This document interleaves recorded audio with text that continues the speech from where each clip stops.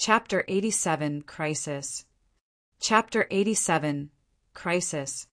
Greetings, Master. The person who had arrived was Weapon Peak's master, the disheveled old man. Su Zimo bowed and greeted. Nodding slightly, the disheveled old man's gaze turned towards the spirit tiger behind Su Zimo and frowned.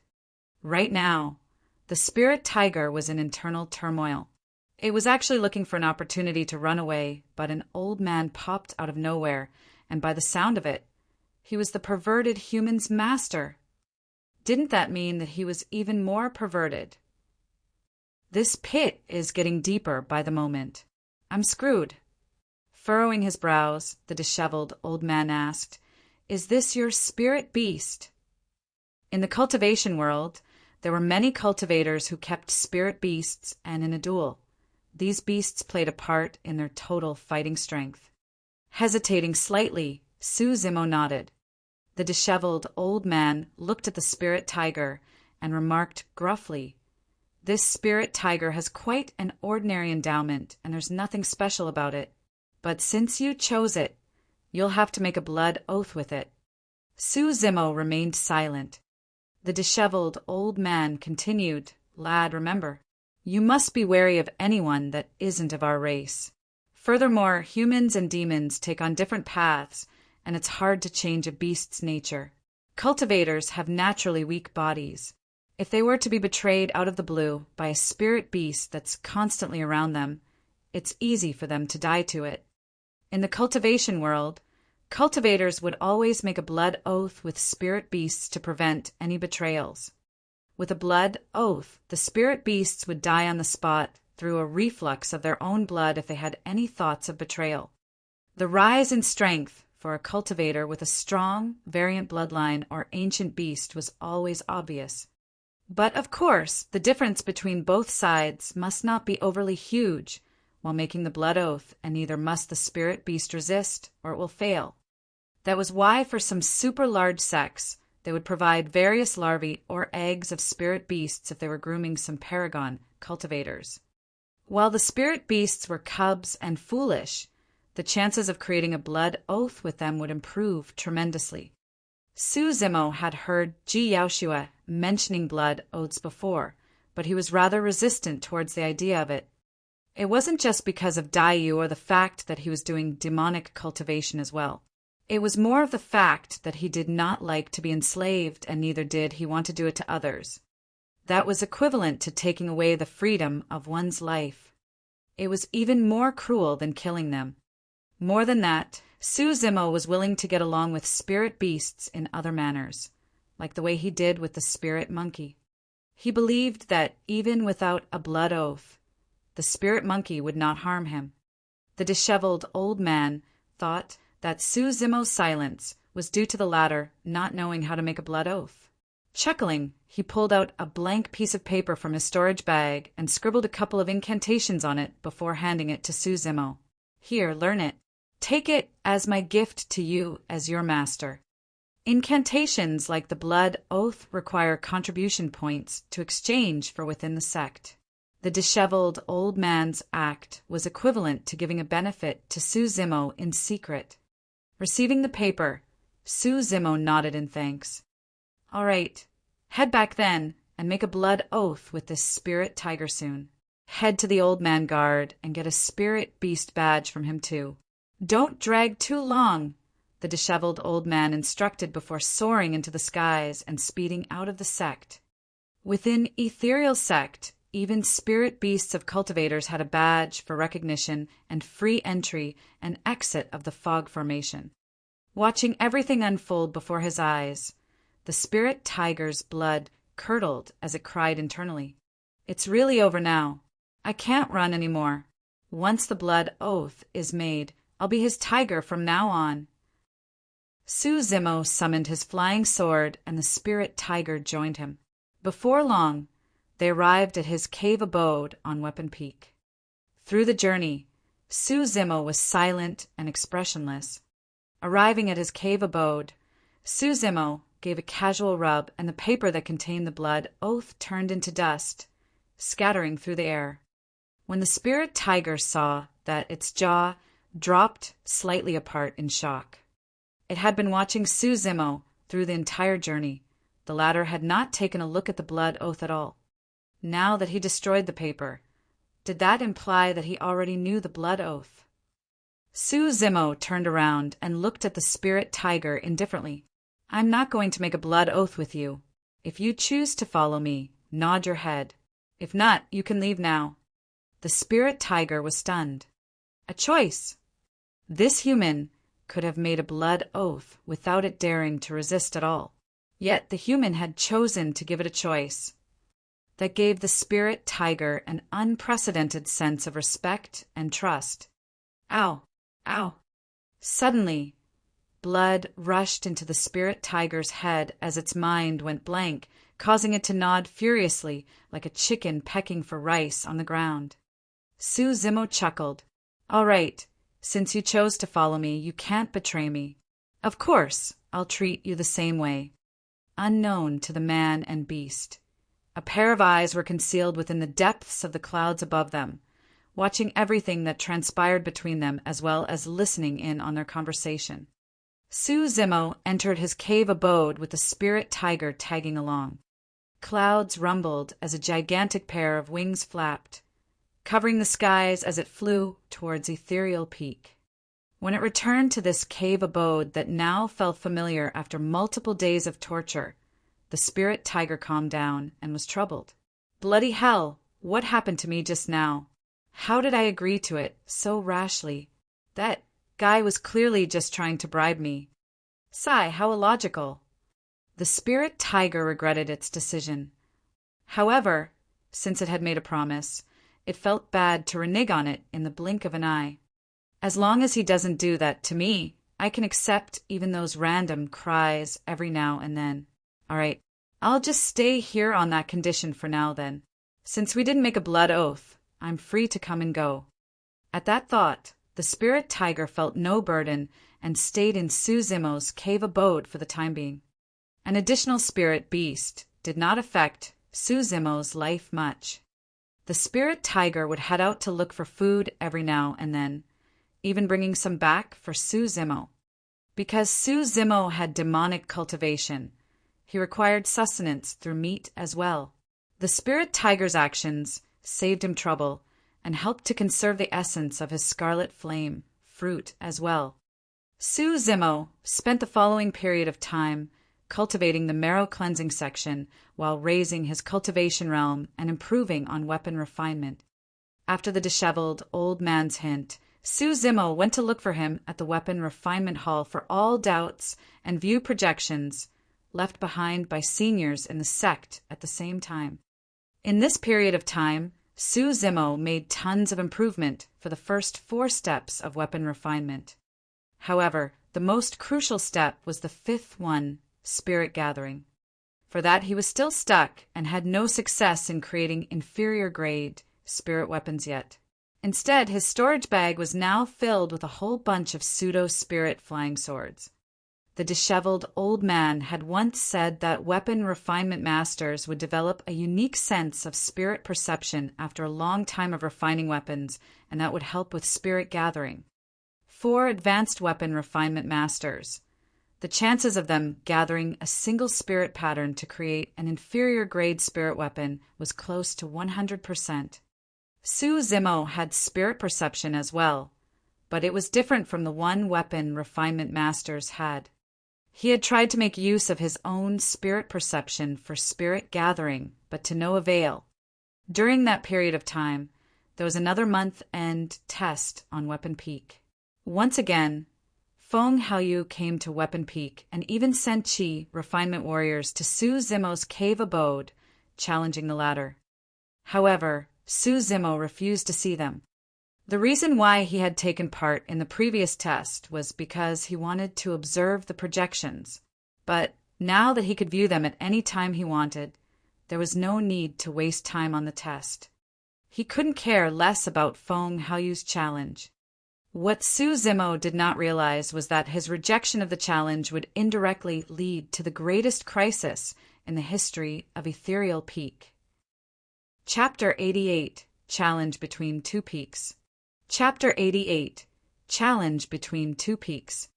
In the blink of an eye, Sue Zimmo had joined the sect for more than 2 months. It was already mid of the year by now. This day, Sue Zimmo was pondering about the technique of spirit gathering in his cave abode when the spirit tiger's sharp ears heard the sound of sword kinesis flight speeding towards their direction. Before long, his door sounded with hurried knocks. "Bro, open up. Are you there?" Little Fatty's voice rang out. Sue Zimmo sighed. He was about to make headway when his thought process was broken. Getting off his stone bed, he walked out of his cave abode with the spirit tiger behind him. Because the spirit tiger was even taller than the little fatty, and it looked feral, the latter was so scared that he almost fled from the spot on his flying sword. It was only after he saw the spirit beast badge on the spirit tiger's neck that little fatty calmed down and chuckled. "Bro, you're amazing. You even have a spirit beast now. What happened? What are you so flustered for?" Sue Zimmo saw that little Fatty's nose was filled with beads of sweat as though he had rushed over because something had happened. Slapping his forehead, little Fatty replied hurriedly, "Bro, it's bad. Weapon Peak's disciples are fighting with Spirit Peak disciples in our Peak's spirit arena." Sue Zimmo frowned. "Explain everything clearly. What's going on?" "It's like this." Little Fatty organized his thoughts and related the entire event thoroughly. Sue Zimmo's eyes turned colder by the moment. So, he was the cause of the conflict between disciples of both peaks. During this period of time, Sue Zimmo was always in his cave abode and had rarely appeared. Not only did he not take part in the month-end test, he did not even reply to Feng Haoyu's challenge. However, that made Feng Haoyu feel as though he was being looked down on. It was an absolute disgrace for him. Naturally, disciples of Spirit Peak began to mock that Sue Zimmo was a coward who did not dare to accept the challenge and whatnot. When disciples of Weapon Peak heard it, they naturally felt uncomfortable as well, and because of that, both sides had been engaging in a verbal war for the past period of time. Everything escalated to this day when the fight exploded, causing disciples of both peaks to engage in a challenge. To be honest, other than Sue Zimmo, none of the Weapon Peak disciples had a heaven spirit root, and neither were they well versed in fighting techniques. Most of the Weapon Peak disciples spent their time raising their cultivation states and refining weapons. Even for Chi refinement warriors at the same cultivation realm, Weapon Peak disciples were far inferior compared to Spirit Peak disciples. In fact, even those that were merely a level higher may lose as well. This was a challenge that Weapon Peak could not win. Without saying anything more, Sue Zimmo summoned his flying sword and said grimly, "Go!" to Spirit Peak. The spirit tiger leapt on the sword as well. As Sue Zimmo's spirit beast, it naturally had to follow suit. During this period of time, Sue Zimmo's had gotten to level 6 chi condensation. At full speed, his sword kinesis flight was almost comparable to Little Fatty, who was level 7 chi condensation. One had to understand that Little Fatty had a heaven spirit root as well. However, the fact that they had a similar speed implied that Sue Zimmo's quality of spirit chi was even higher than Little Fatty's. This doesn't make sense. Little Fatty was puzzled. "Bro, don't be rash later on." They were about to arrive at Spirit Peak, and when Little Fatty saw the coldness in Sue Zimmo's eyes, he reminded out of fear that the latter might do anything inappropriate. Sue Zimmo did not reply. Cultivators were not allowed to fight one another casually within Ethereal Peak. If they had any grudges to settle, they would have to do it in the spirit arena. Each peak had their own spirit arenas located in the westward direction, respectively. After all, the westward represented the metal element it was assigned to kill. However, even in the spirit arenas, cultivators were not allowed to kill or cripple the other party's cultivation. It was only a place to determine the winner. But, of course, duels, especially between cultivators who were evenly matched, were usually decided through a single crucial moment. It was difficult for anyone to properly hold back their power for those critical moments, and the accidents have happened in the spirit arenas before as well. Before long, Suzimo and Little Fatty arrived above Spirit Peak. At the westward direction, a large group of people gathered with many disciples looking on. Suzimo and Little Fatty descended outside the spirit arena. "Make way, make way!" With his fat body, Little Fatty paved a path forcefully. Many Spirit Peak disciples were just about to scold him when they caught sight of the spirit tiger behind Suzimo and got jolted in shock, swallowing their words. In front of Suzimo, the spirit tiger was tame as a kitten, but out here it was ferocious and mighty, even letting out a feral roar every now and then. Soon, they arrived at the front of the crowd. There were at least 2,000 trial disciples looking on around the spirit arena. It wasn't just Spirit and Weapon Peak. Disciples of the other 3 peaks had arrived upon hearing the news as well. The stir caused by this challenge had rattled all 5 peaks.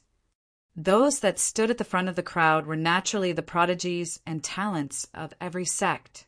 Long Ro with the ice spirit root was amongst them as well, watching on with her usual coldness. In the spirit arena, a level 8 Chi refinement warrior of Spirit Peak was engaged in battle against Shui. Shui was at level 9 Chi condensation, a realm higher than this person. However, he was being suppressed to a big disadvantage, and it was only a matter of time before he lost. A fight between Chi refinement warriors was limited where items such as spirit weapons and talismans were not used. Even though they were both riding a single flying sword, the level 8 Chi refinement warrior of Spirit Peak clearly had a much better mastery with it, as his flying sword pressured Shui endlessly. Shui Yi's mastery of his flying sword was clearly much clumsier. That's Sun Tao, a heaven spirit root. He's nothing much in Spirit Peak and only listens to Feng Haoyu. Bro, even though I'm only level 7 Chi condensation, I might even be able to take down this man too, Little Fatty whispered at the side. Suzimo nodded his head and looked around, spotting the haughty, purple-robed Feng Haoyu standing nearby. Right then, Feng Haoyu turned to look at Suzimo too. A taunting look flickered through Feng Haoyu's eyes. Fufu, you're finally willing to show yourself. Feng Haoyu scoffed coldly and suddenly declared loudly, Sun Tao, don't drag this anymore, and end it quickly. The genius of Weapon Peak is here to watch. Feng Haoyu placed particular emphasis on the word genius. Right then, countless gazes turned toward Suzimo. Lung Ro turned slightly and glanced at Suzimo indifferently before looking back. Despite the intense fight, Sun Tao was still able to afford the distraction of looking out of the spirit arena. After he saw Suzimo, Sun Tao burst out into laughter and activated some hand seals. His flying sword shone brightly and burst forth with energy, hitting Shui Yi's flying sword away and piercing towards his heart. Shui Yi's eyes were instantly panicked. He wanted to dodge, but at the sight of the incoming flying sword, his body went slightly stiff instead. Suzimo narrowed his eyes. Just as the flying sword was about to pierce Shui Yi's chest, Sun Tao chuckled and adjusted its trajectory upwards. Poof! The flying sword pierced through Shui Yi's shoulder blade and brought forth a stream of blood. Groaning, Shui Yi was brought to a stagger from the force and fell from the spirit arena. A couple of disciples from Weapon Peak rushed forth to support Shui Yi, applying ointment on the wound to slowly stop the bleeding. The disciples of Weapon Peak watched angrily and shouted as Sun Tao walked slowly off the spirit arena. The winner was already decided.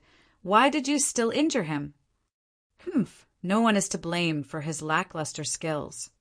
Sun Tao scoffed coldly. Weapon Peak is only good at talking. Level 9 Chi condensation? So what? Even if you're a realm above me, you're nothing in my eyes. Chapter 89 Sneak Attack. Chapter 89 Sneak Attack. Suzimo kept silent the entire time, looking frighteningly calm.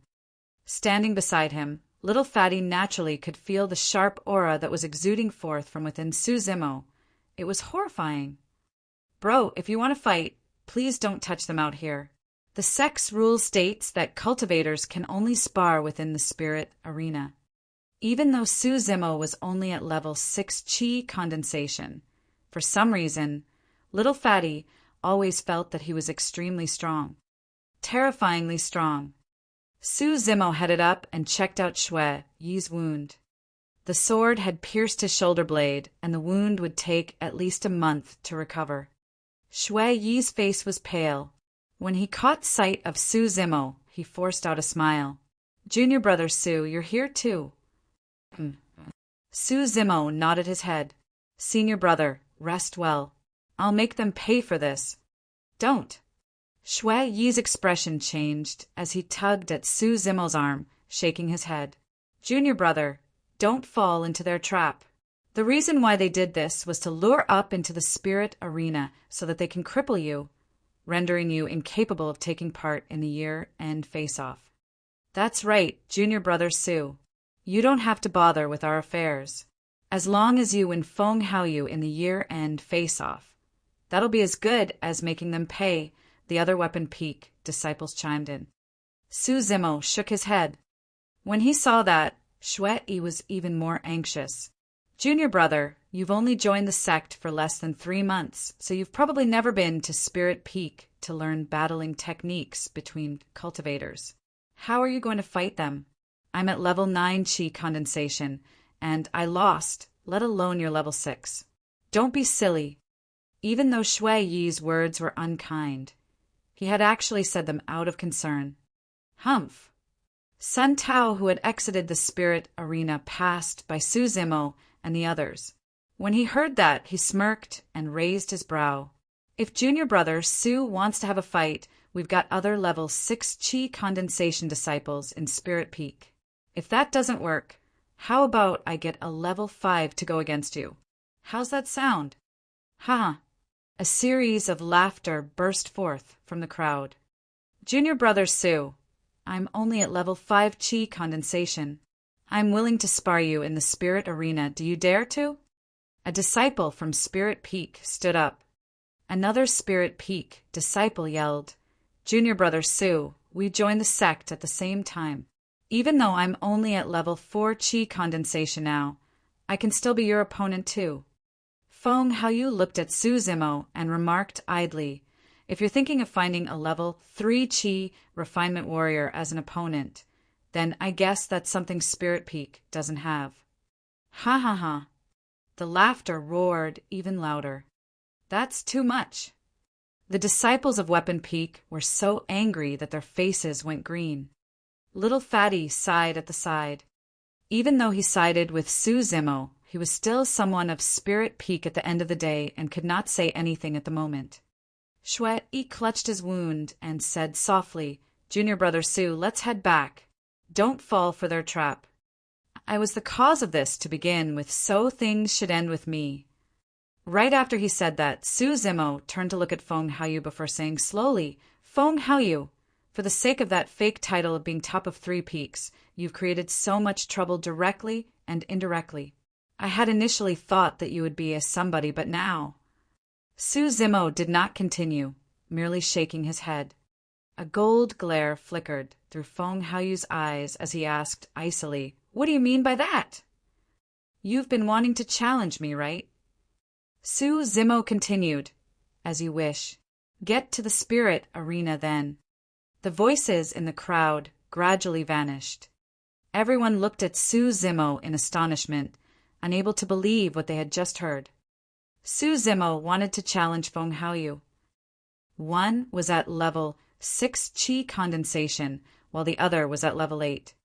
One was a disciple of Weapon Peak, untrained in fighting techniques, while the other was the #1 genius of Spirit Peak. The difference between the two of them was like heaven and earth. Even little Fatty was stumped as well. While he believed that Su Zimo was strong, it wasn't to the extent of Feng Haoyu's strength. But the sudden challenge declaration to Feng Haoyu sent little Fatty into a fluster. Junior brother Su, don't do that. Shui thought that Su Zimo had issued the challenge because he was young and impetuous. Ha ha ha. After a momentary silence, an even louder roar of laughter burst out from the crowd. Some of the Spirit Peak disciples clutched at their stomachs in laughter. I can't do it. This Su Zimo is way too hilarious. He wants to challenge Junior Brother Fong.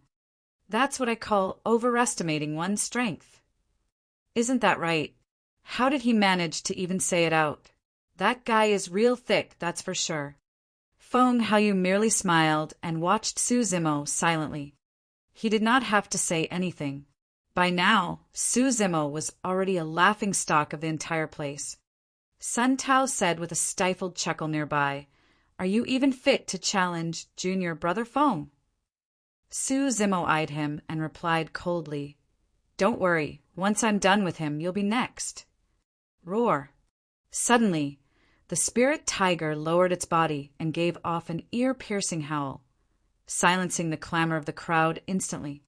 Many of the disciples that were onlooking were shocked as well, stumbling back instinctively as a stir broke out through the moving crowd. Scouring around the place, the spirit tiger's aura was ferocious as it looked on with feral eyes and snarling teeth. Some of the female disciples were so rattled that they screamed endlessly. This ended the spirit tiger's previous depression as it gloated internally. The fact that it was subdued by Su Zimo did not mean that it was weak. On the contrary, it was strong. In fact, a high-leveled Qi refinement warrior might not even win it in a death bout. Most of the Spirit Peak disciples head out often and have been in many battles, including against spirit beasts. Right now, they were much more composed as they realized that this was Su Zimo's spirit beast from the badge on its neck. Sun Tao narrowed his gaze and sneakily dodged away from the spirit tiger's line of view, pulling out a flying sword stealthily. His eyes were filled with malicious intent. Swoosh! The flying sword left his hand and shot out towards the spirit tiger's head. Sun Tao's attack was extremely sneaky without any warning at all. Coupled with the fact that there were more than 2,000 people around, the entire place was noisy with auras mixed together. By the time the spirit tiger noticed, the flying sword was already near to it. It was an extremely vicious move that was aimed on killing it without holding back at all. With its life at stake, the spirit tiger leapt to the side and slanted its head as quickly as possible. Shing! A stream of blood flashed by. A long, bloody wound appeared on the body of the spirit tiger as its skin peeled outwards with blood flowing endlessly. Roar! Crumbling to the ground, the spirit tiger's body shivered repeatedly. It howled out miserably with pain in its eyes. Su Zimo's expression changed as he turned around sharply, looking at the spirit tiger injured on the ground. His heart was filled with a strong killing intent. The reason why Su Zimo did not realize the danger approaching was because Sun Tao's attack was not aimed for him. By the time he heard the sound of the flying sword, it was too late. Furthermore, Su Zimo's attention was focused on Feng Haoyu with his back facing Sun Tao. He had not expected that someone would ignore the rules of the sect and strike outside of the spirit arena. When he saw Su Zimo's eyes, little Fatty's heart skipped a beat. Shit, something bad is about to happen. Chapter 90 Strike. Chapter 90 Strike. Failed to pierce the spirit tiger's head.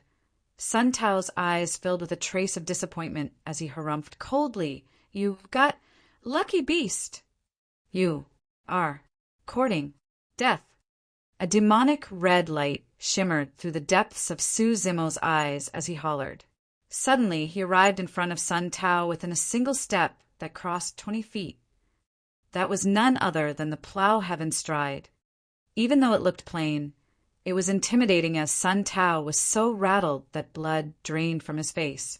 He suddenly felt as though the being before him was not a human, but an ancient beast. Su Zimo's killing intent was torrential. With a backhand slap, he whipped at Sun Tao's cheek. Bang! Sun Tao could not fight back at all. The last thing he knew was his vision blackening. He was knocked down by Su Zimo, crashing headfirst. A large pit formed around his head as he fainted on the spot, with blood oozing from his eyes, nose, ears, and mouth. Above the spirit arena, somewhere beyond the clouds, where the eyes could not reach, a surprised murmur sounded out. A gigantic pair of wings that was barely visible appeared with a pair of eyes observing everything beneath coldly. Weird. How come that lad's blood has... A barely perceivable mutter could be heard from above the skies, at the spirit arena. The entire series of events caused an uproar. It started with Sun Tao's sneak attack that injured Su Zimo's spirit tiger. That was something that everything could still accept as reality. But what happened next had them all stunned. By the time little Fatty wanted to prevent it, it was already too late. No one had expected that Su Zimo would lay a hand on Sun Tao. Not just that, Sun Tao was knocked out with a single slap, and no one knew if he was even alive still. Careless. It must be out of carelessness. That was the first thought across everyone's mind. Sun Tao was a level 8 Qi refinement warrior of Spirit Peak. The only possibility for him to be defeated by a level 6 Qi refinement warrior of Weapon Peak in a single move must be because he was being careless. It's over. Bro totally ignored the sect's rules and laid a hand on a fellow sect made out of the spirit arena. Now, no one even knows if Sun Tao is still alive. This is bad. Little Fatty scratched his ears and cheeks anxiously, trying to think of a way out of this. Insolent. Audacious. Su Zimo, how dare you break our sect's rules and hurt a fellow sect mate? You're the one courting death. Many disciples of Spirit Peak rushed out from the crowd and surrounded Su Zimo, barking at him angrily with unfriendly looks. Watching everything nearby, Feng Haoyu's eyes filled with a taunting look as he gloated internally. Seems like I don't even have to do it personally anymore. What a witless fool, Fufu.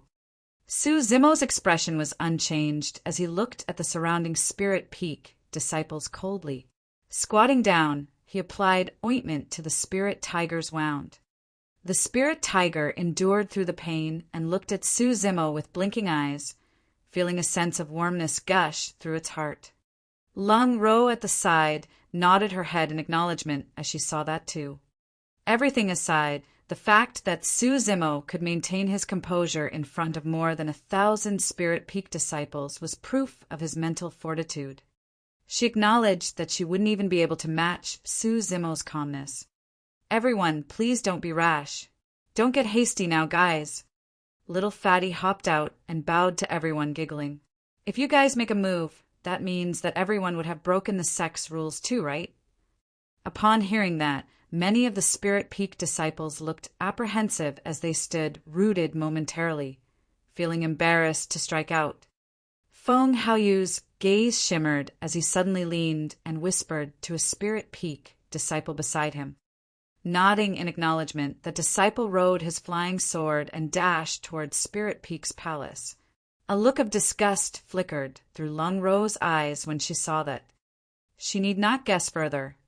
Feng Haoyu must have asked that person to snitch so that they could get seniors of the sect to deal with Su Zimo. Su Zimo, how dare you hurt our people on our premises? Do you really think Spirit Peak is that weak? Just as both sides were in a stalemate, Feng Haoyu suddenly remarked. When he heard that, little Fatty's heart sank. What a devious man. That statement was clearly meant to stir everyone's emotions, so that Su Zimo would end up fighting with the disciples of Spirit Peak. The graver this matter became, the more severe Su Zimo's punishment would be. Indeed, right after Feng Haoyu said that, some of the initially hesitant Spirit Peak disciples looked much more resolute. Placing their hands slowly on their storage bags, they were ready to strike at any moment. Finally, one Spirit Peak disciple could hold it in no longer. Confident of his physical strength because he had cultivated a body tempering technique in the past, he harumphed coldly and walked forth, reaching for Su Zimo's hair while barking, "Su Zimo! We're asking you a question. Don't act mute. Get lost." Without even turning back, Su Zimo flung his arm. Even though it looked flimsy, a loud crack sound akin to that of a whip rang out. Piak! Before that Spirit Peak disciple's palm could even reach Su Zimo, he was sent flying into the crowd by that slap. His teeth cracked as he coughed out blood, knocking out cold on the ground. Everyone was in an uproar. Little Fatty was almost on the brink of tears. He was trying his best to stop the situation from escalating, but now, everything he had done was in vain. Su Zimo's strikes were so swift that no one could react to it at all. Now he had enraged all of Spirit Peak's disciples. The many Spirit Peak disciples summoned their flying swords which hovered in the air, ready to strike at any moment. Dozens of Weapon Peak disciples surrounded Su Zimo with their flying swords summoned as well. Both sides were pointing swords at one another as war was on the brink of breaking out. Feng Haoyu's eyes gloated even merrier. "Don't fight, don't fight." When little Fatty saw that, he was even more troubled as he took out a huge axe from his storage bag. Pulling out a talisman with his left hand, he slapped it on Su Zimo's back. Instantly, a barrier of light appeared around Su Zimo's body. It was a protection talisman. Instead of using it on himself, little Fatty gave it to Su Zimo. That act had Su Zimo feeling extremely touched. What little Fatty did would undoubtedly offend his fellow disciples of Spirit Peak. "Damned Fatty, which side are you on?" a Spirit Peak disciple shouted. Suddenly, little Fatty's expression turned grim. His smile disappeared as he hollered, "Fuck you! It's none of your matter whose side I'm on." That shout from little Fatty caused many Spirit Peak disciples to be stumped. Ever since he had joined the sect, no one had seen little Fatty get angry before. He was always smiling and friendly. In fact, he had even more friends than Feng Haoyu. Realizing that he may have acted inappropriately, little Fatty pouted his lips. "I'm a fatty, and so be it, but I hate people calling me damned fatty." Suddenly, a shout boomed out from afar. "Everyone disperse." A beam of light shot over and appeared above everyone's head with an early-stage Foundation establishment cultivator standing on his flying sword. Behind him stood the Spirit Peak disciple that snitched. "Greetings, Senior Brother Chin." "Good timing, Senior Brother Chin. Please redress our grievances." Su Zimo of Weapon Peak broke the sect's rules by assaulting fellow sect mates. Many disciples of Spirit Peak cupped their fists and greeted, recognizing the man who had arrived. Little Fatty whispered hurriedly, "Bro, don't offend this person. He's an inner sect disciple of the disciplinary hall, Chin Yu. He must be here to cause trouble for you because he's on friendly terms with Feng Haoyu. Please just bear with it." Pausing for a moment, little Fatty continued, afraid that Su Zimo might not understand the severity of things. "We can't afford to offend inner sect disciples. Otherwise, we'll suffer after we get promoted to the inner sect. Besides, he's someone of the disciplinary hall." Chapter 91, Tit for Tat. Chapter 91, Tit for Tat. It was only normal for someone of the disciplinary hall to come settle things, since a disciple had broken the sect's rules. However, if the person that had arrived was on good terms with Feng Haoyu, that meant something. This person did not mean well. Chun Yu's expression was solemn as his gaze swept through the messy crowd. Descending slowly, he surveyed the place and asked sternly, "Who is Su Zimo?" Su Zimo was just done with attending to the spirit tiger's wound, and the red gleam in his eyes had disappeared. Instead, it was replaced with a look of hidden uneasiness. He wasn't worried about this disciple of the disciplinary hall, but something else. When he heard Chin Yu's question, Su Zimo patted the spirit tiger's body to comfort it before standing up. Turning around, he replied calmly, "I am. I heard that you've only joined the sect for less than 3 months." Yes. How dare you? Chen Yu suddenly bellowed out coldly. Su Zimo remained silent. Feng Haoyu's hands were behind his back with his lips slightly curled, looking on with a hint of mockery. The moment Chen Yu arrived, Feng Haoyu knew that Su Zimo's reputation was over.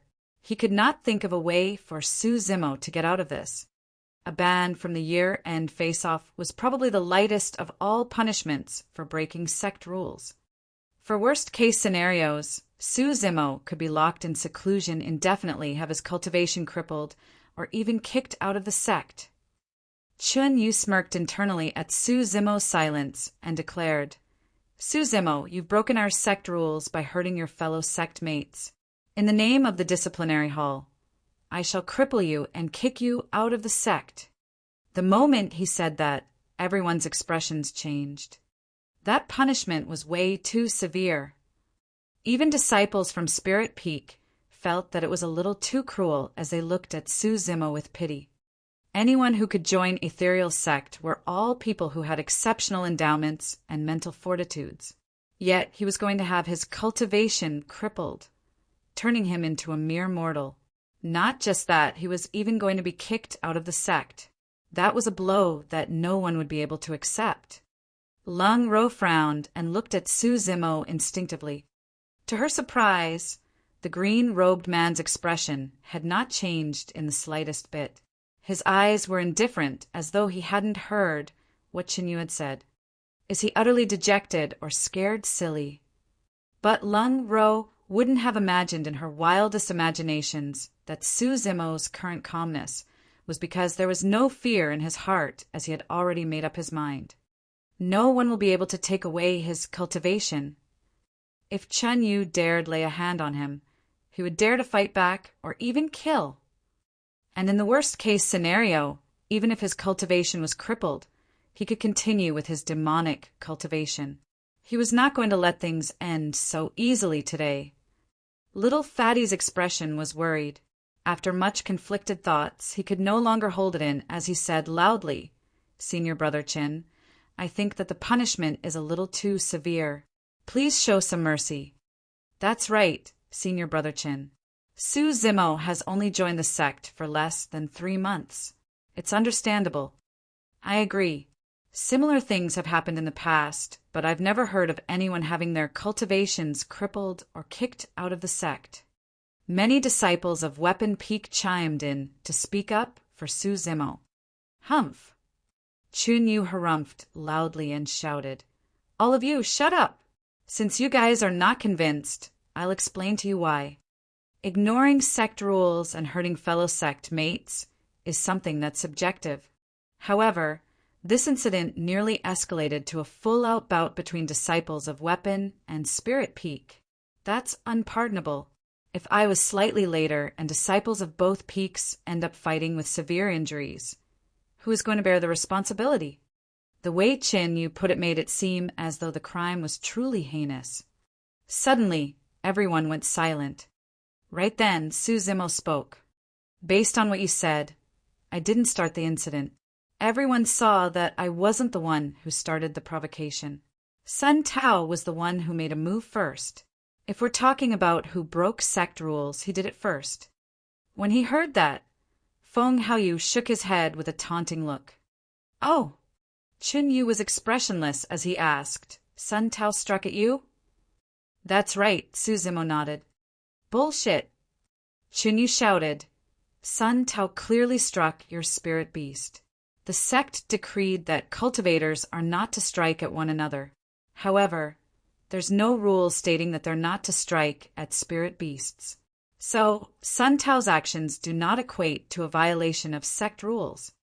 At that moment, some people finally realized why Sun Tao chose to strike at Su Zimo's spirit beast instead of him. It was premeditated. He just probably had not expected to be knocked out by a single slap of Su Zimo. Calmly, Su Zimo replied, Striking at my spirit beast is the same as striking at me. There's no difference. Fufu.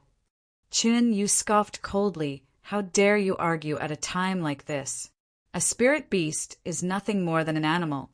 How dare you break our sect rules to injure fellow sect mates for an animal? That makes you doubly guilty. To me, spirit beasts are no different from people. In fact, some people aren't even comparable to spirit beasts. At least spirit beasts don't create internal strife and plot against you. Su Zimo continued indifferently. If spirit beasts are no different from animals to you, then some people aren't even comparable to animals to me. If I whack those people, so be it then. When he heard that, Feng Haoyu's expression turned stiff. Those words pierced at his heart like needles. Most people around could tell what Su Zimo meant by those words. Little Fatty and Shui could not help but roar in agreement internally. If it was them, they would not be able to rebut the same way in front of someone from the disciplinary hall. What a glib tongue you have! Chun Yu's voice was ice cold as a killing intent rose within him. They were surrounded by trial disciples of all 5 peaks. Su Zimo's constant rebuttal caused him to look bad in front of everyone. If he did not exert his authority right now, his image as a disciple of the disciplinary hall was going to suffer in the future. Su Zimo, don't force me to kill you with my own hands. Chun Yu narrowed his gaze, no longer hiding his killing intent. Little Fatty's body shuddered as he tugged at Su Zimo's sleeves, hinting for the latter to not say anything more and let matters get worse. Everyone could tell that if Su Zimo continued, Chun Yu would definitely make a move to kill him right there. Shui looked at Su Zimo nervously, shaking his head fervently. The tension was so high around the spirit arena that the atmosphere felt ice cold. Everything that had happened was beyond everyone's expectations, including Feng Haoyu. No one expected Su Zimo to be the stubborn and unyielding. Lowering his head, Su Zimo placed his palm on the storage bag, and in the blink of an eye a cold, gleaming saber appeared in his hands. Pissed, everyone gasped. What Su Zimo did was simply way too dangerous. He was going to get himself killed. Before that thought even dispersed from everyone's minds, Su Zimo spoke indifferently. If you dare lay a finger on me, I'll kill you. That was tit for tat. All 2,000-odd disciples of the 5 peaks broke into an uproar. Chapter 92, Hidden Eyes. Chapter 92, Hidden Eyes. Above in the clouds, the Hidden Eyes had not left and was watching everything unfold beneath keenly. When it heard Su Zimo's declaration, an amused look appeared in those eyes. Brave lad indeed. Interesting.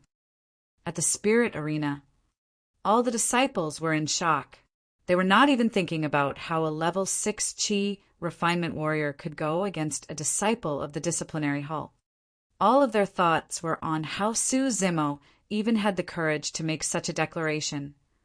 There were only 2 possibilities. He was either stupid or insane. Everyone looked at Su Zimo as though they were looking at a dead man. Initially, Chun Yu had only wanted to cripple Su Zimo's cultivation and kick him out of the sect. But now he could rightfully kill Su Zimo on the spot.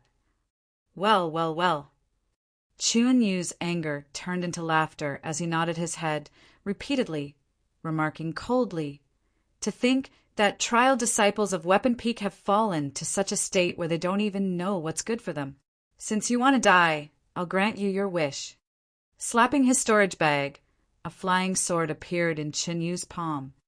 Injecting spirit chi to it, the flying sword shone with a bright gleam as 2 bedazzling spirit lights appeared on the sword. It was a middle-grade spirit weapon. Su Zimo narrowed his gaze. Right as he was about to move, an authoritative voice boomed out from the skies. "Stop!" A shadow appeared and sped over with a frightening speed.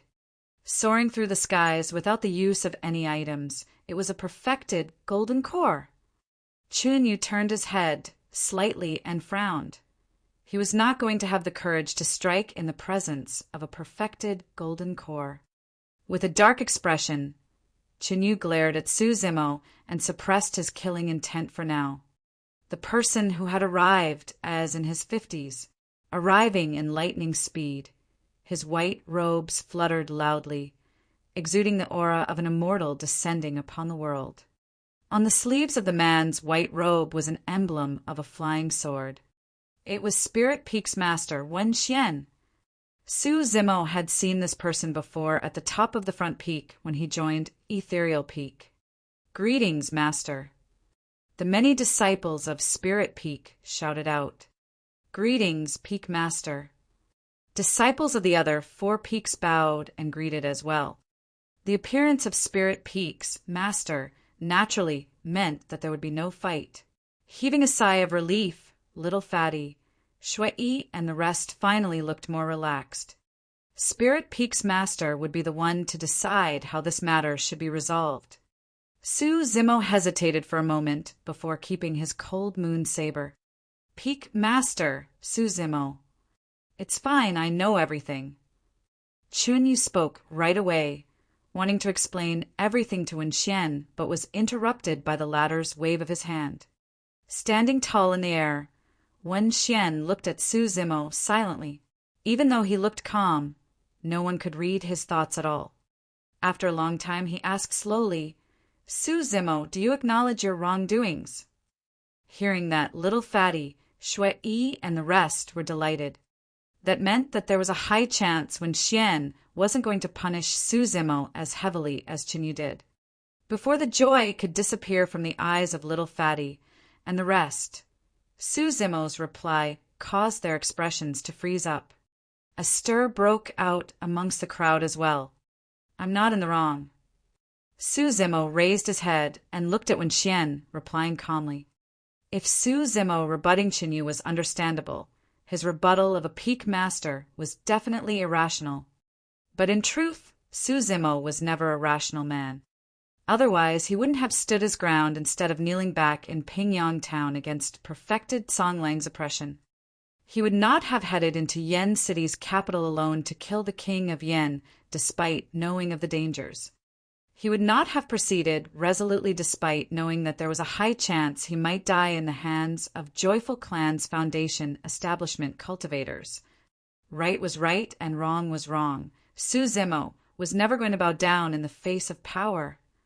Not too far away, the other 4 peak masters watched the situation develop. There was no way they did not know about such a huge commotion where disciples of 2 peaks challenged one another. When he heard Su Zimo's reply, Array Peak's master sighed gently. "Even though that lad's character is stubborn and somewhat unlikable, it's really rare. I do admire him. That's the type of guts and defiance that someone who cultivates should possess. The path of cultivation is one that defies the heavens to begin with." Even though that's true, that lad's cultivation path will definitely be fraught with obstacles.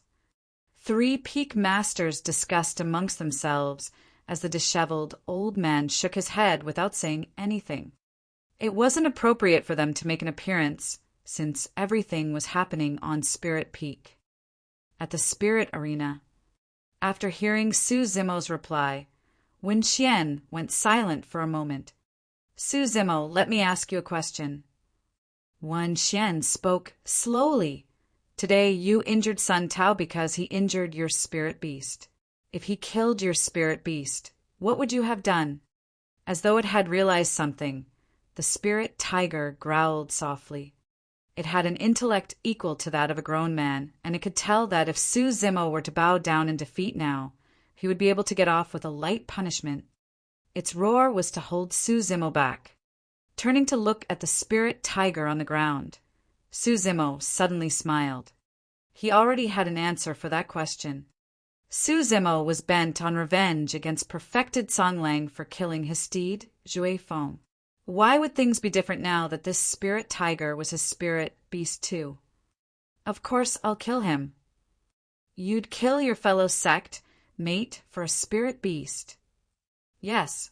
"Give me a reason." "Since the spirit beast chose to follow me, I naturally have to protect it properly too." Roar! Roar! Ignoring its wound, the spirit tiger struggled to stand up and walked to Su Zimo's side, growling in deep pain while rubbing its head against his arm. The spirit tiger had never truly decided that it wanted to follow Suzimo. Besides, it could leave at any moment without the binding of a blood oath. That was until this moment when it had made up its mind to never leave this person for the rest of its life. Even if they had no blood oath, that would be the case. When the 4 peak masters heard the conversation, all of them frowned. No matter how much of a ruckus Suzimo caused in the past, they could overlook it because nothing had blown out of proportion. But the fact that he expressed his willingness to kill a fellow sect mate over a spirit beast was a hard pill for them to swallow. Right then, even the perfected golden cores did not realize that in the depths of the clouds, a hidden pair of eyes was still watching everything silently. When it heard Suzimo's reply, the pair of eyes gave a look of slight surprise before turning into a ruminating admiration. "Master, I think that not only is this man heartless, he's merciless towards our sect mates as well. We're bound to be faced with greater turmoil if he remains in the sect." Finally, Feng Haoyu had spoken up. The meaning of his words was clear. Kick Suzimo out of the sect. When Xian was silent, countless pairs of eyes watched him, awaiting his final decision. Chapter 93. See you in the spirit arena. Chapter 93. See you in the spirit arena. Suddenly, when Xian asked, "Suzimo, as a heaven spirit root, your endowment completely qualifies you for Spirit Peak. But do you know why you were asked to join Weapon Peak?" "I don't know," Suzimo replied. Suzimo was not the only one. The many disciples around had the same doubts. It was especially so for Little Fatty and the others who had joined the sect at the same time. All of them had witnessed Suzimo ascending the peak and passing through the 8 distresses formation. It didn't make sense for someone like that to not join Spirit Peak. Your killing intent is too strong and you're too hot-headed. The reason why you were asked to join Weapon Peak and learn about weapon refinement was to train your mind and mow away your rashness. Once you're ready, you can naturally join Spirit Peak thereafter. At that, everyone finally understood. Shaking his head, when Xian's eyes were filled with pity as he sighed.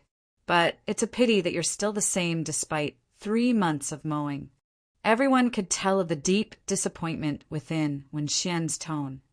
Pausing for a moment, as though he had made a decision, when Xian took a deep breath and declared, "Suzimo, trial disciple of Weapon Peak, you have gone against sect rules today, and despite nearly causing a huge disaster, you refuse to acknowledge your wrongdoings. As the Peak Master of Spirit Peak, I declare that you're forbidden to take a single step into Spirit Peak from now on." The 2,000-odd disciples from all 5 peaks went absolutely silent. That punishment was way lighter than what Qinyu proposed of crippling Suzimo's cultivation and kicking him out of the sect. However, for the trial disciples, a restriction to Spirit Peak merely implied that they wouldn't get to learn the dueling techniques between Qi refinement warriors. It wasn't a huge loss. Little Fatty, Shui, and the rest heaved a sigh of relief. No matter what, being forbidden to enter Spirit Peak was way better than having one's cultivation crippled and kicked out of the sect. Even though Feng Haoyu was expressionless, he was indignant within. He had plotted immensely to create today's situation for the sake of getting Suzimo kicked out of the sect, but it was all in vain. Even though that punishment seemed heavy, it would not prevent Suzimo from taking part in the year-end face-off. To Feng Haoyu, that wasn't good news at all. Chun Yu's face dimmed as well. If not for Wen Xian's appearance, Suzimo would have been a dead man to him. He was a step too late. If I had known, I should have just killed him instead of wasting time talking. That bloody brat is so insolent. How dare he go against me? At the start, Qinyu had only appeared as a favor for Feng Haoyu, but now it was personal. All the disciples looked at Suzimo, awaiting his response. After a moment, Suzimo chuckled and replied nonchalantly, "I'm willing to accept the punishment, but—" Little Fatty and the rest had just felt relieved when their hearts sank once more. Su Zimo changed the topic and cast his gaze at Feng Haoyu, saying in a gradually intense tone, "This is not the end of today yet. Feng Haoyu, we both know the reason behind this challenge between disciples of both peaks. Since you want to fight, I'll grant your wish." Feng Haoyu smirked coldly in disdain. "Initially, I had only planned on taking part in the year-end face-off for Weapon Peak. But now I've changed my mind." Su Zimo continued indifferently, "Listen up. For the year-end face-off, not only would you fail to get top for Weapon Peak, you won't succeed for Elixir Peak as well." Feng Haoyu had boasted previously that he wanted to be the top of Weapon, Elixir, and Spirit Peak. But Su Zimo's intent was clear. He was going to stop Feng Haoyu. Only the moment Su Zimo's declaration was said, a series of scoffs broke out from the crowd. Even though refining weapons and elixirs both require spirit fire, both are completely different things. In the cultivation world, there has never been someone who was both a weapon and elixir refinement master. Furthermore, the amount of time and energy a person had was limited. Spending a portion of it on refining of elixirs or weapons was already the limit, let alone mastering both or even being number one in time. By now, there was only half a year left to the year-end face-off. This was definitely not enough time. But of course, it was undeniable that Su Zimo had a level 3 spirit fire. If he were to spend the rest of his next 6 months on refining elixirs and weapons, he would definitely be quite a threat to Feng Haoyu. That's not all. Just as everyone was in deep thoughts, Su Zimo said something which caused a huge uproar. "Peak Master has forbidden me from stepping into Spirit Peak, so naturally, I can't take part in the Spirit Peak face-off. But once that is over, whether you're top in Spirit Peak or not, I'll issue you a challenge. See you in the Spirit Arena." All the 2,000-odd disciples froze dumbfounded. Su Zimo's final statement was beyond their imaginations. The fact that he could cultivate a level 3 spirit fire was something that every one of the 5 peaks knew about. Therefore, it was still understandable for him to want to go against Feng Haoyu in terms of refining elixirs or weapons. But now he was declaring war against Feng Haoyu as a level 6 Qi refinement warrior? That was insane. If he was going to spend his next 6 months on weapon and elixir refinement, how was he going to have the time to raise his cultivation? And even if Su Zimo could reach perfected Qi condensation, he was not well versed in battles. Without a chance to step into Spirit Peak, how was he going to learn how to fight? How could he stand up against Feng Haoyu? He was just setting himself up to be humiliated. Fufu. Right then, Feng Haoyu finally laughed as he nodded. "Amazing. Junior brother Su truly has an extraordinary spirit and courage. Since that's the case, I'll definitely accept the challenge at that time. I hope that you'll be able to give me a surprise." "Don't worry." Su Zimo chuckled as well. "It'll be a surprise for sure. I just don't know if you can still laugh thereafter." Ugh. The various disciples of Weapon Peak sighed grimly. Deep in his thoughts, little Fatty looked moody as well. Disciples of Talisman, Array, and Elixir Peak looked excited, awaiting the show at the end of the year. However, disciples of Spirit Peak were just waiting to see Su Zimo make a fool out of himself. Before long, today's events would spread through Ethereal Peak, and even inner sect disciples would get to know about it, piquing their interest to watch. No matter what, with today's incident, the year-end face-off was now different from those in the past. Everyone would be awaiting it. Lung Ro's gaze had been fixed on Su Zimo for a long time now. Even though this man seemed refined, every single move, action, and sentence he made sparked her curiosity. Cold by nature, she was someone unconcerned about anything other than cultivation. But now, even she was anticipating it internally. She wanted to see what would happen to this green-robed man at the year-end face-off. Was he going to shine brightly, or would he turn into a laughing stock? Chapter 94. 3 Major Secret Skills. Chapter 94. 3 Major Secret Skills. Summoning his flying sword, Su Zimo supported the spirit tiger on it carefully before hopping on himself. He nodded to Shui Yi and everyone else. Fellow senior brothers, I'll make a move first. We'll leave as well. The many disciples of Weapon Peak summoned their flying swords and sped off after Su Zimo, leaving Spirit Peak. Little Fatty hesitated for a moment before making up his mind and followed suit. Before long, Su Zimo and the others disappeared from everyone's sights. Disciples of the other 3 peaks gradually dispersed from Spirit Peak as well. It was a momentary still to the current crisis. However, everyone knew that the year-end face-off would definitely create a huge stir. The eventual victor will be decided 6 months later. At the same time, a gigantic pair of wings tore through the skies from the depths of the clouds, flying into Ethereal Palace. If any disciples of the sect saw that, they would have recognized the owner of those wings as the mystical guardian beast, that terrifying crane. The crane's gigantic body landed into Ethereal Palace, but with a spin, it turned into a ravishing middle-aged lady, elegant with a head of red hair. Caw, caw! A cry came from a room as a smaller crane dashed over sadly upon sensing the aura of the red-headed beauty, flapping its wings furiously. That crane was the one who had deterred Su Zimo and the others at the front peak of Ethereal Peak. Shaking her head and smiling, the red-headed beauty looked at the little crane dotingly and asked, "Why? You're sad about being locked up?" Caw. The little crane seemed as though it wanted to explain something. Looking at the pondering little crane, the red-headed beauty spoke gently after a while. "Child, I've been worrying about your future because I can't bear to see you being enslaved as someone else's spirit beast and losing your freedom. But I know that this day would come keeping you by my side since I can't protect you for the rest of your life." The little crane did not know why its mother had suddenly turned so moody. Feeling fearful, it ran beside the red-headed beauty hastily. Smiling, the red-headed beauty continued, "But I seem to have found someone rather interesting recently. He's quite suitable to be your master, and I'm sure that you won't suffer following him." "Caw, caw!" The little crane called out once more.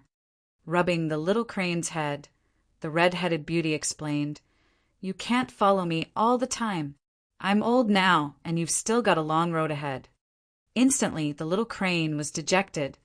After a while, as though it could not repress its curiosity, the little crane asked inquiringly. The red-headed beauty chuckled.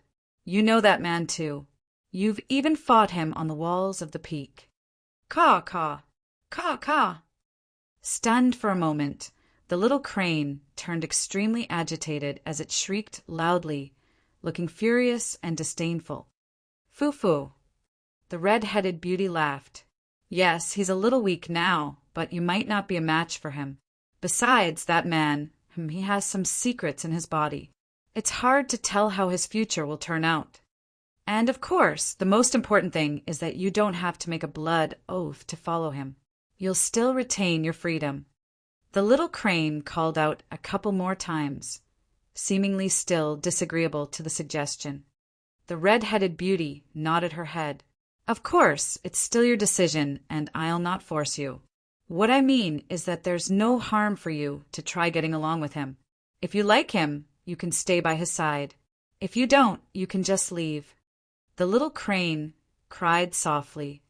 "Yes, of course I won't lock you up anymore as well.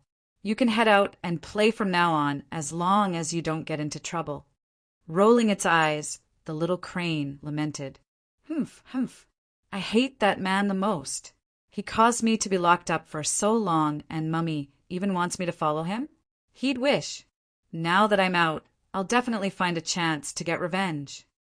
The red-headed beauty could naturally read the little crane's mind through its expressions. However, she merely chuckled and did not expose him. In the skies not far away from Spirit Peak, for Peak Masters were present, and Wen Xian joined them now that he was done. "Wen Xian, my thanks. I owe you one." The disheveled old man cupped his fists. There was initially no need for a peak master to appear personally to resolve today's incident. The disciplinary hall could have settled it. However, worried that something might happen to Su Zimo, the disheveled old man requested for Wen Xian to settle this personally. Wen Xian waved it off. Let's not stand on courtesy between one another. Pausing for a moment, he continued, Actually, I did not intend to forbid Su Zimo from entering Spirit Peak. It's just that the lad was so arrogant to speak of such brazen words. In a fit of anger, I made that decision so that he could suffer some setbacks. No matter what, I'm still thankful for you stepping in. The disheveled old man said, Qi refinement warriors are all around the same, so it doesn't matter whether he learns anything. As long as he enters Foundation Establishment Realm and gets promoted as an inner sect disciple, he can learn all the fighting techniques he wants at that time. It's just that the challenge between him and Feng Haoyu at the end of the year, when Xian paused in his words.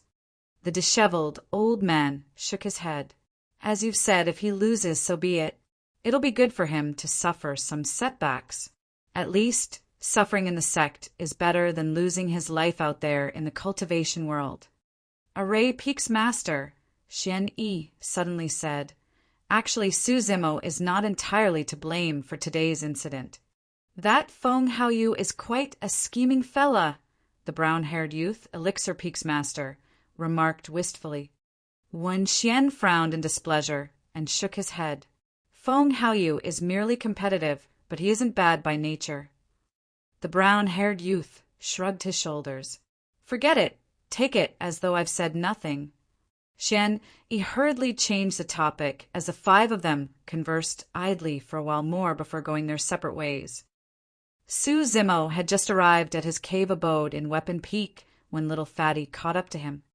Bro, hold on, Little Fatty called out. Turning around to see the descending Little Fatty, Su Zimo chuckled. Thank you for speaking up for me. Quite a bit today. That's nothing, Little Fatty waved it off casually. As though he had just recalled something, Su Zimo apologized. Because of me, you've offended quite a number of people today. I'm afraid things in Spirit Peak might be tougher for you in the future. Don't worry about it, bro.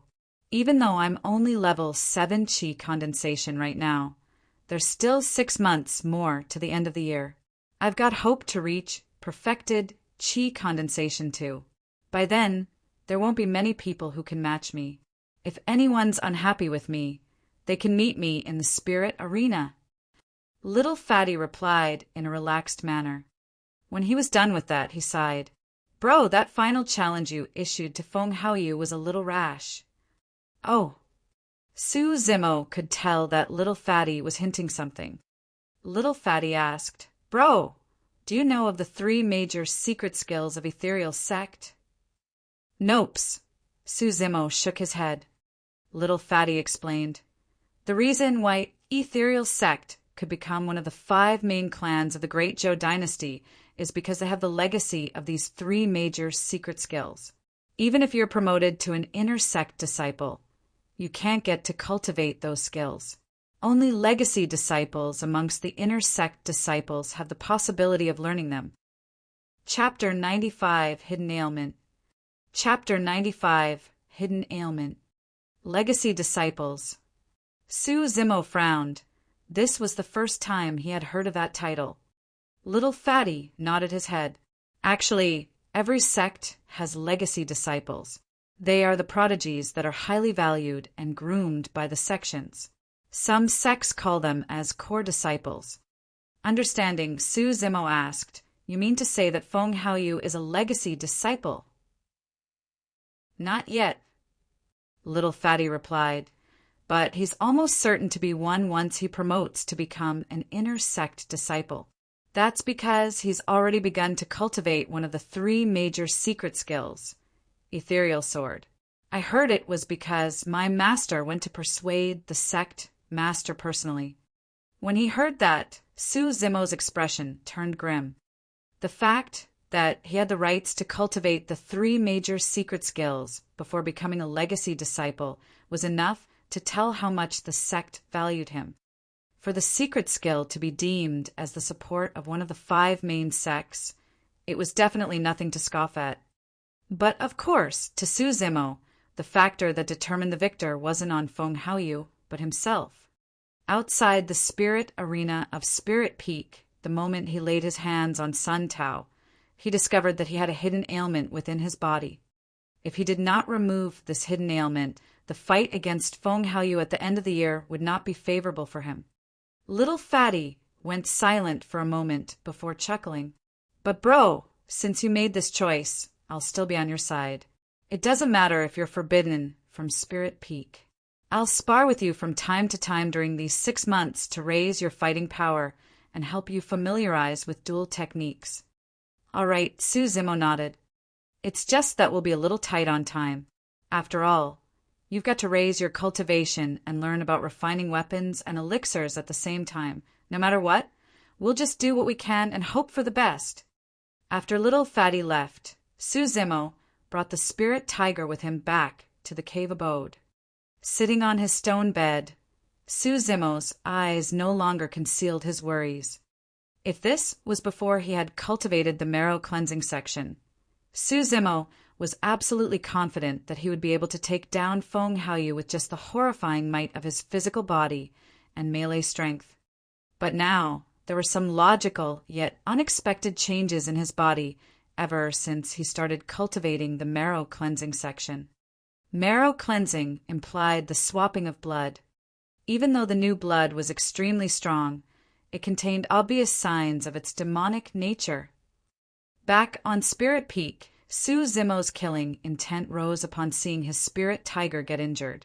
Subconsciously, that activated his blood and veins, and he felt his body showing signs of demonic conversion. This was a feeling he had experienced back when he activated the sanguine ape transformation. Heaving a deep breath of air, Su Zimo channeled his blood, causing a tremendous aura to surge forth from his veins into every part of his body. He could clearly feel his body expanding and strengthening.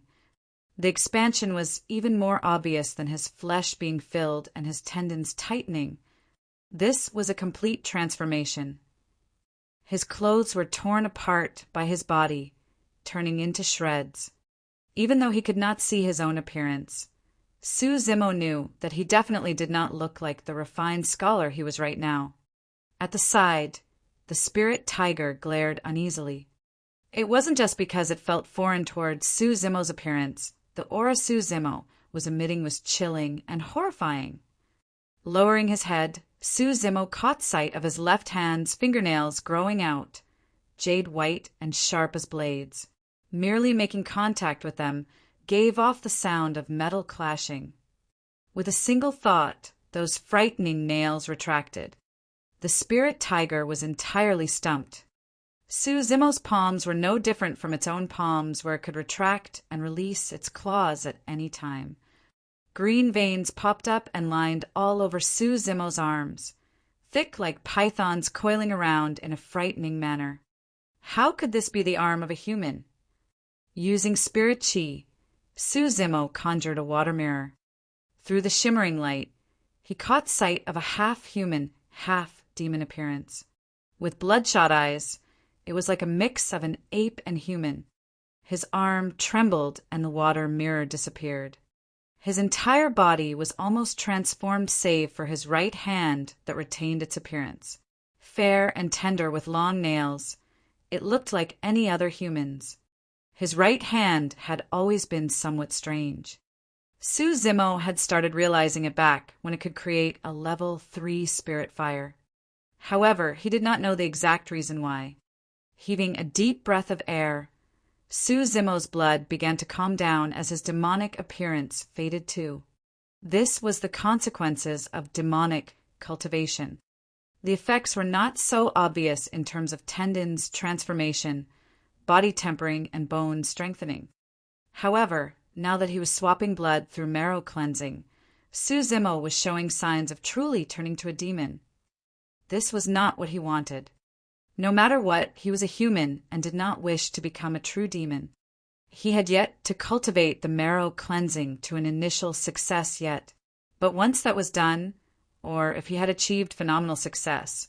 His blood may undergo endless changes, and he may never be able to revert to his current appearance. He could almost imagine the consequences of him failing to control himself earlier on at spirit peak and revealing his demonic state. First, he might be killed on the spot. Second, he might be forced into a blood oath to become someone's spirit beast. If Su Zimo had revealed his demonic appearance, no one would take him as a human. The only way demons could survive in the cultivation world was by becoming the spirit beasts of cultivators. It was either that or he would have to leave the sect and live within mountains and forests from now on, mixing around with true spirit beasts while cutting off all ties with his family and kin. That was something Su Zimo could not do. Yet he was not willing to give up on demonic cultivation as well. What should I do? He was lost. Naturally, the greatest challenge to Su Zimo right now was the fight against Feng Haoyu at the end of the year. Right now, he had no way of controlling his blood, and if his blood churned while he engaged in melee combat, he was definitely going to reveal his demonic nature. By then, many seniors of the sect in the audience would take him down before Feng Haoyu could. If he wanted to win Feng Haoyu, he could only rely on immortality cultivation methods, making use of fighting techniques between Qi refinement warriors. However, he was almost blank in that department since he had never practiced for it. There were still 6 months till the end of the year face-off. Raising his cultivation, refining elixirs and weapons while mastering sword-wielding and fighting techniques between Qi refinement warriors. Su Zimo made up his mind to pause on the marrow cleansing section. It wasn't just because he did not have time. More than that, he did not dare to carry on. At least, the only thing he could do was to stop his demonic cultivation before he found a way to stop his hidden ailment. Retrieving the weapon tripod from his storage bag, Su Zimo began to work on the step of spirit gathering. He had a hunch that he would be able to figure out the technique to spirit gathering soon. That was the most important step in weapon refinement. Chapter 96. The Spirit Gathering Method That Will Change the World. Chapter 96. The Spirit Gathering Method That Will Change the World. Weapon refinement masters had spirit perception, a sense gained over a long period of time through countless weapon refinements, and was extremely precious. There was naturally no way Su Zimo could have attained it, having only started on weapon refinement for less than 3 months. However, he had a spirit perception as well. His was a sharp sense towards danger. Was it possible to use his spirit perception towards spirit gathering? Gathering a scarlet level 3 spirit fire in his right palm, Su Zimo warmed the tripod. After a moment, he dug out a pure gold or from his storage bag and placed it into the weapon tripod along with other materials and began smelting. Under the high heat of a level 3 spirit fire, the materials in the weapon tripod turned to liquid state extremely quickly and began to bubble. Spirit Qi seeped out from the materials, swirling thickly within the weapon tripod. The impurities within the materials were being purged as well as they condensed. Before long, smelting was over. Extinguishing his spirit fire, Su Zimo rested while waiting for the temperature inside the tripod to lower for forging. A while later, he suddenly stood up and created a pair of spirit hands, reaching into the weapon tripod to create. Before long, the shape of a flying sword appeared in the weapon tripod. 4th step, tempering. The level 3 spirit fire made its appearance once more, heating the flying sword to a scarlet state as Su Zimo hammered within. He had spent more than 3 months familiarizing himself with the first 4 steps of weapon refinement. By now, he was so well-versed that every single step was fluid like water without any delays. Within 15 minutes, the tempering was over. He was at the most crucial step, once again, spirit gathering. Heaving out a breath of air, Su Zimo frowned. He had failed countless times at this step and had destroyed many flying swords. How could he solve this issue? Spirit perception, danger, spirit gathering, failure, flying swords destroyed. All of those terms and countless images flashed through his mind. All of a sudden, his eyes twinkled with a bright light. He had just thought of an idea. Suzumo's heart palpitated uncontrollably as his eyes could not conceal his joy of excitement. That idea could eliminate the problem of spirit gathering, and in fact, he might even attain a 100% success rate through it. Even advanced weapon refinement masters who could create superior-grade spirit weapons would not dare to claim a 100% success rate for creating inferior-grade spirit weapons.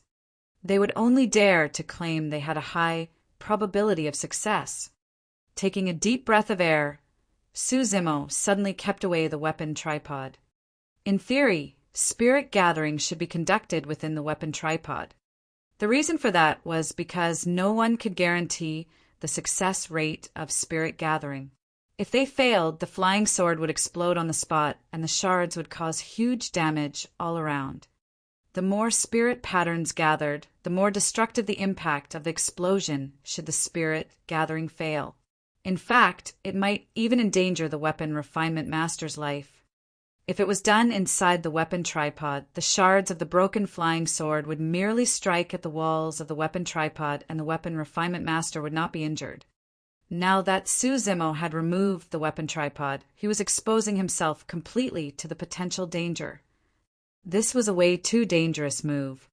If any seniors of the sect saw this, they would definitely try to stop Suzumo. However, the gleam in Suzumo's eyes was only getting more intense by the moment. He was going to expose himself to as much danger as possible. That way, his spirit perception would unleash its full potential. Suzumo manipulated the thick spirit chi in the surroundings and channeled it towards the flying sword. All of a sudden, a sense of danger rang in his mind. Instantly, he stopped his spirit pattern creation. The sword was unchanged and undamaged. Suzumo heaved out a sigh of relief. If he had continued earlier, the flying sword would have exploded on the spot. His spirit perception had informed him of the danger beforehand.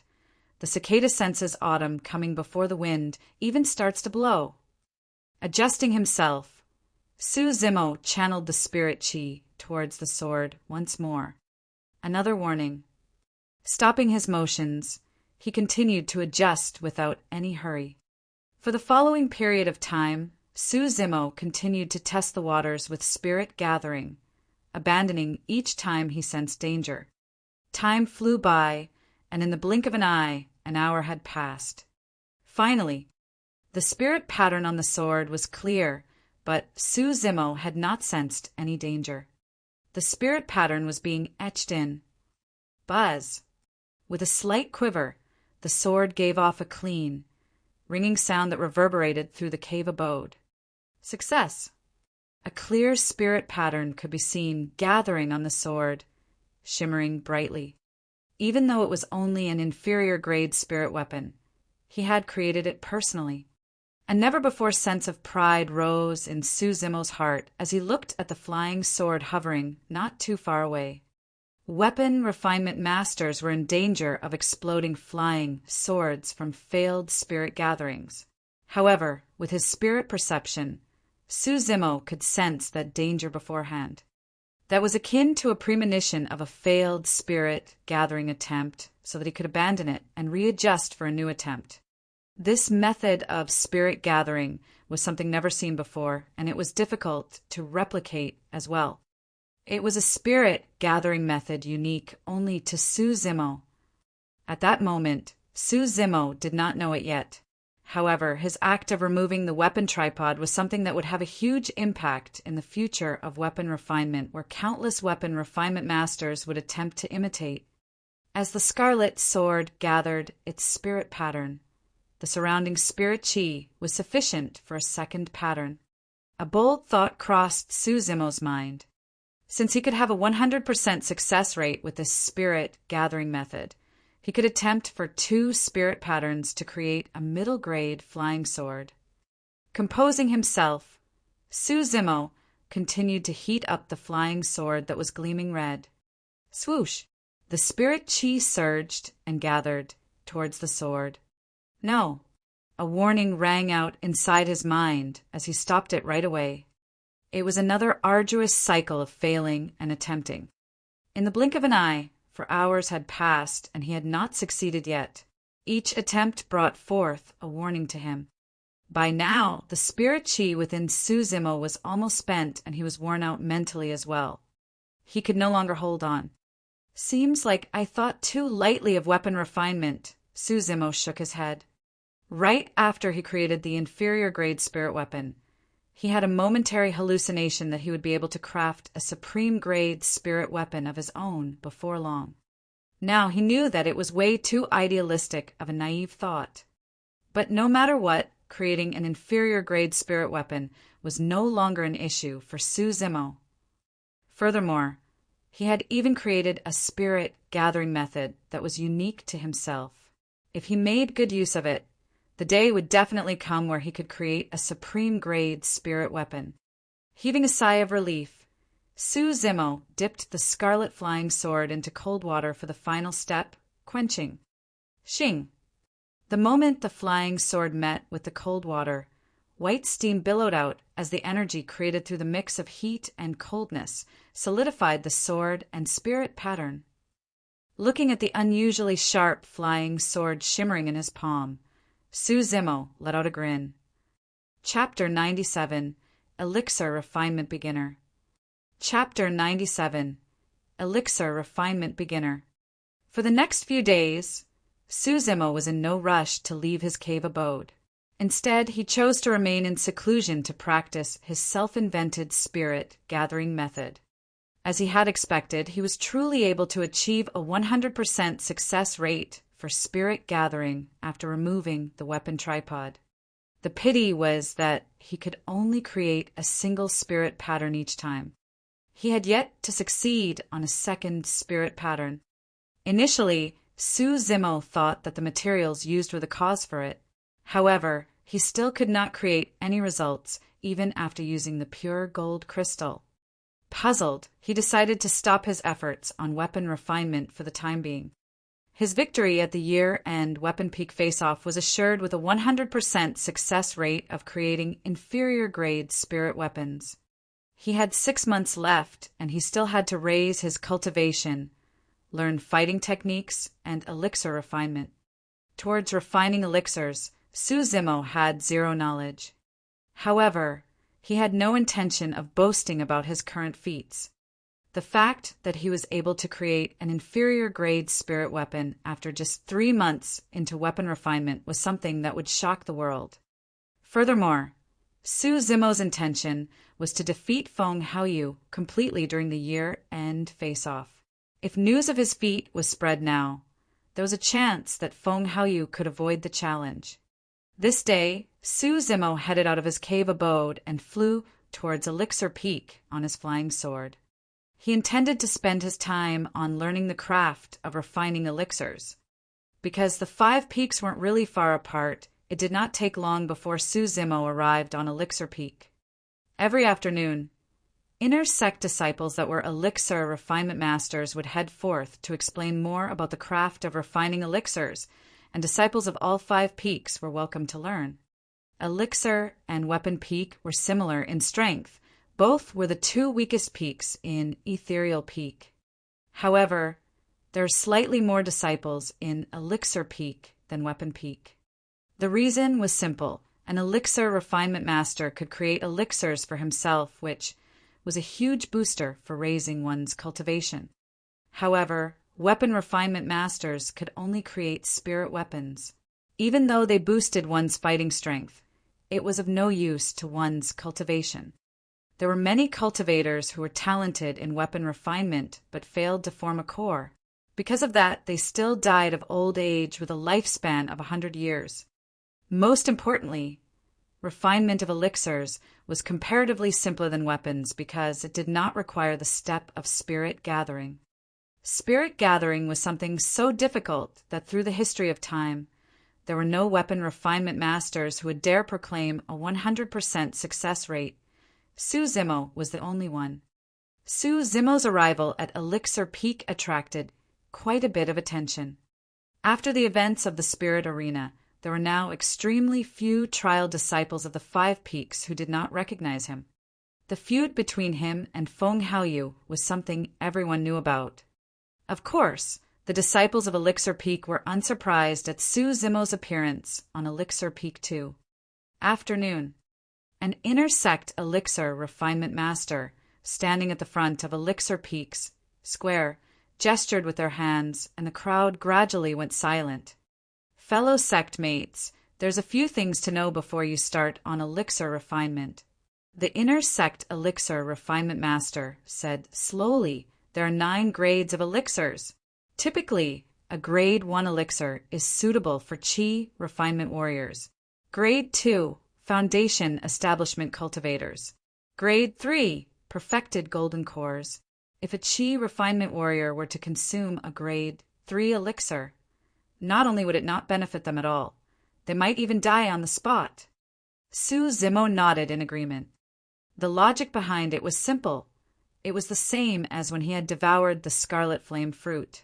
If one's body was unable to endure the overwhelming energy, they would just rupture and die. Anyone who can create a grade 1 elixir is an elementary elixir refinement master. Grade 2, intermediate elixir refinement master. Grade 3, advanced elixir refinement master. My name is Bo Shuezhen, and I'm an intermediate elixir refinement master. The many disciples below looked at him in awe. Have you guys heard of the saying that every medicine contains 30% poison? Bo Shuezhen continued. It is the same for elixirs in the cultivation world as well. However, the poison now refers to the impurities contained in the elixirs. The less the impurities, the better the quality of the elixir. If an elixir could contain at least 89% impurities, it would truly be a poisoned elixir for cultivators. The crowd chuckled. Senior Brother Bo, how do we differentiate between the qualities of elixirs? A disciple from Array Peak, who had just started on learning about elixirs, as well asked. Bo Shuezhen's gaze paused momentarily on Su Zimo before chuckling. I see that we have disciples from Weapon Peak around as well. Actually, the difference in quality for elixirs is the same as spirit weapons. Both have obvious patterns. The only difference is that they are called spirit patterns in weapon refinement, whereas for elixir refinement, they are called elixir patterns. There are 5 different tiers of qualities for every grade of elixirs. The lowest quality would show a single line of elixir pattern. Of course, an elixir refinement master would not have to gather the pattern personally. That is merely a representation of the amount of impurities within. An inferior grade elixir would have a single elixir pattern with an impurity content of 40%. A middle grade elixir would contain 2 elixir patterns at 30% impurity. Following that logic, a superior grade has 3 patterns and supreme grade has 4. If one could create an elixir with 5 patterns, it would be 100% pure, and that's called a perfect elixir. The mention of that had Su Zimo's heart skipping a beat. If it was as Bo Shuezhen had mentioned, and the same theory applied to spirit weapons, since a supreme grade spirit weapon had 4 spirit patterns. Could there be an even stronger, perfect spirit weapon with 5 spirit patterns gathered? In theory, Su Zimo was right. Perfect spirit weapons did exist. The reason why no weapon refinement masters in the sect had mentioned it was because spirit gathering was way too difficult. Notwithstanding 5 spirit patterns, one could even count with their fingers the number of weapon refinement masters who could create supreme grade spirit weapons in the whole Great Zhou dynasty. If one were to say that spirit perception was a sense gained through experience, one would have to require immense luck to gather 5 spirit patterns and create a perfect spirit weapon. Luck, affinity, status, providence, environment, harmony, situation, mental state, a perfect blend of a myriad of factors were required for the possibility of creating a perfect spirit weapon. And that was with the prerequisite that the weapon refinement master himself was at the paragon of weapon refinement. Bo Shuezhen's voice rang out once more. There are 6 steps for elixir refinement as well. The first step is material selection, which involves the choosing of spirit herbs and elixir recipes. Every elixir requires a different recipe. Within the sect, you can exchange for recipes using contribution points. Outside, you'll have to purchase them with spirit stones. Naturally, the rarer the recipe, the more expensive they will cost. Even grade 1 elixirs have different types and functions. There's the essence nourishing elixir, which is used for stabilizing one's foundation and nourishing their essence, and there's also spirit regeneration elixir, which is used for recovering spirit chi. Something like the spirit gathering elixir is the most commonly available elixir, which can help cultivators gather spirit chi better. Those elixirs are easier to refine at the same time. Of the grade 1 elixirs, the foundation establishment elixir is the most difficult to refine, requiring the most complex ingredients. As the name implies, the foundation establishment elixir can help perfected chi refinement warriors with breaking through the barrier to foundation establishment. The gap in cultivation between chi condensation and foundation establishment was a huge one. If one had the help of a foundation establishment elixir, things would be much easier. Su Zimo listened intently. Even after Bo Shiwezhen left, he sat on the spot for a long time, making sure he remembered everything he had learned thoroughly before standing up. Arriving at the elixir chamber, he used his contribution points to exchange for an elixir furnace and a recipe for the spirit gathering elixir before returning to his cave abode. Chapter 98. Something Weird. Chapter 98. Something Weird. Back in his cave abode, Su Zimo was in no hurry to start with elixir refinement. Instead, he continued pondering over everything he had learned today and took mental notes of his doubts. Thereafter, he memorized the recipe of the spirit-gathering elixir by heart, and just like that, an entire day had passed. Night descended. According to his previous plan, Su Zimo should be lying on the stone bed right now, cultivating the mystic classic of the 12 demon kings of the great wilderness. However, because he could no longer cultivate the marrow cleansing section, Su Zimo could only go to sleep while following the breathing and expiration technique of the first 3 sections: body tempering, tendons transformation, and bone strengthening. Thankfully, he had only just learned the marrow cleansing section, and it was not a habit for him yet. The second day, he got up bright and early and began on his chi condensation. Retrieving a spirit stone from his storage bag, he gripped it in his palm and started to raise his cultivation. After level 5 chi condensation, Su Zimo could sense a clear decline in his cultivation speed. If he were to merely absorb spirit chi, making use of the spirit stone, he would most likely only reach level 8 chi condensation at best by the end of the year. After all, he had to spend a huge chunk of his time on elixir refinement as well as fighting techniques too. In the blink of an eye, it was already noon. Su Zimo left his cave abode once more and headed to Elixir Peak on his flying sword. To his surprise, the person explaining things today was Elixir Peak's master, a brown-haired youth. Compared to Bo Shiwezhen, the brown-haired youth's knowledge of elixir refinement was way deeper. As he explained, the brown-haired youth's gaze would linger from time to time towards Su Zimo for some reason. After an hour of listening, Su Zimo felt his understanding of elixir refinement deepening with many of his previous doubts clarified. After the talk, just as Su Zimo was about to leave, the brown-haired youth called him back, beckoning with his hands. Su Zimo went over hurriedly. "How was it? Could you understand?" The brown-haired youth asked, smiling with a warm attitude. Even though Elixir Peak's master looked to be a youth, his tone was no different from that of an elderly person. One could tell that he had reverted to his youthful appearance. "Yes, it's not bad." Su Zimo nodded his head. "Do you have any doubts?" Su Zimo pondered for a moment before asking, "I heard Senior Brother Bo mention previously that every medicine contains 30% poison. Except for perfect elixirs, every other elixir contains impurities. Would that affect the cultivation of cultivators who consume them?" An approving look flickered through the brown-haired youth's eyes as he nodded. There is a reason why we set 40% impurities as the minimum value for inferior grade elixirs in the world of elixir refinement.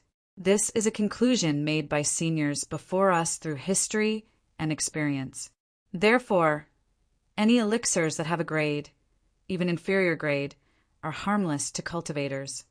With a slight pause, the brown-haired youth continued. However, seniors have mentioned the impact on one's cultivation should they consume too many elixirs, such that the impurities become sediment in the body and are unable to be purged. Regarding that, there are many different theories to it in the cultivation world, but no one has yet to discover the specific impacts that would be caused. Su Zimo nodded. The brown-haired youth patted Su Zimo on the shoulders. Go back and practice. Elixir refinement is much easier than weapon refinement, and you'll get better with practice. With a level 3 spirit fire as foundation, you can definitely do it. If you have any doubts in the future, feel free to come look for me at any time. Suddenly, Su Zimo realized. He might have been the reason why the brown-haired youth was conducting the session today. Touched, Su Zimo nodded his head. The brown-haired youth passed Su Zimo a storage bag. There's quite a bit of spirit herbs in here.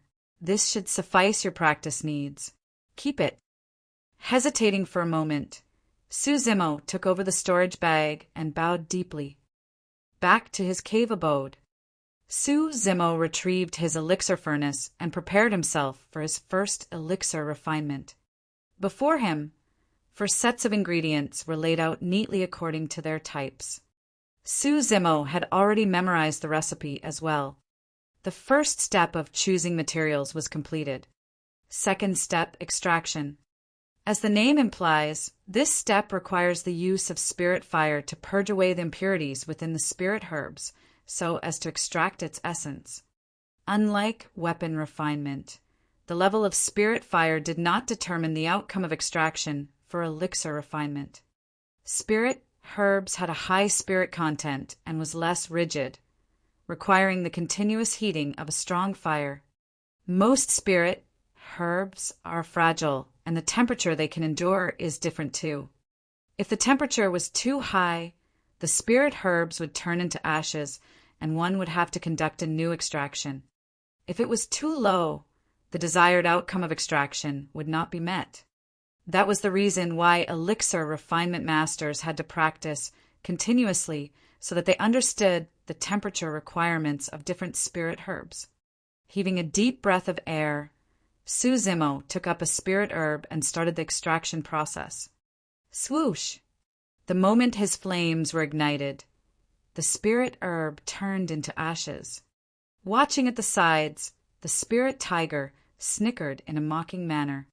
Su Zimo glared at the spirit tiger and regained his composure, taking up another stalk of spirit herb for a new attempt. Failure. Again. Another failure, another attempt. Su Zimo's gaze was resolute and firm as he attempted repeatedly, adjusting the temperature time and again. Finally, under the heat of the flames, the stalk of spirit herb turned into essence in powder form. Placing the tuft of powder into a corner of the elixir furnace, Su Zimo continued with the extraction of another spirit herb. It was another round of failures until he finally managed to place another tuft of powder into the elixir furnace, separate from the first tuft. After a full 4 hours, Su Zimo's forehead was filled with sweat and his spirit chi was almost exhausted. Finally, he had managed to extract the essence of 4 stalks of spirit herbs, placing them in 4 corners of the elixir furnace. Heaving a sigh of relief, he sat down in a lotus position and started recovering his spirit chi unhurriedly. After a while, Su Zimo got up and started with the 3rd step of elixir refinement, synthesis. This step required the mixing of the powdered essence in a specified ratio and order. It was a relatively simple step since the ratio and order were documented in the recipe. However, a single margin of error would affect the content of the produced elixir, and in worst-case scenarios, it would be a failed refinement.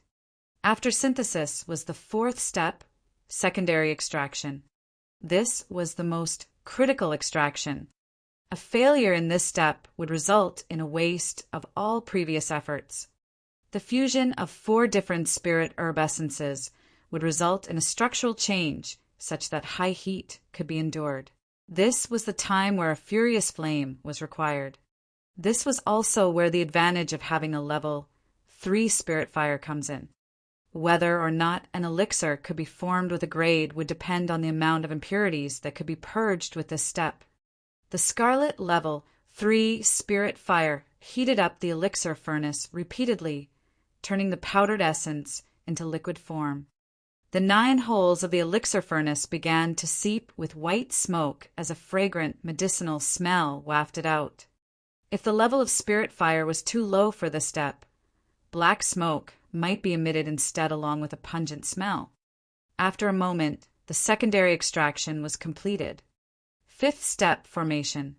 This was a step that required absolute focus, and the slightest bit of distraction could result in a failure of elixir formation.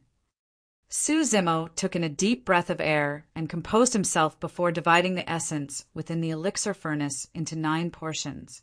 Fusing together, they gradually took shape and solidified towards a pill form. Right then, something weird happened. Chapter 99. Attack of the Stupid Bird. Chapter 99. Attack of the Stupid Bird. Boom! An ear-piercing boom sounded out as the main entrance to the cave abode was slammed wide open. Instantly, both doors dropped to the ground heavily, creating a dust cloud. One must not be disturbed during the process of pill formation. Caught unaware, Su Zimo was totally shocked as he saw the pills that were about to be formed explode on the spot. His efforts had gone to waste. Not only that, because Su Zimo was still stunned, his mouth was slightly agape and he ended up eating a mouthful of dust. He was finally about to bear fruits for the elixir refinement he had spent an entire afternoon on, only to see it go up in smoke. Right then, Su Zimo even had thoughts of killing someone. Unable to control his blood in a fit of anger, he transformed to his demonic form. Caw, caw! At that moment, a familiar, mocking cry rang out in front of his cave abode.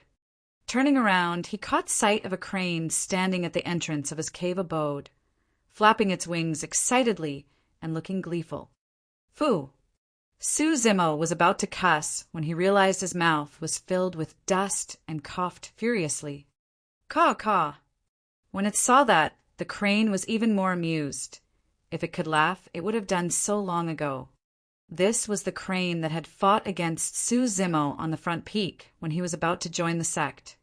Su Zimo recognized it right away. Of all times, this stupid bird chose to arrive at this critical juncture.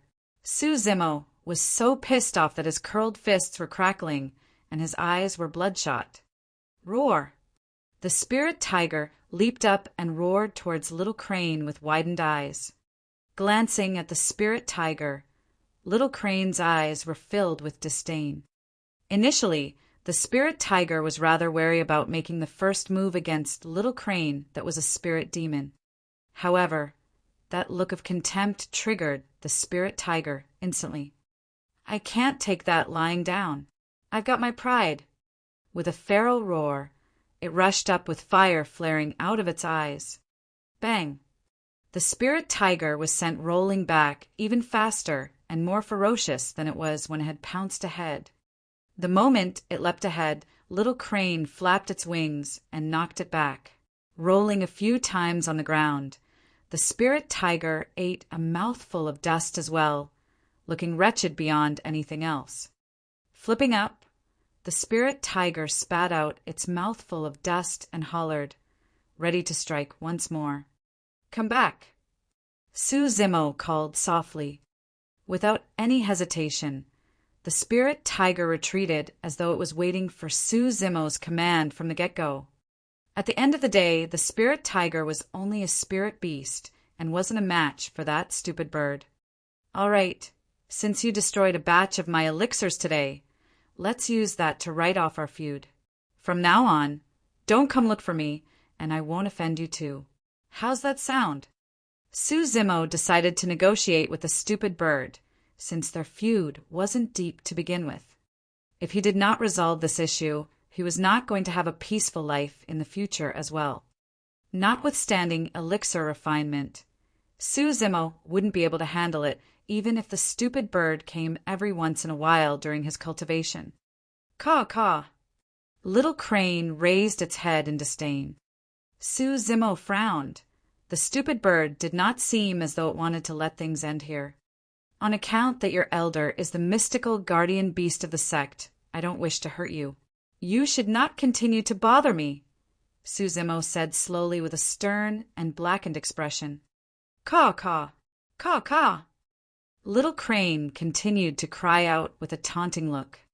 Without saying anything more, Suzumo patted his storage bag as a blood-red bow appeared in his hands. Arrow, load, and strung bow like a full moon. The entire process was fluid like water, as though he had practiced it countless times. Swoosh! The sound of an arrow tearing through the air rang out as a black light streaked past Little Crane, missing it by an inch. The speed of the arrow was so fast that Little Crane jumped in shock, totally caught unprepared. Suzumo declared coldly, "That arrow was just a warning shot. If you continue to bother me, I'll kill you with my next arrow." Naturally, there was no way Suzumo would dare to kill that stupid bird unless he was tired of living. That was merely a threat. Furthermore, this stupid bird was still in its infancy stage and was merely being playful. It did not deserve death just for that. Caw, caw. Upon hearing Suzumo's declaration, Little Crane was enraged as it flapped its wings. Glaring at Suzumo sharply, it wanted to engage him in a bout. In a swift motion, Suzumo dashed out of the cave abode. This time round, Little Crane was prepared as it flew into the skies instantly. Circling around the skies, its talons shimmered dangerously, looking as though it could swoop at any moment. Suzumo arched his bow once more. Swoosh! Swoosh! Swoosh! He fired 3 arrows with all his might. Little Crane dodged everything in midair with nimble ease. Caw, caw! It cried out loudly, laughing at Suzumo's archery skills. Suzumo was starting to regret things now. Had he known that this would be the case, he would have pierced the stupid bird's wings with his first arrow while it was unguarded. But now, things were awkward for him. Even if he could use his flying sword, he would never be as agile in midair as a spirit crane with wings. He wouldn't be able to unleash his fighting prowess completely. Furthermore, Suzumo did not dare to engage the spirit crane in melee combat right now. If he lost control of his blood and showed signs of his demonic self, the consequences would be dire. However, if he wanted to make use of his flying sword, he was only at level 6 chi condensation. He might not be able to hurt the crane even if it stood still for him. There was no way for him to fight. After standing at the entrance for a while, Suzumo realized that there was nothing he could do to the stupid bird and decided to return to his cave abode. The moment he sat down, Little Crane appeared before the cave abode and started yelping before he could even take a single breath. That stupid bird. In a fit of anger, Suzumo rushed out once more. Again, Little Crane flew away. The moment Suzumo returned to his cave abode, Little Crane returned. It refused to enter his cave abode and instead stood at the entrance, taunting him while crying from time to time. Suddenly, Suzumo had a bad feeling. If this stupid bird were to continue with this, notwithstanding elixir refinement and raising of his cultivation, even a good night's rest would be a pipe dream. True enough. Suzumo had just fixed the door to his cave abode when Little Crane broke it once more. Little Crane stood outside with Suzumo remaining inside. The man, Crane, and a spirit tiger spent their day looking at one another without doing anything. To that, Little Crane found extreme joy. The man and the tiger suffered immensely. For the next few days, Little Crane would visit Suzumo's cave abode from time to time, crying loudly outside. At times, the man and tiger would catch a breather once Little Crane left. But The moment they tried to catch up on sleep, Little Crane would return. Not only was Su Zimo unable to cultivate or refine elixirs, even sleeping was a tall task for him. It has been a few days since the man and tiger have slept. Both Su Zimo and the spirit tiger had lost quite a bit of weight. The spirit tiger was on the brink of tears. Previously, it was tormented by Su Zimo for some unknown reason in this cave abode, ordered to roar continuously. Now, a stupid bird had appeared out of nowhere to torment them. By now, the spirit tiger was suffering from mental trauma. It was even contemplating if it should leave Su Zimo for the time being so that it could escape to the forest for a good night's sleep. Chapter 100, Delving into Formations. Chapter 100, Delving into Formations. This morning, Su Zimo sported 2 black eye circles, looking worn out and fatigued with bloodshot eyes. He was in the same state as the spirit tiger. Under the torment of Little Crane, it was yet another sleepless night for the man and tiger pair. Suddenly, Su Zimo spoke. "This can't go on. We've got to think of something." The spirit tiger was listless and shrugged its head drowsily. Counting on the spirit tiger to suppress Little Crane was way too unrealistic. It had a normal bloodline, and it was a long way before advancing to become a spirit demon. Even if it could turn into a spirit demon, it had no way of flying and would only be led by the nose by Little Crane. Su Zimo's current methods were not enough to suppress Little Crane as well. Neither the man nor Crane could injure the other, but Su Zimo could not afford this waste of time. He had considered asking seniors of the sect for help as well. However, given the Crane status, it wasn't a guarantee that he would receive any help. Furthermore, Su Zimo had his ego as well. Was he going to be defeated by a stupid bird? After a long silence, he looked at the nearby spirit tiger and said sternly, "I'll go out for a while.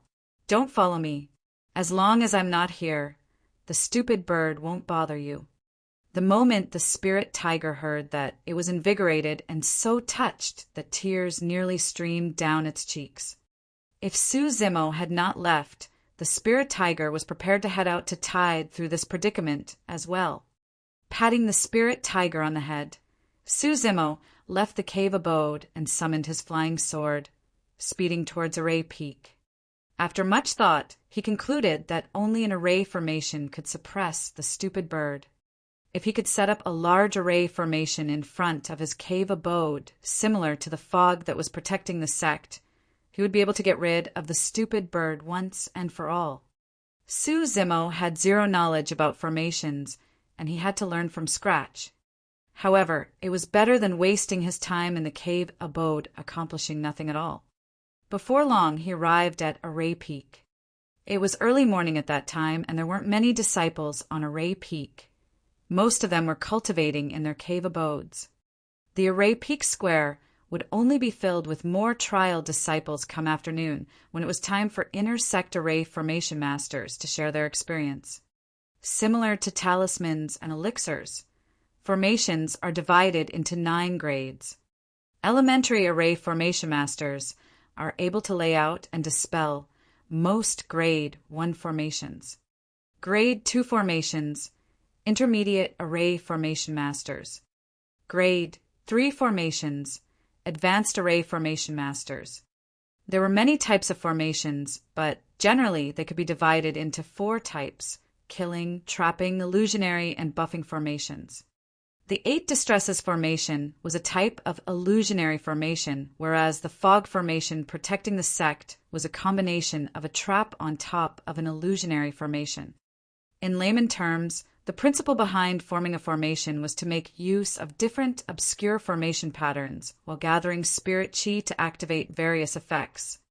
Unlike the other 4 peaks, Array Peak had a symbolic structure. On the west of Array Peak was their spirit arena, and beside it stood the 10 Formations Pagoda.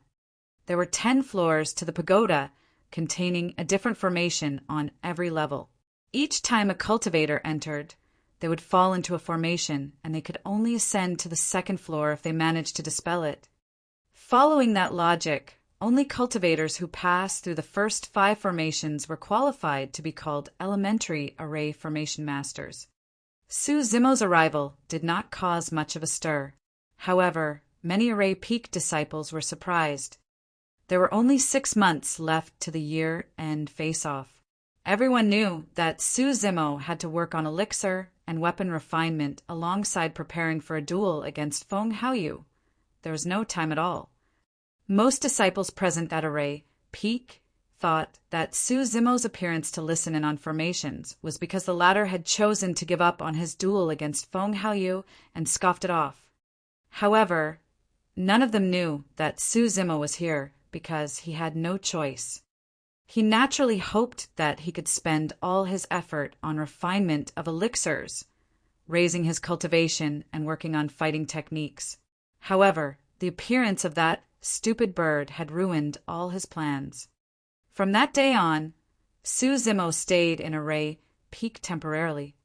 Of course, there was no way Array Peak would provide Su Zimo with a cave abode. He spent his days in the Array Chamber, rarely appearing and delving into books to learn of the various formations. Starting with the most elementary formations, he learned and dug further, exploring and researching. There was naturally no way Little Crane would let Su Zimo off. However, it was embarrassed to create a ruckus inside a ray chamber where Su Zimo was hiding. Instead, it merely gloated internally. You can't hide in there forever. Su Zimo spent the next period of time on Array Peak. Not only had he memorized all the Grade 1 formations in Array Chamber, he was now researching on Grade 2 formations. As Little Crane was a spirit demon level beast, Su Zimo had to rely on the power of Grade 2 formations to suppress it. Grade 1 formations could kill, trap, or bewitch spirit beasts. However, spirit demons were way stronger and could break through Grade 1 formations with sheer brute force. Su Zimo spent less than a month to memorize and comprehend Grade 1 formations. The reason why he progressed so quickly was because he was putting all of his effort and time into formations. In the cultivation world, there weren't many people who would be this extreme. However, Su Zimo was forced to a corner by Little Crane and could only use every single moment he had on learning about formations. Compared to Grade 1 formations, Grade 2 were much more complex. Su Zimo spent more than 2 months before he memorized and understood most of the Grade 2 formations. 3 months. He had spent a whole 3 months in Array Peak. It was undeniable that Su Zimo was a smart person with a talented endowment. That was something that Dai Yu had discovered when he first cultivated the mystic classic of the 12 demon kings of the Great Wilderness. Coupled with the pressure from Little Crane, Su Zimo's wholehearted efforts into learning about formations were rewarded handsomely. There were 2 floors in the Array Chamber, and the second floor was filled with Grade 2 formation manuals with almost nobody around. Because Su Zimo had spent his later 2 months on the second floor of Array Chamber, most Array Peak disciples thought that he had left long ago and gradually forgot about him. This morning, Su Zimo came forth from the Array Chamber. The sun was a little piercing to his eyes after such a long time. Standing in front of the Array Chamber, Su Zimo recalled everything he had learnt for the past 3 months before heading towards the 10 Formations Pagoda. No matter how much he understood and knew about formations, he had to give it a test. The 10 Formations Pagoda was the perfect test to determine where Su Zimo was after 3 months of formation studies. On the pagoda's left was Array Peak's Spirit Arena. On its right, a tall stele etched with dense lines of words was erected.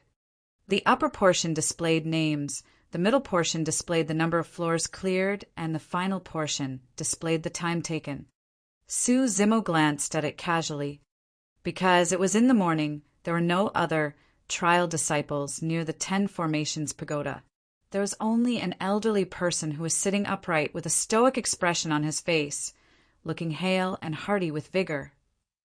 Chapter 101 Challenging the 10 Formations Pagoda. Chapter 101 Challenging the 10 Formations Pagoda. Senior, I want to challenge the 10 Formations Pagoda. Is there anything to take note of? Su Zimo came to the elder and asked respectfully. Although Su Zimo had stayed at Array Peak for 3 months, this was his first time coming to the 10 Formations Pagoda. The elder paused for a while on Su Zimo's face. He sized him up and asked, "You look very unfamiliar. You're not a disciple of my Array Peak, are you?" "I'm from Weapon Peak," Su Zimo nodded. "Oh," the elder replied casually. He looked at the sect badge on Su Zimo's waist and passed him a wooden badge, saying in a deep voice, "Take this badge. If you can't hold it or encounter danger inside, break this badge immediately. You will be transported out safely. There are dangers to be encountered within the 10 Formations Pagoda." Su Zimo was slightly stunned. The elder explained patiently, "Level 1 of the 10 Formations Pagoda is very simple.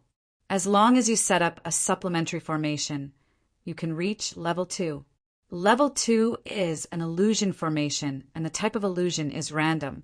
You will need to dispel the formation to reach Level 3. Level 3 is a trap formation. Once you clear the trap formation, you will be able to see the entrance to the Level 4, the Killing Array. It is extremely dangerous inside, and if you aren't careful, you might lose your life. If you can't crack it, don't force yourself. Crush this badge." Level 5 is a combination formation consisting of 2 of either a trap, illusion, or killing formation. You can only be considered as an elementary array formation master after dispelling the formation. With that, you can ascend to Level 6. With a rough understanding of the 10 Formations Pagoda now, Su Zimo bowed and expressed his thanks before entering the pagoda. Looking at Su Zimo's back view, the elder smiled and mumbled to himself. It's rare for disciples of Weapon Peak to come and try to clear the 10 Formations Pagoda. I wonder how many levels that lad can clear. Perhaps 2? Su Zimo. That's quite a familiar name. I seem to have heard it before somewhere. Murmuring softly, the elder shook his head and did not think much about it. After all, there were many disciples challenging the 10 Formations Pagoda on a daily basis, and he only paid attention to some of the more outstanding ones from Array Peak. 10 Formations Pagoda Level 1. This was a slightly spacious room that was empty. The floor was a little strange. It was soft with some elasticity. Surrounded by 4 walls, the door behind Su Zimo slammed shut the moment he entered, and the entrance to Level 2 was not in sight. Su Zimo thought for a moment and understood. The entrance to Level 2 would only appear if he laid out a supplementary formation on the ground. He did not hesitate as a stream of spirit chi shot out from his fingertips. Squatting down, he drew on the ground carefully. He was drawing a soundproof formation.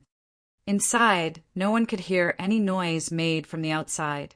This was the first formation that Su Zimo learnt, and his motive was to isolate little cranes chirping. While drawing a formation pattern, one had to focus intently without any distractions or deviations. Even the slightest deviation of the formation pattern would result in a failed formation that could not be activated. This was a test of a cultivator's patience and conscientiousness towards details. The better they were, the more perfect things would be. Array formation masters were all meticulous people. If the setting up of a formation was seen as a game of chess, the array formation master would be the player. A chess game was unpredictable, and a single misstep could lead to a loss. For array formation masters, any mistakes in their spirit patterns would render their previous efforts wasted. The soundproof formation was relatively simple, and its patterns were not complex as well. Before long, Su Zimo had drawn the formation on the ground. A spirit stone was placed in the eye of the formation as it shone brightly on the ground. The soundproof formation was activated. Crack, crack, crack. At the same time, a stone door appeared on a wall in the south, revealing a stone staircase made of granite that led to Level 2. The soundproof formation that Su Zimo had just drawn on the ground slowly disappeared, as well as the ground returned to normalcy, while the spirit stone he placed in the eye rebounded to him. What an ingenious setup. Chuckling, Suzimo picked up the spirit stone and headed to level 2. The moment he entered level 2, his body broke into a shudder. He was faced with a towering mountain covered in clouds and surrounded by water and greenery. There was a magnificent palace that looked like a paradise. Suzimo realized that he had entered an illusionary formation. From level 2 on, the disciple's ability to dispel formations would be tested. The principle of dispelling formations was simple. One had to locate the core of the formation, also known as the formation eye. The higher the grade of the formation, the more formation eyes there were. Grade 1 formations only contained a single formation eye. Grade 2 formations had 2. If one wanted to dispel a Grade 2 formation, it wasn't enough to merely locate one formation eye. They had to find and destroy both in order to dispel the formation. Even though it sounded simple, a formation eye was difficult to locate within the formation. Take the illusion formation before Suzimo, for example. The eye could be a simple blade of grass, a cloud floating above, a stone on the mountain, or even a fish swimming within the river. A formation contained a world within itself. If it was someone who knew nothing about formations, they might not be able to locate and destroy the formation eye within its parallel world, even if they spent their entire life and effort. However, array formation masters could locate the formation eye based on their understanding of formations and guts alongside logical analysis. One thing was certain: formation eyes were definitely far from ordinary. Even if they may look to be normal, careful analysis would uncover their unusualness. Brilliant array formation masters would make sure to conceal their formation eyes so carefully that it would be difficult to detect. A euro. Right as Suzimo entered level 2 of 10 Formations Pagoda, a group of disciples from Array Peak were headed towards it. The leader amongst them wore black robes, looking cold and cool. His eyes were indifferent with his hands behind his back. Even though he was only at level 9 Qi condensation, he had an air of superiority. This was Zhongwen, a publicly recognized talent amongst the trial disciples and a genius of the sect. He was the top of Array Peak and was already an elementary array formation master. He was currently stuck at level 7 of the 10 Formations Pagoda. Today, he came to challenge the 10 Formations Pagoda again to see if he could clear level 7. Even if he couldn't, he wanted to break the record of his previous clear time of level 6. Knowing that Zhongwen was here to challenge the pagoda today, many disciples from Array Peak came to watch and surrounded him. Senior Brother Zhong, I wish you success this time. Be the first person in the history of our sect to clear level 7. Senior Brother Zhong is a level 9 Qi refinement warrior right now, and he still has many chances before entering Foundation establishment. Who knows? He might even be able to clear level 8 in the future. Many disciples of Array Peak complimented him. Zhongwen was only in his 20s. Even though he seemed mature, he definitely felt gleeful upon hearing those words.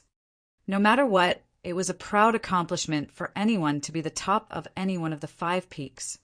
His gaze lingered on the stele at the right of the 10 Formations Pagoda, pride flashing through his eyes. Chapter 102, 10 Formation Stele. Chapter 102, 10 Formation Stele. The ancient stele was thick and heavy. At about 10 feet tall, it was called the 10 Formation Stele. It was of extraordinary significance and honor for any trial disciples of Ethereal Peak to have their names left behind on the 10 Formation Stele. Carrying with it the memories of Ethereal Sect over thousands of years, the 10 Formations Stele had also witnessed the changes of the sect through those years. There were a total of 100 names on the stele, all of them geniuses through the history of Array Peak. Time was merciless, and cultivators were no exception to that rule. Many of the genius cultivators on the list had passed away, and the only trace left of them was probably on the stele. Behind every single name was the number of levels cleared as well as time taken. The higher the levels cleared, the further ahead one's name would be. For those at the same level, ranking would be dependent on time taken. The bottom 30-odd names on the 10 formation stele were trial disciples who had passed level 4. A huge chunk of names in the middle were disciples who had passed level 5, with the fastest amongst them using 12 hours. The tens of disciples on top were those who had cleared level 6. Zhong Wen's name was right at the top of the list. He was the top of Array Peak. There was reason for Zhong Wen to be proud, and he was definitely qualified as well. After all, he had already taken over every single genius through the thousands of years of history of Array Peak. He was the true number 1 of Array Peak. A line of words was displayed on the first row of the 10 formation stele. Zhong Wen cleared level 6, 11 hours. Right then, level 2 of the 10 formations pagoda suddenly shone with a bright light, attracting the attention of the Array Peak disciples. That unique light that belonged to a formation pattern would only shine if someone had cleared the level. Zhong Wen declared indifferently, "To think that someone would be here earlier than me today to challenge the pagoda. Interesting. Greetings, Elder Luo." Zhong Wen arrived before the 10 formations pagoda and bowed slightly to the elder at the entrance. Elder Luo looked at Zhong Wen in appreciation. "You're here so early to challenge the pagoda. Are you intending to clear level 7 this time round?" "Yes." Zhong Wen nodded. Pausing for a moment, he continued, "I've learnt quite a bit during this period of time. Even if I can't clear level 7, I should be able to make a new record on the 10 formation stele." The so-called record was naturally the one he had created. In Zhong Wen's eyes, no one from the 5 peaks could compare to him in array formations. What he wanted to do was to constantly challenge himself. "All right, I'll be awaiting your return from the challenge." Elder Luo smiled encouragingly and passed Zhong Wen a wooden badge. Nodding to the many Array Peak disciples behind him, Zhong Wen entered the 10 formations pagoda. Challenging the pagoda was something he was extremely familiar with. Without hesitation, spirit chi seeped out from his fingers, and he started drawing the moment he entered level 1. His choice of supplementary formation was the simplest type. Challenging the pagoda wasn't only a test of the number of levels cleared. One had to take into account the time taken too. Zhong Wen was naturally not going to waste any time. Before long, he was done drawing the formation pattern. Placing a spirit stone in the formation eye, the entrance to level 2 appeared. Retrieving his spirit stone, Zhong Wen rushed up to level 2 swiftly. Similar to Su Zimo, Zhong Wen found himself transported into an illusionary formation the moment he entered level 2. Looking calm, he surveyed his surroundings and walked about casually, stopping from time to time to observe the ground. 15 minutes later, he heaved out a sigh gently and summoned his flying sword, piercing it at the ground nearby. All of a sudden, the surrounding illusion disappeared and the entrance to level 3 came into sight. Zhong Wen was in excellent condition as he walked confidently to level 3. Su Zimo was in the level 3 trap formation at the moment as well. Even though they were in the same level, they were in different formations and neither would see nor affect the other. Outside the 10 formations pagoda, when they saw the burst of light emit from level 2, the crowd gasped. Senior brother Zhong only took around 15 minutes to clear 2 levels. That's slightly faster than before. Of course, he wouldn't have come for the challenge if he wasn't confident. More and more trial disciples were gathered when they heard about Zhong Wen's challenge of the pagoda today. An hour passed, and a bright light shone from level 3. He passed. Yes, an hour. That's around the same as before. The disciples of Array Peak discussed. I wonder how long senior brother Zhong will take for level 4. I remember he took 2 hours previously. Actually, level 4 is not too bad. It's just a singular formation after all. Level 5 is the most difficult since it's a combination formation. The difficulty is doubly high. Time passed by quickly, and another 2 hours were gone. A bright light shone from level 4. Just as the shocked disciples were about to speak, a bright light shone from level 3. That caused a clamor. There's someone else other than Senior Brother Zhong challenging the pagoda today? Some of the Array Peak disciples that had arrived later asked in confusion. Many disciples of Array Peak would normally choose to avoid the pagoda if Zhongwen was challenging it. Even though all challengers were unaffected by one another, they would undoubtedly feel the pressure knowing that they were doing it at the same time as the number 1 of Array Peak, and that would affect their performance as well. That person sure is ambitious to want a challenge at the same time as Senior Brother Zhong. Someone scoffed coldly.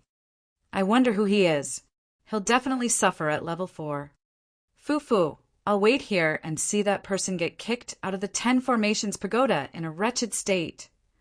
Many Array Peak disciples were waiting to see a joke. Shocked, Elder Luo turned to look at the 10 Formations Pagoda as he recalled a handsome disciple in green. Disciple of Weapon Peak. Chuckling and shaking his head, Elder Luo murmured to himself, to think that the lad could clear level 3 as well. Yes, someone like that is definitely talented in formations. I wonder why he was sent to Weapon Peak to begin with. In truth, notwithstanding the many Array Peak disciples, even Elder Luo did not expect much of Su Zimo. To Elder Luo, even if Su Zimo could get through level 3, he would definitely fail at level 4. After all, level 4 was a killing formation. Every single step within was filled with danger. Any misstep and one could lose their life there. Under such tense circumstances, most people would be so rattled that they would instinctively break the wooden badge and be transported out, let alone compose themselves to dispel the formation. For a first-timer like Su Zimo, who had never experienced a killing formation, it was a level he couldn't possibly clear. Not only did level 4 test one's understanding towards formations, it also tested one's determination and courage in life and death. How should one maintain their composure within a treacherous situation to calmly analyze the formation while detecting the loophole within? That was the key to clearing level 4. However, neither the Array Peak disciples or Elder Luo understood Su Zimo. Compared to the knights in Tsonglang Mountain Range, the danger posed by a Grade 1 killing formation was way too weak for Su Zimo. Furthermore, he possessed an ability no one else had: spirit perception. The current state of Array Peak was akin to a calm lake where Su Zimo's appearance was like a pebble dropping into the lake. Right then, no one realized that the pebble would not merely cause a few ripples. Instead, it was about to whip up a torrential tide that would shock all 5 peaks and the sect. Chapter 103, 17 seconds. Chapter 103, 17 seconds. Su Zimo, who had just entered level 4 of the 10 Formations Pagoda, did not know that someone had cleared it previously. He did not know that there were more Array Peak disciples gathered outside and that he was starting to gain attention as well. Level 4 was the killing formation. Amongst the formations, killing formations were the most powerful. If a cultivator was stuck in it without any means of dispelling and he wasn't strong enough, he would definitely die within. Cultivators could hold out temporarily against the formation. However, there would come a time where they would get exhausted and by then, they would be destroyed by the formation. However, killing formations were the easiest to dispel across the various formations. The main goal of a killing formation was to kill and destroy everything. As the saying goes, things would reverse at extremities. In this world, there was no such thing as absolute destruction. Therefore, life force was bound to exist within the destruction. If one could locate the life force, the killing formation would naturally be dispelled. Not far ahead was a volcano spouting billowing ashes. The moment Su Zimo was transported in, a rumble boomed out from the mountain. Immediately after, scarlet lava gushed out from the peak of the volcano as gigantic flaming rocks plummeted down from the skies endlessly in an earth-shattering manner. Suffocating black smoke filled the air and blocked one's vision. It was as though the world was ending in an apocalypse, Faced with such devastating destruction, most cultivators would shatter their protection talisman and run off instinctively, finding a place to hide from the falling lava. However, that was an extremely unwise move in reality. This was a formation. Unless they dispelled it, cultivators had no way of escaping. That also meant to say that no matter the speed of the cultivator, they wouldn't be able to escape the radius of the falling lava within the formation. With a calm expression, Su Zimo summoned his flying sword and leapt down. Instead of retreating, he advanced. All the plants on the ground were burnt to a crisp as bubbling lava that emitted a scorching heat flowed. In the blink of an eye, the ground beneath Su Zimo had turned into a scarlet sea of lava, leaving only rocks that had yet to melt. For other array formation masters, they would have to analyze how to dispel the killing formation while avoiding its power. However, that was no the case for Su Zimo. Through the dangers of the killing formation, there was only a single spot where Su Zimo's spirit perception had no reaction to.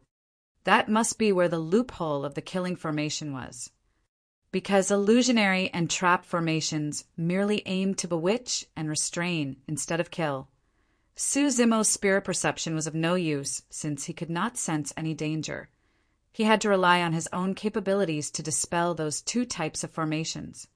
However, his spirit perception worked in killing formations, turning everything else into mere decorations. Before long, Su Zimo arrived on a single rock. It looked ordinary like any other rocks protruding from the lava and only had room to fit a single person. However, one could avoid all the dangers in the killing formation just by standing motionlessly on the rock. If anyone else saw this, their jaws would definitely drop wide open. As the torrential lava rained down through the world, a man in green stood without suffering any bit of damage at all. However, locating this rock was not enough to dispel the killing formation. After all, the volcano was spewing continuously, and Su Zimo did not know when it would stop. He can't wait here forever. After pondering for a long time, he looked at the seemingly ordinary rock he was standing on and smiled. Logically speaking, this should be the formation eye. However, if it was a wrong deduction and the killing formation was not dispelled by destroying the rock, the person trapped in the formation would fall right into the lava and be burnt to a crisp. The array formation master who had set this formation had indeed gave it much thought. This was not just a test of the cultivator's dispel capabilities. It was also a test of their courage. Would you dare to break away your only lifeline? In reality, the array formation master's mindset was actually aligned with how killing formations worked. Both required the trapped cultivator to seek life through desperate times. Smiling, Su Zimo stomped down on his foot. Bam! The rock beneath him broke apart, and Su Zimo's body descended. Right as he was about to drop into the lava, everything around him disappeared and reality set in once more. The entrance of level 5 had appeared. Su Zimo strolled towards it. At that moment, outside 10 Formation's pagoda, when the light of level 4 shone not long after level 3's light was lit up, the discussions of the disciples outside came to a halt. Everyone looked at the nearby 10 Formation's pagoda with widened eyes and gaping mouths. They could not recover from the shock. Elder Luo sensed it and looked back. When he saw the light of level 4 shining, he was stumped as well. That lad had cleared level 4. Also, it was so fast. It seemed like it only took 17 seconds. How was that possible? Countless questions surfaced in Elder Luo's mind as he frowned. What did I just see? Level 4's formation pattern had lit up as well. From the moment he stepped into level 4 to the lights shining, it only took a few seconds. How could he be so fast? Who is that person? After a brief moment of silence, sounds were heard from the crowd as the Array Peak disciples discussed fervently. Even the number 1 of Array Peak, Zhongwen, took 2 entire hours to clear level 4. How did that man dispel level 4's formation using just a couple of seconds? I've got it! Suddenly, a disciple exclaimed. There must be 2 people in 10 formations pagoda other than Senior Brother Zhong.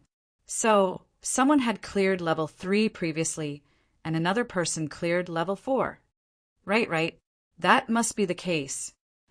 Another disciple nodded furiously in enlightenment. Yes, it must be a coincidence that someone had managed to clear level 4 right after the first person cleared level 3.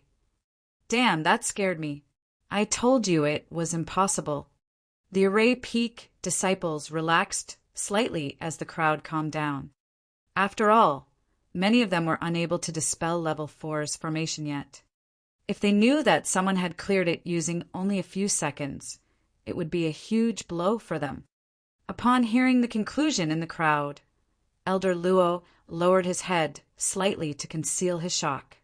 No one knew better than him that from morning till now, only 2 people had entered the 10 formations pagoda.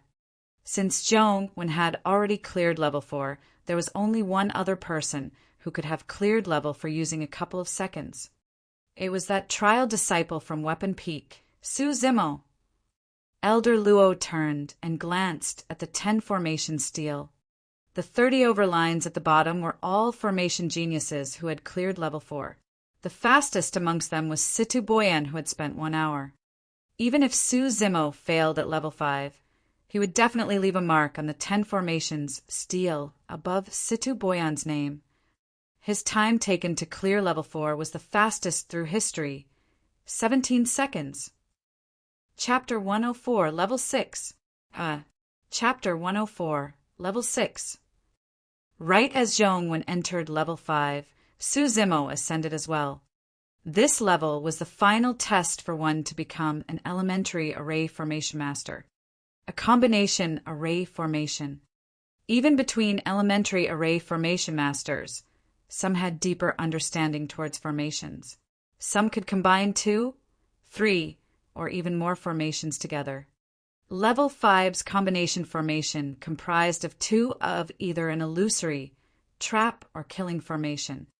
The reason why it was difficult was partly because the combination of formation patterns was difficult to distinguish, making it easy to commit a wrong judgment. At the same time, a combination of 2 grade 1 formations implied that there were 2 formation eyes, and that increased the difficulty level of the formation. Even though grade 2 formations had 2 formation eyes as well, they were still more difficult to dispel than 2 grade 1 formations combined together. The reason for that was simple. Destroying a formation eye was equivalent to destroying half of the combination formation. With that, the remaining half would be much easier to dispel. However, destroying a formation eye in a grade 2 formation would not dispel the formation entirely. Su Zimo stood on the spot and sensed his surroundings, realizing instantly that he was in a trap and illusion combination formation. My luck's average. Su Zimo muttered softly. Things would have been much simpler for Su Zimo if it was a combination formation with a killing formation. However, given his current understanding of formations, clearing level 5 wasn't difficult. It was just a matter of time. Time slowly passed. The Array Peak disciples outside of 10 Formations Pagoda did not leave. At the moment, most of the people's attention was not on Zhongwen. Instead, they were curious as to who the person who cleared the level 4 formation was. As evening approached, level 5 lit up. That must be Senior Brother Zhong. Yes, he broke another record once more. He's even faster than before. I wonder if he can clear level 6. The disciples began to discuss once more. From level 6 on, it was a test of the Array Formation Master's understanding of grade 2 formations. Similar to level 1, level 6 only required laying a supplementary type of grade 2 formation. The formation patterns of a grade 2 formation were much more complex than a grade 1, and its difficulty was doubly so. Any slight mistake would render the formation a failure. The Array Peak disciples knew that 2 hours was all it took to know whether or not one could pass level 6. Everyone waited patiently. 2 hours were nearly up, and there was still no sign of light from level 6. All of a sudden, A blur appeared at the entrance of 10 Formations Pagoda as a figure appeared. Everyone's hearts skipped a beat as they looked over. It was Zhongwen. Ugh. It's a pity, but I failed level 6. Actually, it's a good thing. You took a faster time clearing the first 5 levels, so you've already broken your previous record, Senior Brother Zhong. Because he had gone through the killing formation of the 10 Formations Pagoda, Zhongwen's clothes were tattered and he looked somewhat wretched.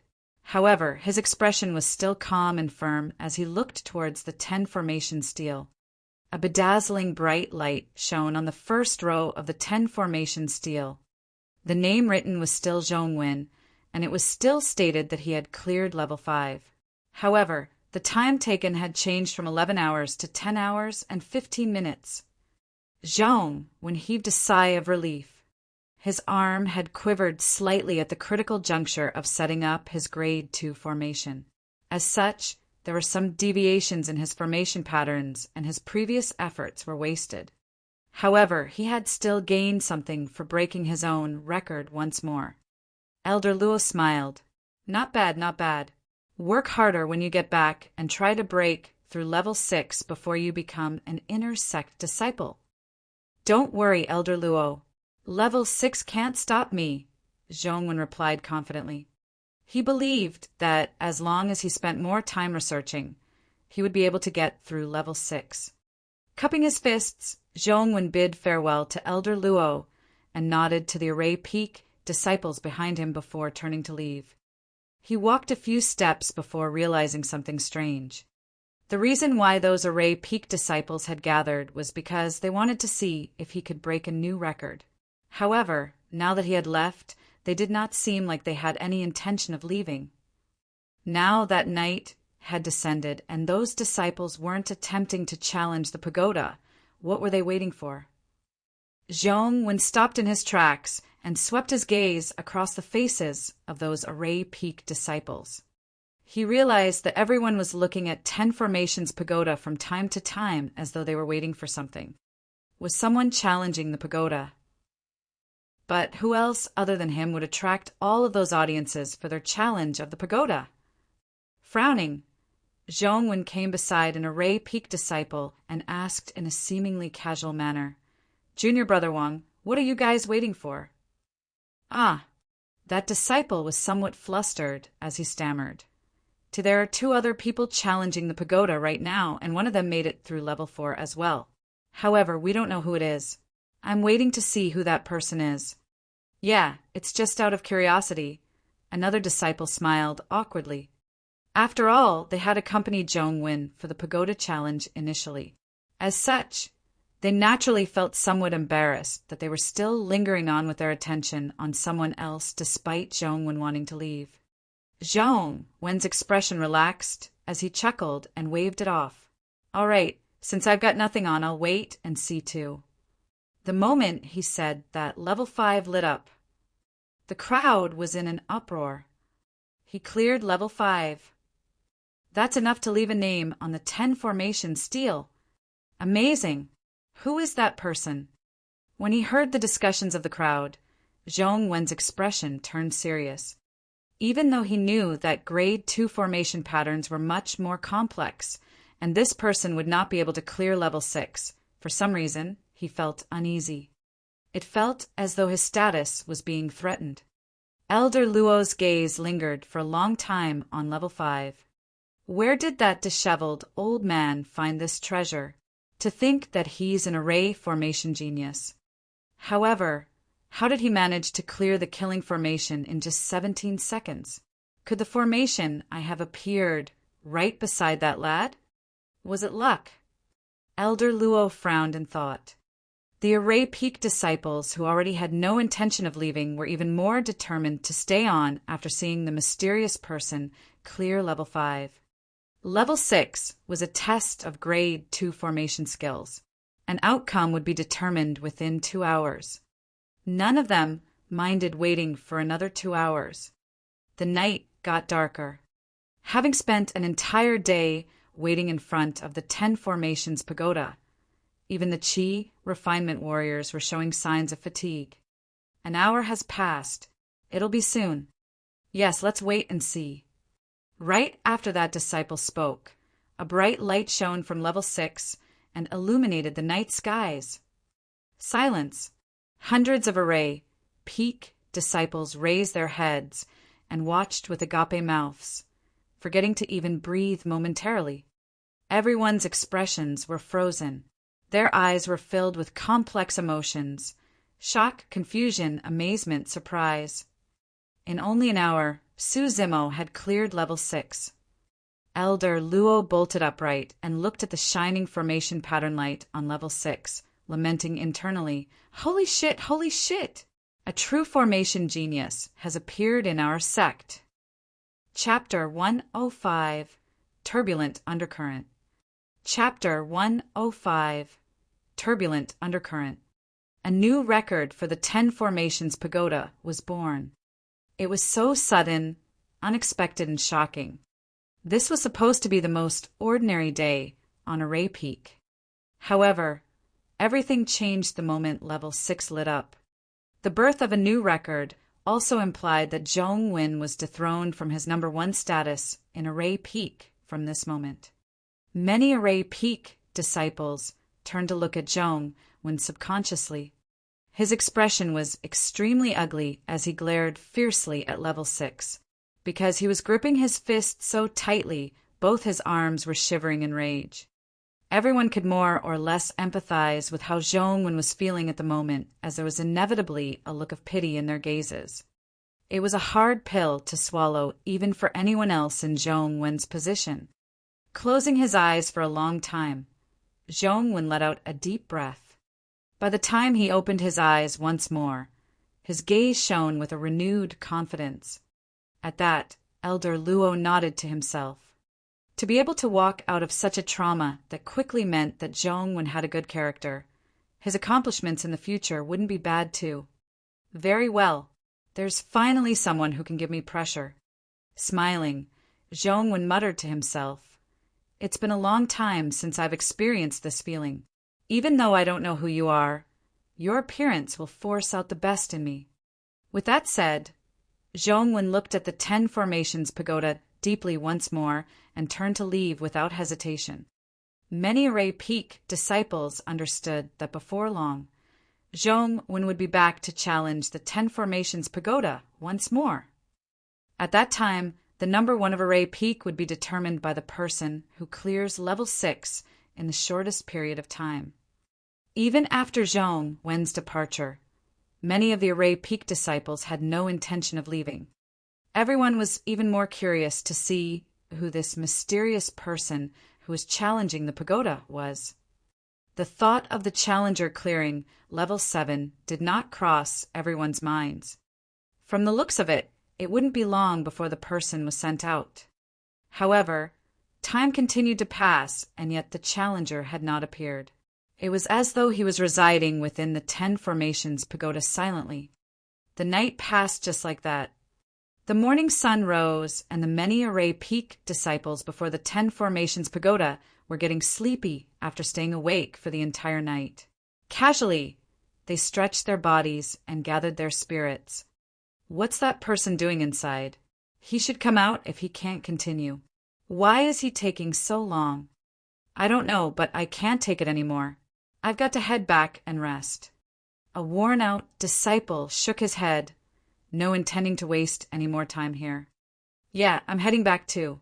After all, this person will definitely leave his name on the 10 Formation stele after clearing level 6. I'll just see who he is then, another disciple remarked. Right then, someone sped towards them on a flying sword. When the person approached, everyone focused their attention over. It was Zhong Wen, who had left the previous night. He was back after a single night. One could imagine how he must have spent all his time and energy into researching on Grade 2 formations, rather than sleep the previous night. Arriving before Elder Luo, Zhong Wen declared deeply, "Elder, I'd like to challenge the 10 Formations Pagoda." "Very well." Elder Luo nodded his head and passed Zhong Wen a wooden badge. Upon receiving it, Zhong Wen turned and entered the 10 Formations Pagoda. Upon seeing that, the disciples who planned on leaving hesitated. Cough, cough. Perhaps we can hold out for another day to see if Senior Brother Zhong's able to take down that person and reclaim the first spot on 10 formation steel. Fair enough, let's wait another day. The disciples ultimately lost to their curiosity and chose to stay. In the blink of an eye, yet another day had passed and it was dusk. The challenger had yet to appear. As for Zhongwen, he was at level 6 once more. After a while, level 6 lit up and everyone was shocked. He cleared it. How long did Senior Brother Zhong take? More than an hour. That means he's still lost. Yeah, by a little. The many-array peak, disciples sighed. Before long, Zhongwen was sent out of the 10 formations pagoda, and he glanced at the 10 formations pagoda. The first row of the 10 formations, steel, shone brightly. Even though it was still his name, the words at the back had changed.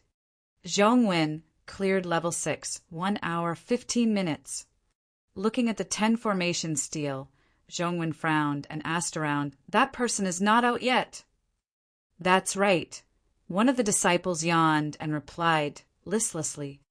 The record on the 10 formation steel would only be updated when the challenger left the 10 formations pagoda.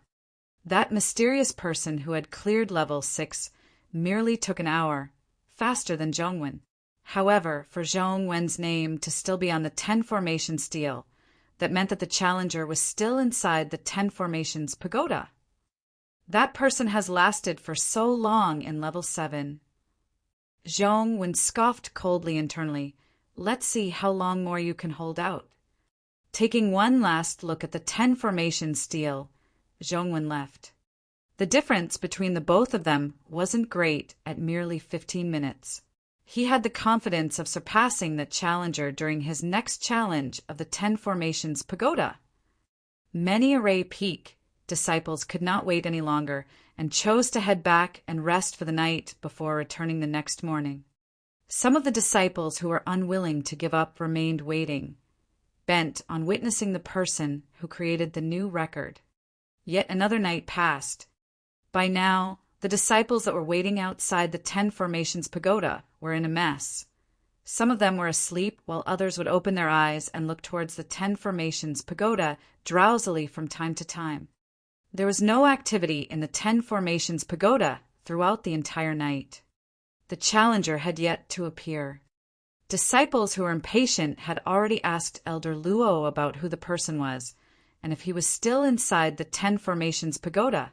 However, Elder Luo merely shook his head and did not reveal the person's identity, merely stating that the person was still within. That's strange. How is that person not out yet?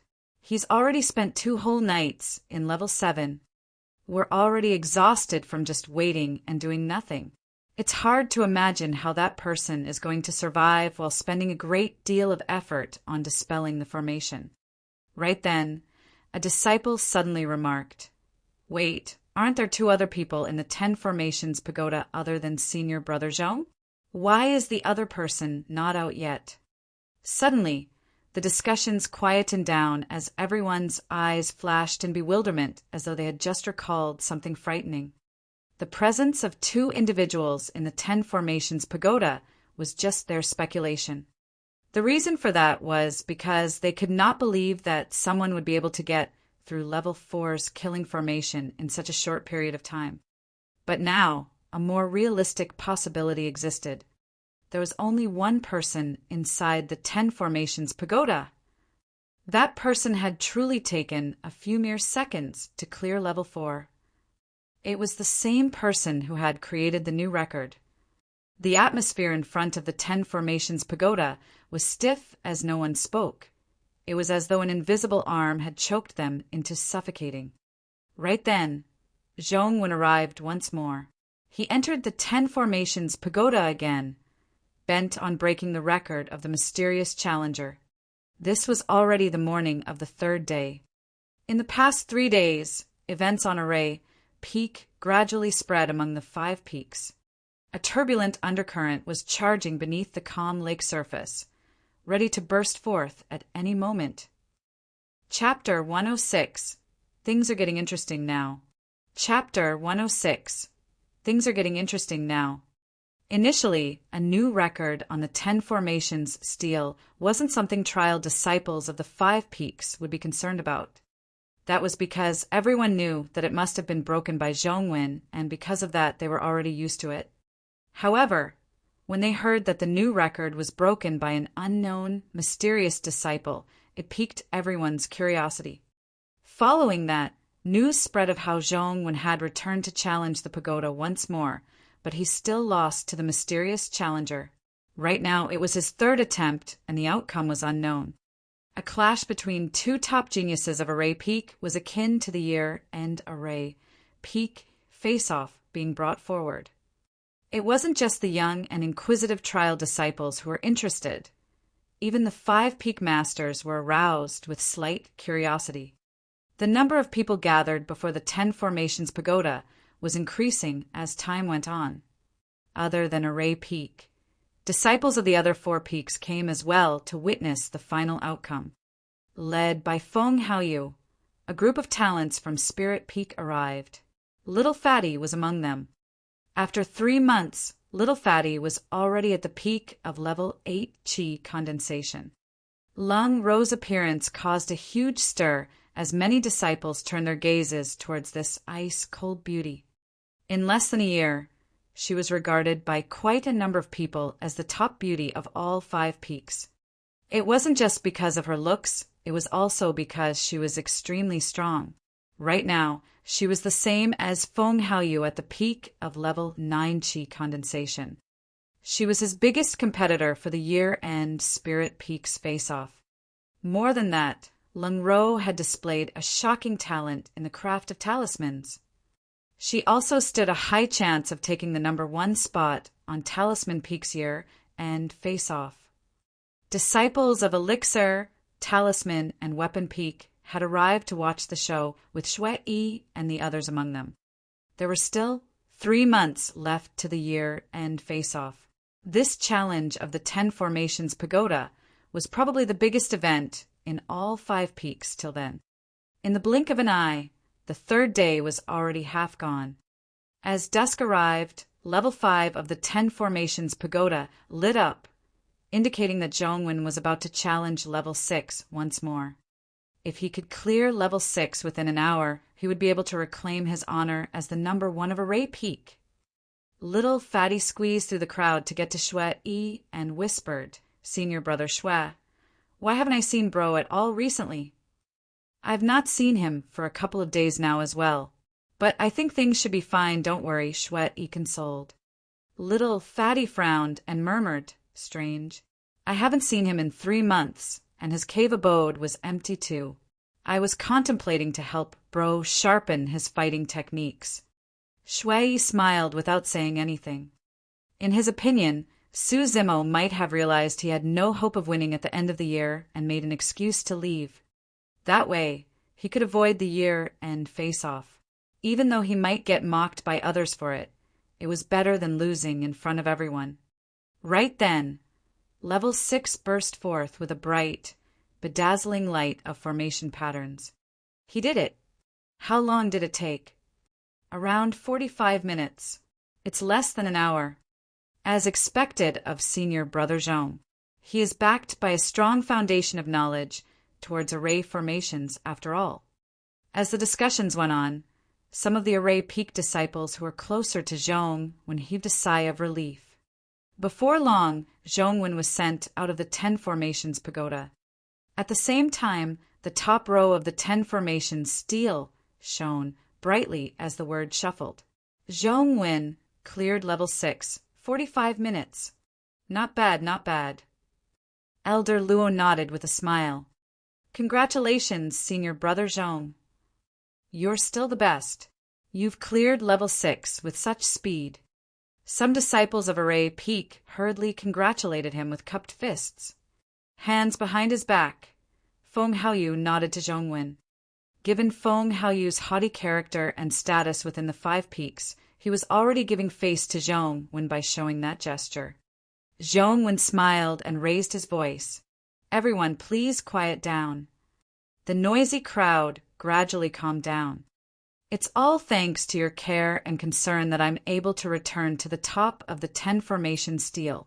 It's been a tiring few days, everyone, but Zhong changed the topic and with a sharp gaze, looked towards the 10 formations pagoda intently and declared, "The person I must thank the most is that unknown challenger. I've mentioned previously, his appearance will force the best out of M-." Before Zhong could even finish saying me, his pitch changed and his pupils constricted as though he had witnessed something horrifying. Everyone looked in Zhong Wen's direction. Level 7 of the 10 formations pagoda was lit up. The light was a little blinding. Before anyone knew it, Elder Luo was already standing up and looking at level 7 with a blank look of disbelief. The atmosphere in front of the 10 formations pagoda had turned extremely strange. No one spoke. Everyone was mesmerized by the light coming from level 7 that they forgot to breathe. It was as though they had lost their souls. Zhong Wen's expression changed a couple of times before settling on an ashen look with a dim gaze. He had lost. He had lost completely. Right then, he tried countless times to muster his courage and gather his confidence, but he couldn't do it. The shining light of level 7 gave him a pressure that no one could understand. It was a pressure called despair. He knew better than any other disciples among the 5 peaks about the obscurity of grade 2 formations. Even that mysterious challenger had spent an entire 2 days and nights before deducing his way to clear level 7. However, a clear was a clear. Yet, Zhong Wen was completely lost in the face of level 7's formation. He was trapped by the illusion formation and could not locate any loopholes of it at all. In fact, he could not last for more than 4 hours within level 7. If he continued to stay on, there was a high chance he would suffer irrecoverable damage to his psyche. Ugh. Sighing sadly, Zhongwen turned around and mumbled to himself despondently, "I've got no chance of surpassing him." "You do." Right then, a warm voice rang out beside Zhongwen. Zhongwen looked up. Out of nowhere, Array, Peak's master, Shen Yi, had appeared and was standing not far away, smiling and looking at him encouragingly. When he met with that gaze, Zhongwen shuddered and the haze within his heart dispersed, allowing him to see the light once more. Taking a deep breath of air, Zhongwen nodded his head and replied deeply, "Don't worry, master. I won't be defeated that easily. I'll be back once more." "Well done. That's more like my disciple." With his confidence regained, Zhongwen left the 10 formations pagoda once more. Xian Yi looked at the fading level 7 light, and a trace of curiosity flashed in his eyes. He floated towards Elder Luo and set up a soundproof barrier with a wave of his hand, asking, "Who is inside? When did someone like that appear in our array peak?" "That lad is not from our peak." Elder Luo chuckled bitterly and shook his head. Xian Yi frowned and asked, "What's his name?" "Su Zimo." Xian Yi's heart skipped a beat and his expression turned odd. Sensing the change in Xian Yi's expression, Elder Luo asked, "Why? You know that person? His name does sound somewhat familiar, as though I've heard it somewhere." Xian Yi did not reply him. He seemed to have thought of something fun as he smiled. Things are getting interesting now. Chapter 107, Gradual Emergence. Chapter 107, Gradual Emergence. Elder Luo was flustered as he urged, "Don't beat around the bush. Who is he?" "The one that slashed at me on the front peak." "That's the lad," Xian Yi chuckled. "Him." Elder Luo realized what was going on. However, he was even more puzzled and frowned. Hasn't he already issued a challenge to Feng Haoyu and caused a huge stir about wanting to prevent the latter from getting number 1 for Elixir and Weapon Peak? What has that got to do with us? If he can challenge the 10 formations pagoda, he must have put in quite a lot of effort on learning formations. Why do you think he's doing this instead of spending his time on refining elixirs, weapons, and raising his cultivation? "I've got no idea too," Xian Yi shook his head and smiled. But don't you think that this is really interesting? So what if it is? He's not a seed from our peak, sigh. Elder Luo replied regrettably. Xian Yi looked at the 10 formations pagoda meaningfully and whispered, I'm just curious now to see how many levels he can clear. Gradually night arrived. Many array peak disciples left, while disciples of the other 4 peaks waited to see who the challenger was. Little Fatty rolled his eyes and stopped an array peak disciple casually, asking with a grin, Senior brother, why aren't you guys waiting any more? Junior brother, this is where you lack experience. The person replied mysteriously, think about it. Even if you wait here the entire night, you might not get to see who the person is. You might as well come back tomorrow morning. Furthermore, even if that person can clear level 8, it'll take at least 2 days and nights too. Little Fatty nodded his head in agreement. Senior brother, you're really smart. That does make sense. The mysterious person had taken 2 days and nights to clear level 7. Even if he could clear level 8, it wouldn't be that soon. At that thought, Little Fatty headed back to rest. There was no activity in the 10 formations pagoda for the next 2 days, as more than half of the gathered disciples had lost their patience and left. Zhongwen arrived at the 10 formations pagoda on the morning of the 6th day, ready to challenge it once more. Before night arrived, he was sent out by the pagoda. Even though he had cleared the first 6 levels even faster than before, he still failed at level 7. Just as he was about to leave, level 8 lit up. Level 8. That person has cleared level 8. That's a full 3 days and nights. That means that he's been inside for a whole 6 days now. What sort of a body does he have to withstand such a draining experience? In fact, many disciples did not know that Su Zimo's physique was much more terrifying than they had thought. Moreover, he was tortured by Little Crane endlessly back in his Weapon Peak cave abode, and it was almost 10 days of sleepless nights back then. It could be said that Su Zimo's current achievements in array formation was forced entirely by a stupid bird. When he saw the glowing light of level 8, Zhongwen felt a bitterness surge within him. He no longer had any hope. The difference was too great.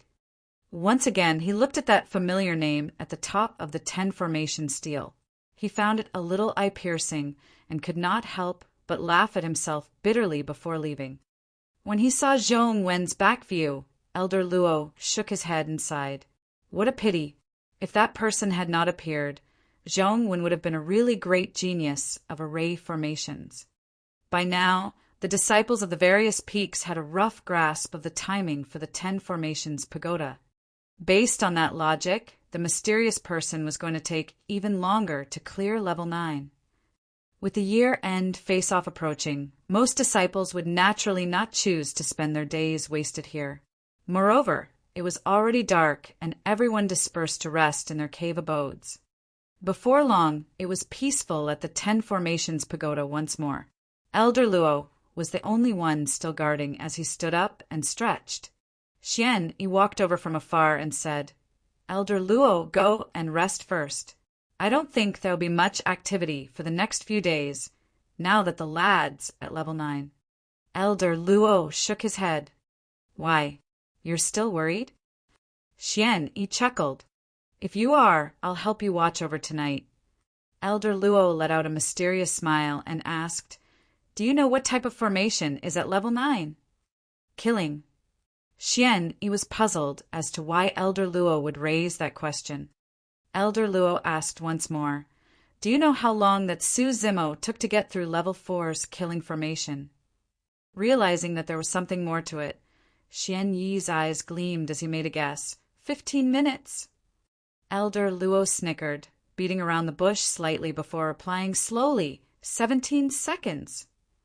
Pissed, Xian Yi's expression changed entirely as he gasped, How could that be? After a deep silence, Xian Yi asked in a testing manner, Is it a coincidence? Gazing at the 10 formations pagoda, Elder Luo remarked softly, We'll know soon if that's the case. All of a sudden, The moment Elder Luo said that, Level 9 lit up the night skies. Xian Yi and Elder Luo exchanged glances. Both could tell the other's shock. How long did he take this time round? Around 47 seconds. Seems like that lad really does have a method to get through killing formations. Level 10 comprises a combination array formation of two types. If one of them is a killing formation, the combination formation would be extremely easy for that lad. If he manages to clear level 10. Su Zimo, who had just entered level 10, did not know that he would cause such a huge commotion among the 5 peaks with his challenge of the pagoda. He had reaped a lot from this challenge. Even though he had spent a lot of time studying in the array chamber, that was all just theory without any practical aspect. However, Su Zimo had witnessed and learned from the various methods and techniques deployed by different array formation masters in setting up the formations in the 10 formations pagoda. Observing carefully in level 10, Su Zimo smiled. It was a combination formation comprising of a killing and trap formation. A killing formation was almost non-existent for him, and the only thing he had to dispel was the trap formation. Seems like my luck's better this time round. A deep fatigue could be seen from Su Zimo, but still, his eyes remained clear and resolute. For 6 whole days, Su Zimo had not rested at all as he spent his time dispelling formations. Even though it didn't expend much spirit qi, he was physically and mentally exhausted. It was a huge toll on one's mental state to dispel formations. However, fully motivated by the thought of not having to worry about that stupid bird after getting out of this place, Su Zimo picked himself up and worked at dispelling the formation. On around midnight of the 8th day, the moon was bright with little stars in the skies. Other than Elder Luo, there was no one else in front of the 10 formations pagoda. Just as Elder Luo was about to fall asleep, the peak of the 10 formations pagoda lit up without any warning. Astonished, Elder Luo looked at those shining formation patterns for the longest time in silence. According to the time that Su Zimo cleared level 10, it was now short of 6 hours to make a full 8 days since he had entered the 10 formations pagoda. A challenge of this duration was not merely a test of a cultivator's ability to set up and dispel formations. It was also a test of their determination, physique, mental state, etc. Elder Luo was very pleased. It was as though he was looking at the gradual emergence of a monster in array formations from this pagoda that he was guarding in a corner of Tianhuang mainland. Chapter 108, Sword Formation. Chapter 108, Sword Formation. Level 10 of the 10 formations pagoda. When Su Zimo dispelled the formation, he saw a man clad in white robes. Hands behind his back, the man's black hair was casually draped over his shoulders and swayed gently against the breeze.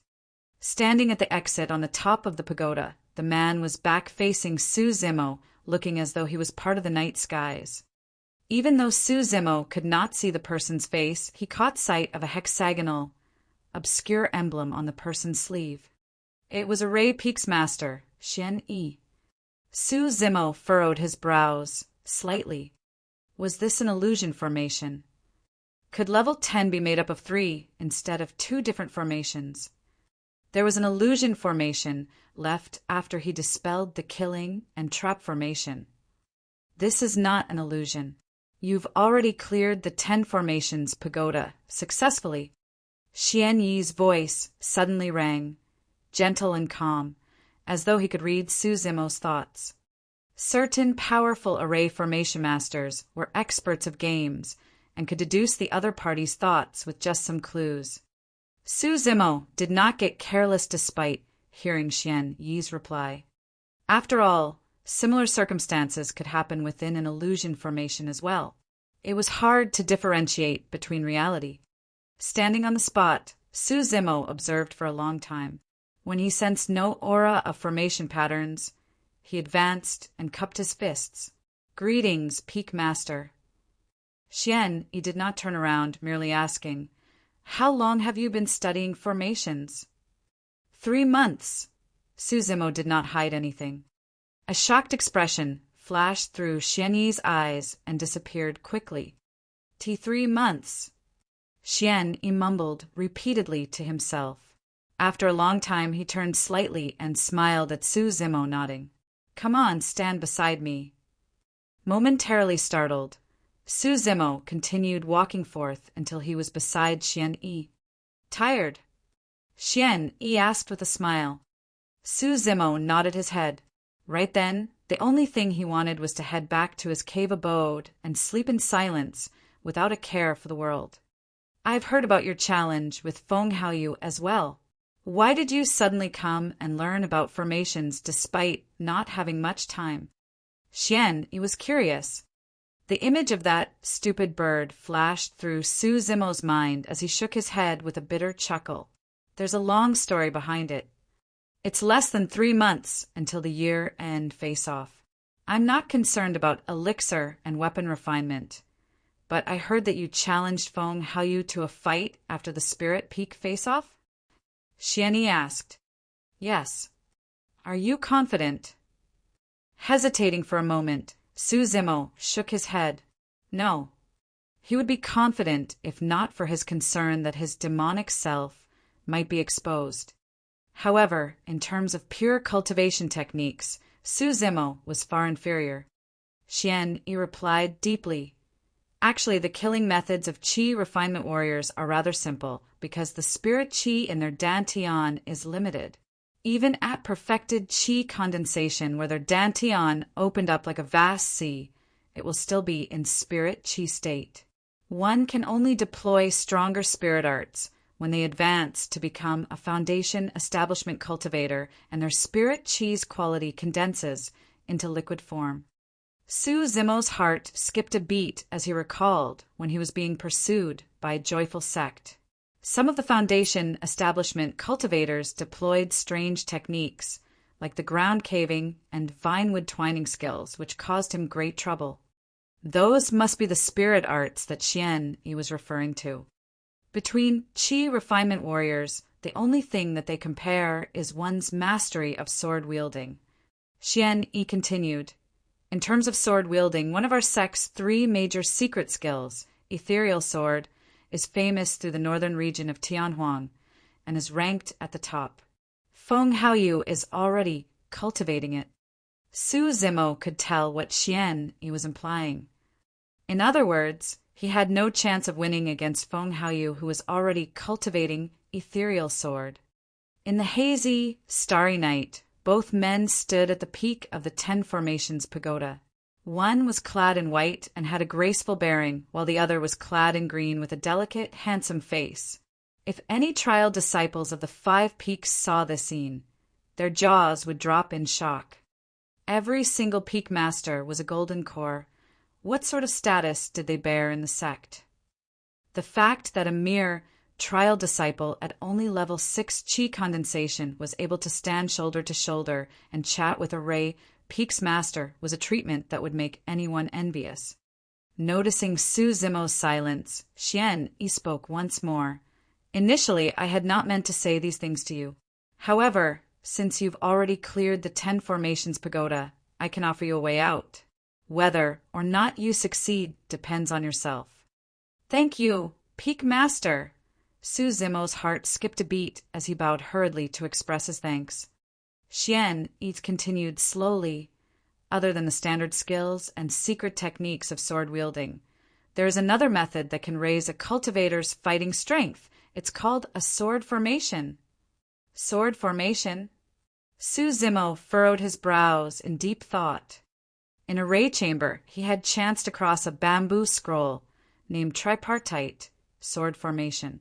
Xian Yi replied, Most array formation masters are weak, because in fights opponents would not give you a lot of time to set up your formation before rushing in blindly. However, there exists a special branch amongst array formation masters, the sword formation master.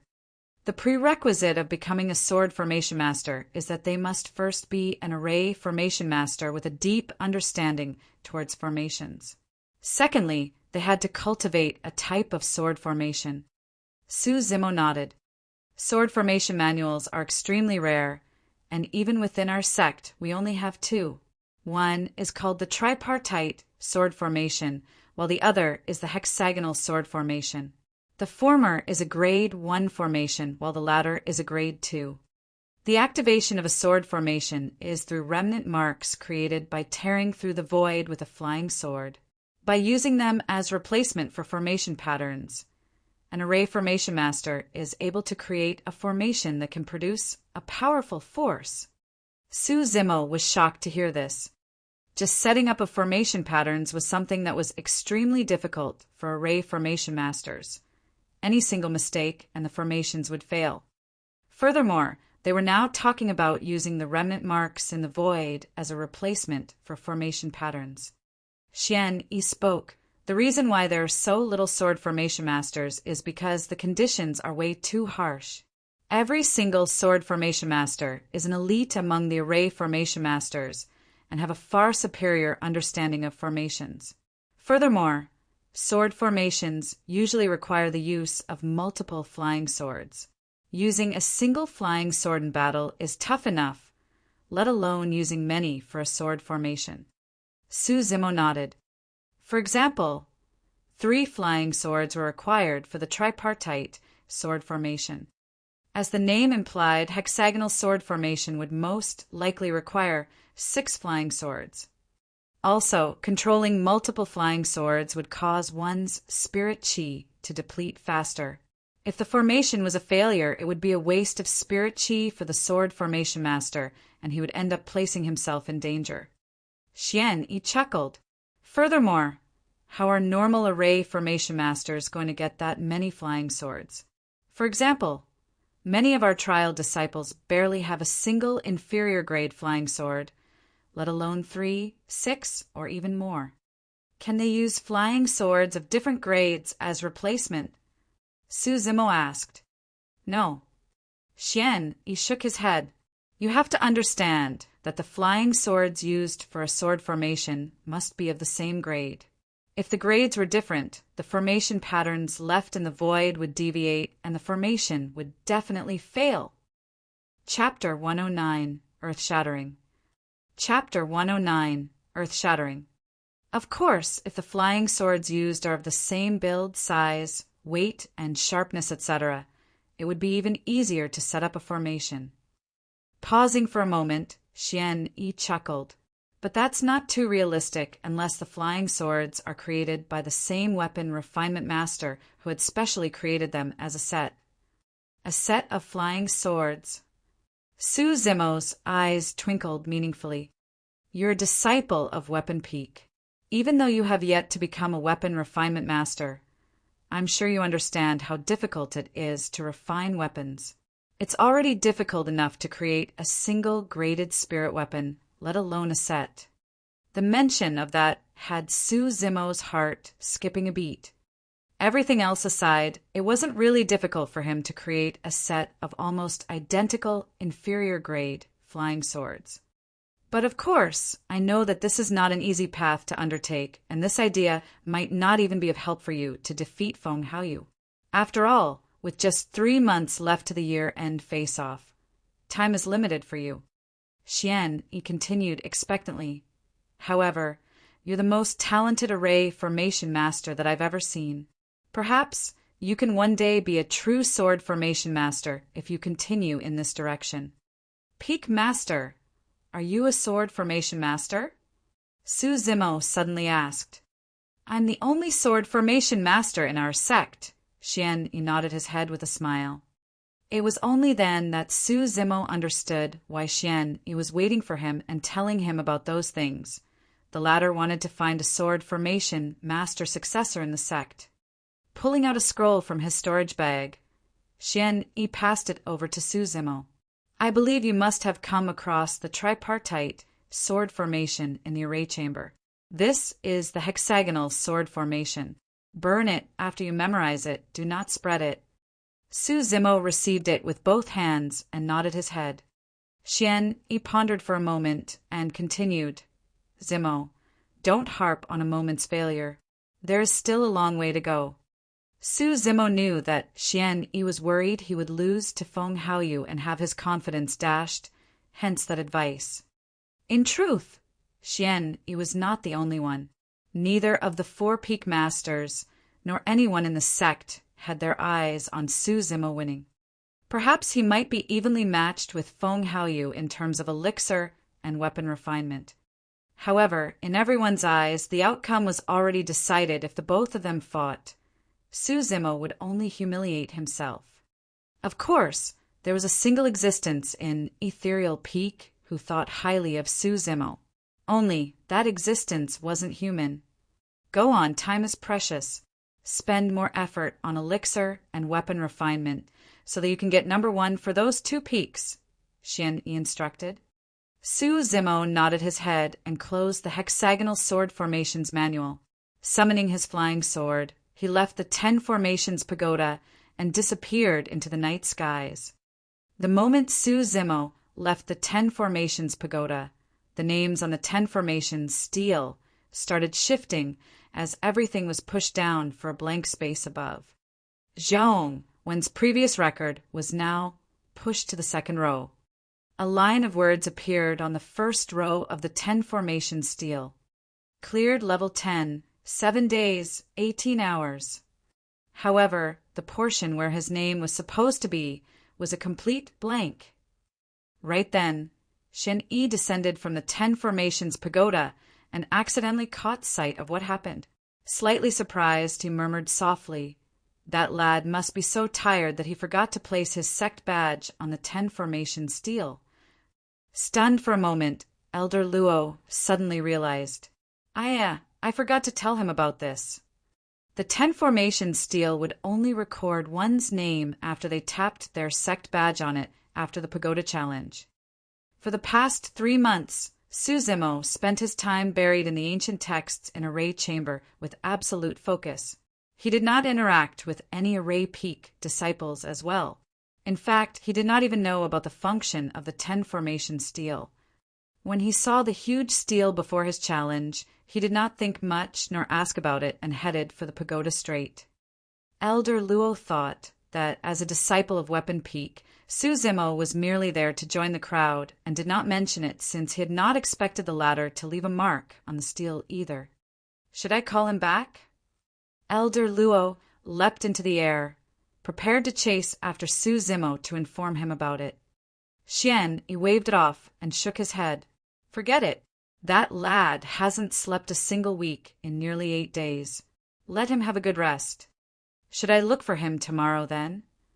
Elder Luo asked. Xian Yi remained silent for a moment. Perhaps after the 5 peaks face-off. Let's hide this for him, for the time being. Needless to say, something like this would definitely cause a commotion among the 5 peaks, and it'll attract trouble for him if the other disciples knew that he was the one who cleared the 10 formations pagoda. Yes, that's good too. Elder Luo nodded his head. It's less than 3 months to the end of the year. Let's not affect his cultivation because of this. The both of them chatted casually for a little more before leaving the place. Elder Luo could finally rest in peace as well. Once again, the 10 formations pagoda returned to normalcy. Disciples of the 5 peaks were fast asleep at the moment, as no one realized that overnight a new line had appeared on the 10 formation steel. Yu Ping was a disciple of Array Peak. His habit for the past few days would involve running to the 10 formation steel for a look in the morning before going off to do his own things. This morning, Yu Ping arrived on his flying sword and took a spin around 10 formations pagoda, glancing at 10 formations steel casually. Yeah, no changes, he murmured softly. There were a total of 100 lines on the 10 formation steel, and there were truly not many changes with a single glance. All of a sudden, Yu Ping's expression changed starkly as he turned around, glaring at the first row intently. His eyes widened as his pupils constricted. Something changed. There was a change on the 10 formation steel. Senior Brother Zhong was pushed to the 2nd row. The name of the 1st row was... What was the meaning of this? Blank. Yu Ping was dazed. Blinking his eyes, he looked again. It was truly a blank. Landing on the ground, he approached even closer and rubbed his eyes. However, it was still blank. The challenger had no name. Instinctively, Yu Ping continued reading the row of words as his jaws dropped apart while his eyes flooded with shock. Cleared level 10, 7 days, 18 hours. That line of words had him rattled silly. Yu Ping stood there motionlessly, absolutely stunned as his mind went into chaos. The only thing he did was mumble subconsciously, "Cleared level 10, cleared level 10. Junior brother Yu, you're so early today." Someone greeted him from the back, to be met with his silence. "What are you doing standing here and getting immersed in the 10 formation steel?" A disciple of Array Peak, who came after Yu Ping patted him on the shoulder and commented casually before raising his head. Instantly, that person's smile froze as well. After a long time, a shrill shriek tore through the skies, waking countless of Array Peak disciples who were still deep in their sleep. "Cleared! Cleared! The mysterious challenger cleared level 10. A new record is born. Zhongwen has lost completely." Within an hour, the news spread through all 5 peaks. It was earth-shattering. Chapter 110, just who was it? Chapter 110, just who was it? This day, the 5 peaks quaked as countless of trial disciples rushed towards Array Peak. Not just that, more than half of Ethereal Peak's inner sect disciples rushed over because of the news as well. Logically speaking, the birth of a new record on the 10 formations steel shouldn't have created such a stir. However, it was said that the record was downright broken. There were only 10 levels to the 10 formations pagoda, and the challenger had cleared them all. Before long, many sect disciples gathered before the 10 formations pagoda, and in the skies, many were still continuously streaming in on their flying swords. Spirit Peak's Feng Haoyu, Lung Ro, and Little Fatty were among them. Shui Yi and the others from Weapon Peak came over too. Zhongwen looked at the first row on the 10 formations steel with a deep sorrow in his eyes. Had he known that this would be the case, he need not have tried repeatedly to challenge the pagoda previously just to beat this person. The both of them were not even on the same level of understanding towards formations. One can be called an intermediate array formation master after clearing level 10 of the 10 formations pagoda. Becoming an intermediate array formation master at the Qi condensation realm is way too terrifying. Not only is this record unprecedented, no one should be able to surpass it in the future. This guy spent close to 8 days without eating or sleeping. How did he manage to survive? The fact that the challenger did not leave his name piqued everyone's curiosity as countless guesses were made. Just who is that person? There must be a reason why the mysterious challenger did not leave his name. No matter how hard everyone tried, they would not be able to guess the reason was because Su Zimo did not know the purpose of the 10 formation steel, and neither did he know how to leave his name on it. Could it be Senior Brother Lu? Other than Senior Brother Zhong. He's the only one with the deepest understanding of formations. I saw Senior Brother Lu a couple of days back. It can't be him. Or could it be Senior Brother Tsung? He hasn't appeared for the past few days. There's a chance it's him.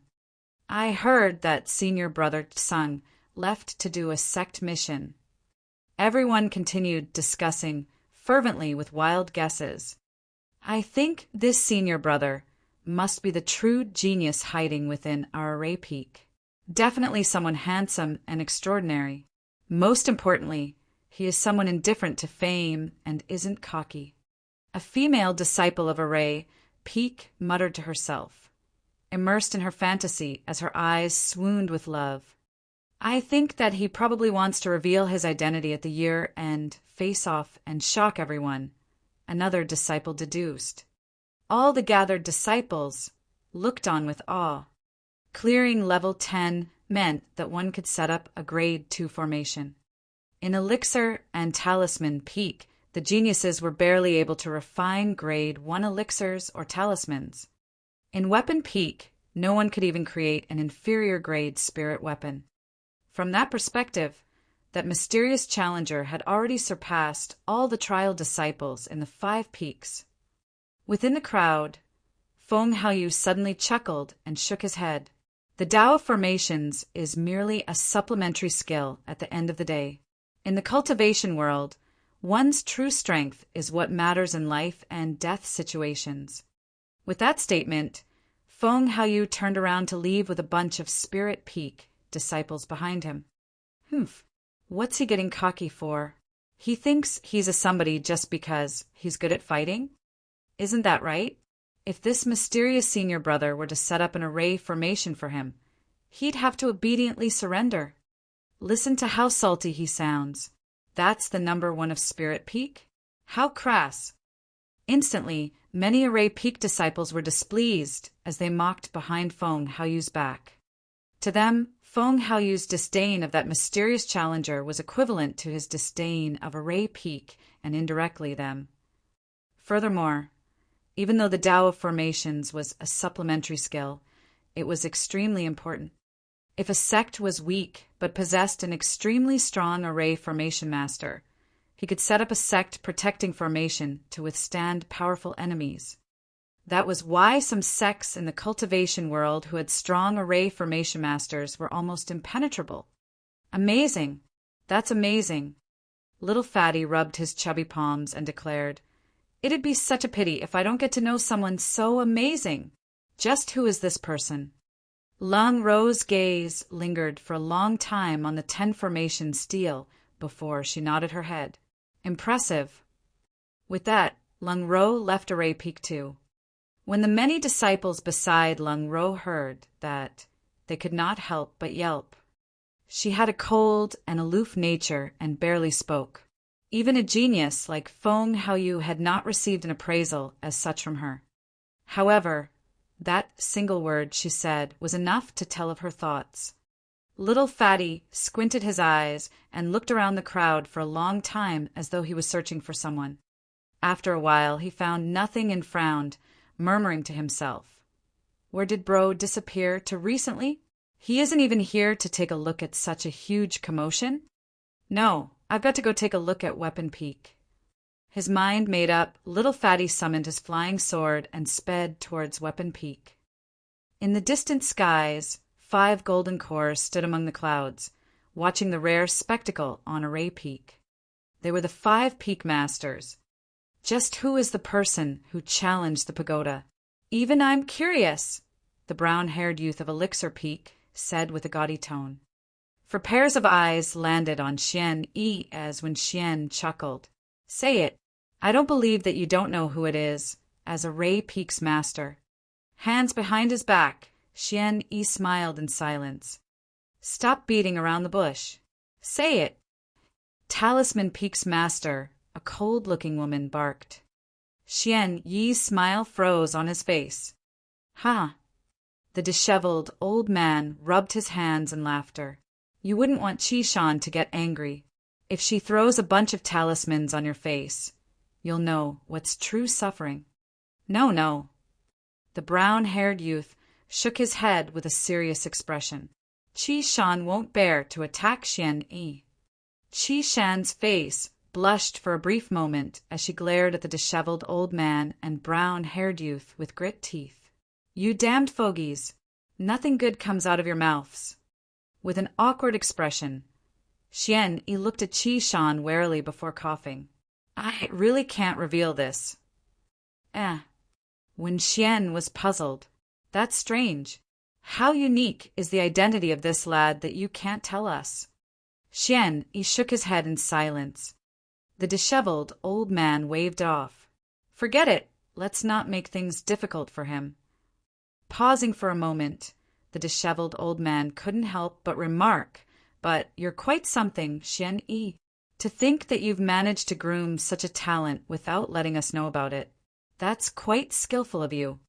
"Humph. I reckon he must have spent quite a bit of time and energy on that lad," Qishan scoffed. Xian Yi smiled. "Not really. He's self-taught. Self-taught. The 4 peak masters exchanged surprised glances. If someone could clear the 10 formations pagoda based on his own studies without the guidance of a strong array formation master as backing, that was truly something incredible. Damn, that's going to make us even more curious. When Xian laughed bitterly. Xian pondered for a moment and replied, "Don't worry. His identity won't be hidden for long. It's just a matter of time before you guys know about it." Chapter 111, Displeasure of Little Fatty. Chapter 111, Displeasure of Little Fatty. Weapon Peak. Little Fatty arrived at the entrance of Su Zimo's cave abode. The door of the entrance was destroyed by Little Crane, and Su Zimo had not fixed it. Looking inside, Little Fatty caught sight of a green-robed man in deep sleep on the stone bed with a ferocious spirit tiger guarding at the side. A twinkle appeared in Little Fatty's eyes as he cast his flying sword aside and rushed in. When the spirit tiger saw Little Fatty, it growled softly but did not show any animosity. It naturally knew that Little Fatty was Su Zimo's friend. If anyone else had barged in as such, the spirit tiger would have rushed in front of Su Zimo to block. Bro, wake up. Little Fatty was already yelling before he approached. Even though Su Zimo was deep in sleep, he was already awake subconsciously the moment Little Fatty had barged in. Shaking his drowsy head, Su Zimo sat up and blinked his sleepy eyes while stretching his tendons. "Bro, where have you been for the past 3 months? Why haven't I seen you anywhere?" Little Fatty asked. Su Zimo replied casually, "I went out to relax." Rolling his eyes, Little Fatty grumbled, "Bro, you sure are confident. The 5 Peaks face-off is approaching, and yet you went out to relax?" Pausing for a moment, Little Fatty inched toward Su Zimo and said mysteriously, "Bro, haven't you heard that something major happened in our sect recently?" "Ah." Su Zimo was somewhat puzzled as he shook his head. "I don't know." "Bro, you know that there's a 10 formations pagoda in Array Peak, right?" "Yeah." "A mysterious disciple cleared the entire 10 formations pagoda." Su Zimo's heart skipped a bit, and he was more awake now. Frowning, he asked, "How did you know about it?" "I'm not the only one. All trial disciples of the 5 Peaks know about it. Before long, the entire sect's going to know about it. There's a lot of people gathered on Array Peak right now." Su Zimo was shocked. He had not expected that his unintentional actions would have caused such a stir. Could Elder Luo and Peak Master Xian have spread the news? Wrong. On second thought, Su Zimo asked, "What do you mean by mysterious disciple? Nobody knows who cleared the 10 formations pagoda?" Little Fatty gave a mysterious smile as he said beamingly, "That's the most incredible part. After the disciple cleared the pagoda, he did not leave his name on the 10 formation stele. Now, disciples of all 5 peaks are guessing at that person's identity. 10 formation stele." Su Zimo blinked his eyes and vaguely recalled that there was a huge stele filled with words beside the 10 formations pagoda. "What do you mean leaving a name on the 10 formation stele?" Su Zimo asked once more. Little Fatty explained the use of the 10 formation stele. After clearing the pagoda, one has to tap their sect badge on the 10 formation stele for their name to be recorded. Su Zimo froze for a moment and muttered to himself, "So there's such a thing. That incredible person cleared all 10 levels in one go and left gracefully just like that. How admirable." Little Fatty's eyes were filled with awe as though he was imagining a cultivator's extraordinary demeanor amidst the ethereal clouds, leaving as he flicked his sleeves. In reality, Su Zimo was thoroughly exhausted that night and had barely managed to return on his flying sword. There was no way he was that carefree. Little Fatty noticed that Su Zimo was distracted and seemingly disinterested. He then reached for Su Zimo's arm, saying, "Bro, let's go. I'll take you to Array Peak, and you'll see just how amazing that person is." Discreetly, Su Zimo avoided Little Fatty's hand and shook his head. "I'll give it a pass." Su Zimo did not have much time to begin with. now that he had spent 3 months on Array Peak without refining elixirs, raising his cultivation, or practicing sword-wielding. He was left with less than 3 months to the end of the year. How would he have the mood to join the crowd? Furthermore, he was that mysterious challenger. Sue Zimmo wasn't curious in the slightest bit. At the same time, Sue Zimmo realized that if word were to spread out, it would bring quite a bit of trouble for him. He decided to hide it for the time being. Bro, it's a huge crowd on Array Peak right now. It's absolutely unprecedented. It'd be such a pity if you didn't go take a look. Little Fatty did not give up and continued persuading. Sue Zimmo chuckled and replied casually, I know nothing about formations too. What's the big deal about challenging the pagoda? That statement was casually thrown out by Sue Zimmo. However, Little Fatty was instantly displeased. Bang! His chubby palm slammed down heavily on Sue Zimmo's stone bed, giving off a dull thud. Sue Zimmo was dazed. Bro, that's not a nice thing to say. Little Fatty kept his smile, and his expression was unprecedentedly serious. Perhaps that mysterious disciple might not be your match in terms of weapon refinement. But bro, you should not underestimate him like that. What do you mean, what's the big deal about challenging the pagoda? Do you know what it implies for someone to be able to clear level 10 of the 10 Formations pagoda? Sue Zimmo asked automatically, what? Little Fatty was stunned at Sue Zimmo's question. After holding it for a long time, his face flushed and he could not give a reply either. Naturally, Little Fatty was not really angry.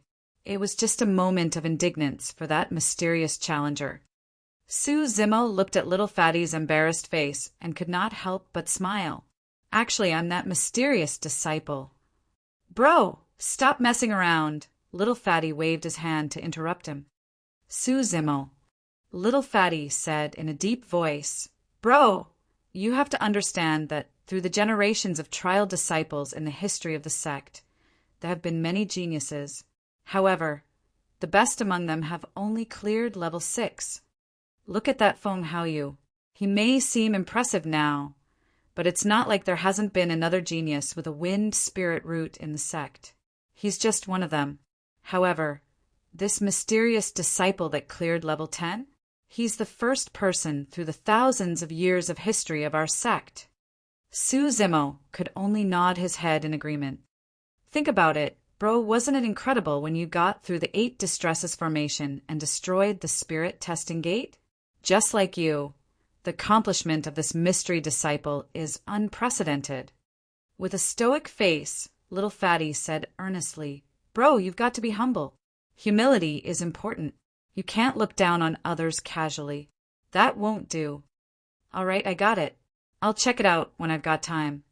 Sue Zimmo was sweating profusely for this conversation. When he saw that Little Fatty had no intention of stopping, he changed the topic. It's been a long time since I've cultivated. I've got to seize the opportunity to raise my cultivation. Little Fatty scanned Sue Zimmo with the spirit-peering art. He was still at level 6 chi condensation. Bitterly, Little Fatty said, Bro, look at you. You are already at level 6 chi condensation 3 months ago, but you haven't progressed at all. How are you going to fight Feng Haoyu? Bro, even if you know you can't win him, you've got to pick yourself up and not give up. The path of cultivation is like going against the waters. If you don't advance, you get pushed back. You've wasted 3 months, just like that. What should I say about you? Sigh. Sue Zimmo. Chapter 112, Elixir Choice. Chapter 112, Elixir Choice. With a great deal of effort, Sue Zimmo finally managed to send Little Fatty away. He then squatted at the entrance of his cave abode and focused on setting up a formation. He set up a grade 2 formation, smoke-gathering formation. Because the stupid bird's identity was unique, Sue Zimmo did not dare to set up a killing formation. It would suffice for him to set up a trap formation and restrain the stupid bird. Standing at the side, the spirit tiger watched. Even though it did not understand what was going on, it realized that Sue Zimmo's return must mean that the latter had found a way to suppress that stupid bird. He was gone for a full 3 months. It wasn't a short period of time. Zimo took an entire day to set up the smoke-gathering formation. However, he had no intention of stopping right after. He continued to set up another soundproof formation outside the smoke-gathering formation. That way, Zimo wouldn't be affected no matter how the stupid bird cried within the trap. Thereafter, he made an imprint using the Spirit Beast badge on the Spirit Tiger's neck so that the latter would have unrestricted access to the cave abode. By the time everything was set up, it was night. Zimo looked at the night skies without feeling sleepy in the slightest bit. It was less than 3 months to the year-end face-off. He did not have much time left. According to his original plan, he would have been able to reach perfected chi condensation through sufficient use of spirit stones. Now that he had spent so much time on Array Peak, he would only be able to reach level 9 chi condensation at max come the end of the year. After all, he did not have much progress on elixir refinement yet. Against Feng Haoyu's perfected chi condensation, Zimo knew that he had no chance of winning. Furthermore, Feng Haoyu was cultivating one of the 3 major secret skills, Ethereal Sword. Zimo's only chance of winning was on the 2-sword formation manuals. He had to master the tripartite and hexagonal sword formation before the year-end face-off and become a sword formation master. Zimo did not sleep the entire night as he summoned his elixir furnace and started with refinement. Previously, he had a chance of refining grade 1 elixirs. However, it exploded due to Little Crane's interference, wasting all his previous efforts. After 3 months of not refining elixirs, Zimo's technique was clearly rusty. Unable to control the temperature of the flames precisely, the spirit herbs were burnt to ashes. It was only till midnight when he finally found the feeling and got into the groove. Failing many times in between, Zimo finally managed to refine a cauldron of elixirs come early morning. Usually a cauldron would contain 9 elixirs.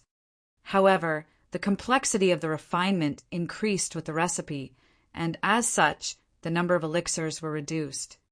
For example, among grade 1 elixirs, the most difficult of them was the Foundation Establishment Elixir, and each refinement would only produce a single elixir, nothing more. Spirit Gathering Elixir was the most simple to refine amongst grade 1 elixirs. 9 Spirit Gathering Elixirs burst forth from the holes in the elixir furnace and hovered in midair. 8 of the elixirs had 3 elixir patterns etched on them. Those were superior grade elixirs. One of them had 4 elixir patterns, a supreme grade elixir. Looking at the 9 elixirs that he had refined floating in the air, Zimo's eyes flickered as he pondered. It was out of his expectations that he had managed to produce elixirs of such quality with his first attempt. Refinement of elixirs was unlike that of weapons. For weapon refinement, fire was the foundation. However, the true core of it was on the steps of tempering and spirit gathering. As for elixir refinement, the true core lies in the 2 extraction steps. The more thorough the extraction, the less the impurities of the elixir and the better the quality of the end product. With a single thought, a scarlet flame appeared from the fingertip of Zimo's right hand with a loud thud. There was only a single explanation as to why he could create elixirs of such quality. It was the level 3 spirit fire. He could vaguely sense that the level 3 spirit fire produced by his right hand was unlike normal level 3 spirit fires. In fact, it seemed to give him a unique advantage in terms of refining spirit herbs. As long as he continued practicing on grasping the flame's temperature precisely and familiarizing himself with the ratio of spirit herbs, it wouldn't be impossible for him to create perfect elixirs. Perhaps this flame of mine isn't actually a level 3 spirit fire? Maybe it just shares the same color as one? Zimo looked at his right hand repeatedly and fell into deep thought. Right then, a familiar cry of a crane appeared outside his cave abode. Caw, caw. The spirit tiger trembled as it jolted up in fright. The hair on its back all stood up as fear seeped out of its eyes. Even after 3 months, the spirit tiger still had lingering fears. That was enough to tell how tormented it was by Little Crane. It's finally here. Suzimo smiled gently as he looked calmly at Little Crane descending from the skies. Flapping its wings, Little Crane looked at Suzimo with a taunting and gleeful expression. Its meaning was clear. Small fry, even if you hide outside for 3 months, you'll have to come back sooner or later. You can't escape from my grasp. Right as Little Crane descended upon the entrance of the cave abode, a bright, bedazzling light shone from the ground. The formation pattern shone brightly as the smoke-gathering formation was activated. Ka!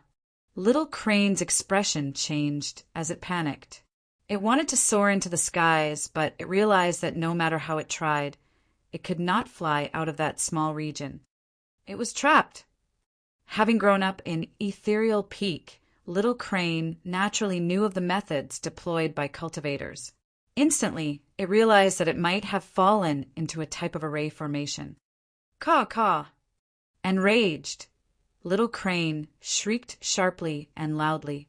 However, its voice reverberated around the soundproof formation and could not pass through.